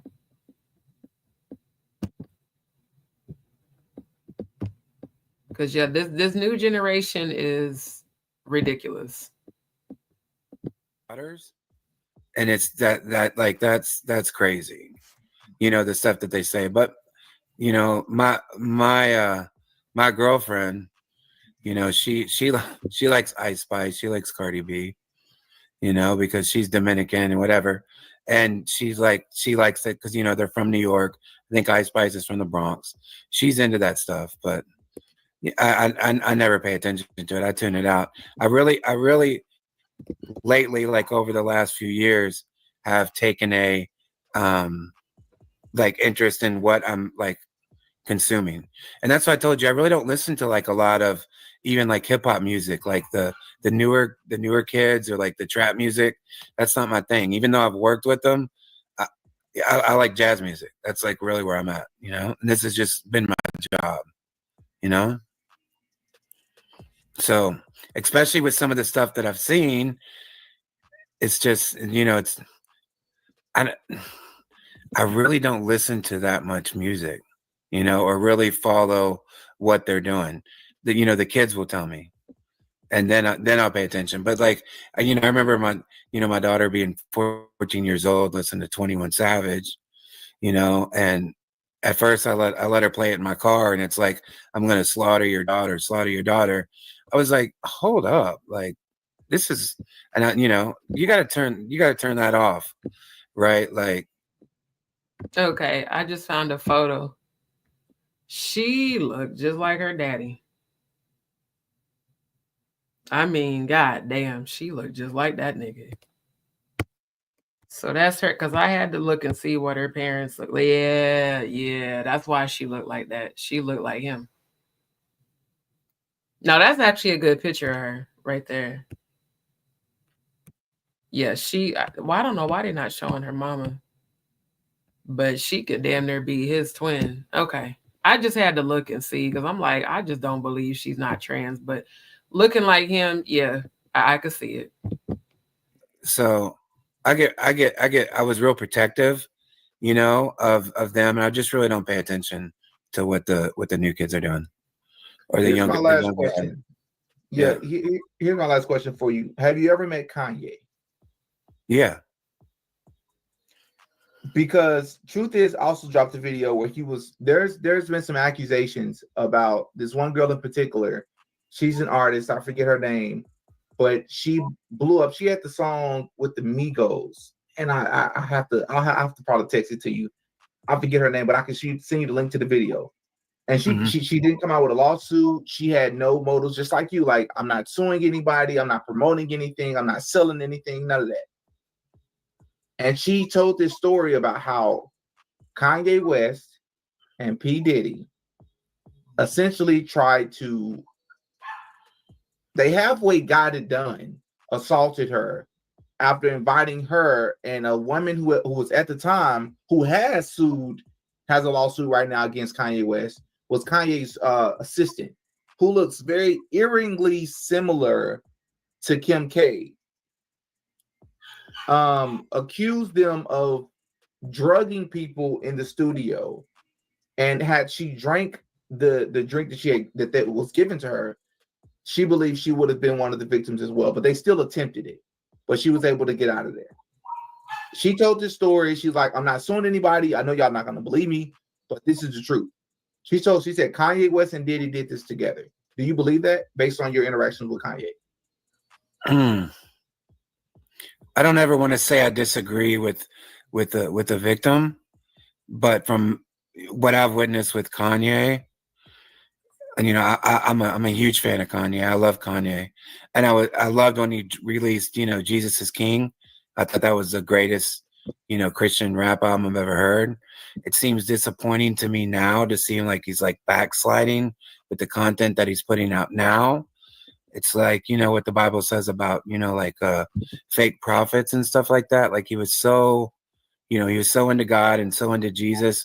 So that's what I can say about Kanye. That's been really, really disappointing.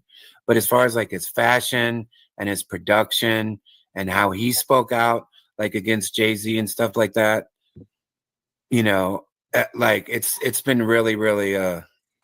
That's the other thing too. Kanye has been speaking out against Jay-Z for a long time. pretty much ever since they got into it, because keeping in mind, they all got married around the same time, and Beyonce didn't want to have nothing to do with Kim. And they got into it, that was like, what, 15, maybe 15 years ago? And Kanye has been saying shit about Jay and Baz about Jay-Z and Beyonce. And it's alleged that him and Jay-Z had a secret, intimate relationship, just like it's alleged that Diddy and Jay-Z have had a secret down low relationship. And it's like, if Jay-Z is one of the most powerful men in hip hop, why is it that every time anybody from the industry starts to speak out against him or disagrees with him or tries to expose him, that all of a sudden they get blacklisted or they get locked up in a mental institute? Remember when Kanye got locked up years ago, way before Jaguar Wright was out in the media openly talking about all this shit? Then with DMX, and then DMX OD'd on fentanyl, just like Gangsta Boo OD'd on fentanyl. It's like the same pattern of bullshit. They say, oh, this person is crazy. Oh, this person is locked up in a mental institute. Oh, this person's on drugs. Or it's always a way to discredit them once they start exposing them. Always. It's the same shit. That's been hard to watch. It seems like we're watching him backslide, though, you know, because like Jesus is King felt like authentic, you know. It did. And like I even supported him when he went on his rant, right? I helped him do some, you know, PR with that. I understood what he was saying. I felt like the media was mixing up what he was trying to express, and they were just cutting little clips, you know, to really play him and bring him down, you know. But listen, I will tell you this. I think this is that we should try to get your viewers, you know, to add, to comment, to tag is Dame Dash. Because Dame Dash knows that Jay-Z, Dame Dash can confirm that Jay-Z is bisexual 100%. And Dame Dash could really come out. And if people ask Dame Dash, because he's just not going to volunteer that information, if people asked Dame Dash, who was his partner in Rockefeller Records, who put Jay-Z on, who's been with him he was with him for so many years, Dame Dash would confirm that Jay-Z is bisexual for sure. So I think everybody should tag Dame Dash and get him to speak out, because Dame Dash knows that to be the case. But here's the thing. Why would Dame Dash speak out? Because Dame Dash has said some things on certain interviews, but he's never come out and said that definitively Jay-Z was gay or bisexual, but he has insinuated it. But it's like, what would he have to gain by doing that, I guess?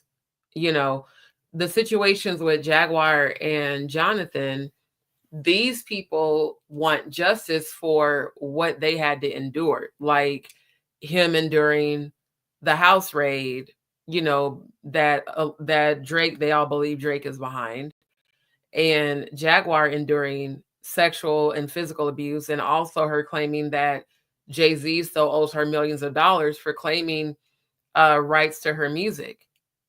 So they do want justice for what was done to them. But Dame Dash has never spoken about any sort of salacious, activity that's been done towards him as it pertains to Jay-Z. Now, I have heard him speak out about him believing that Diddy is gay and down low. But it's just like, I don't know that Dame Dash would. I mean, it would be awesome if he actually would do an interview and expose Jay-Z and, you know, put it out there like, yeah, Jay is definitely bi. And what would be even better is if these download niggas would just live in their truth. Because everybody already thinks that y'all are gay anyway, especially Ray J. Especially Ray J. It's like, bruh, just living your truth. That whole time that he was doing that live with Nicki Minaj, all he kept talking about was booty and booty bandits and butt cheeks. Straight men be talking about titties and pussy, not ass. That's what gay niggas do. I know, because I'm part of the community. A lot of my gay friends, they talk about ass and anal. So it's just like, why don't y'all just live in your truth? Especially in today's, day and age where you actually can live in your truth. I just don't understand it. I don't understand the continuing to hide behind women, hide behind false images. And it's been said that Nicki Minaj is the one that allegedly leaked that audio tape of Diddy fucking the shit out of Meek Mill, as Jaguar calls him. Now that she said that, I can't get that out of my head. I see him as Meek Mill now. I don't see him as Meek Mills. Definitely see him as Meek Milk. So yeah, I want to go ahead and end the interview because honestly, I'm tired. I do appreciate everybody tuning in. And, it's been enlightening to say the least. And I appreciate all of my return viewers. Thank you guys so much. Because I am actually really sleepy and my sleep aid is kicking in. I still need to go braid my hair back up and wash this makeup off and do all that. And it's going to take a good hour or so to re-braid it. But I want to thank Traveling God for sharing your story with us first and foremost tonight. Forgot I still had these on from when I was trying to listen on my phone. And I want to thank every single viewer that tuned in tonight. I hope that you guys were enlightened, and I hope that, someone got something from the message. And most definitely, thanks you guys so very much. Now tune in again later tonight because I'm sleepy, so my brain is slowing down. Tune in again later tonight because for sure we're going to be covering the Diddler's alleged sex tape with Janice Combs, who is allegedly his mom. I still don't believe that's really his biological mom. We'll cover that. And I just had found some more receipts about documents that have surfaced in regards to him trying to pay off certain witnesses and people who have been speaking out. So we'll cover all of that on tonight's interview. I'm definitely sleepy, on tonight's live. And again, thank you guys so much for tuning in. I do appreciate you all. Thank you to my new subscribers. And of course, for those who have not, don't forget to like, share, and subscribe. For those who would like to drop a blessing for the channel, you certainly can. And again, come back again so we can keep talking and you all have blessed dreams. I really appreciate you guys all so much. Have a good night.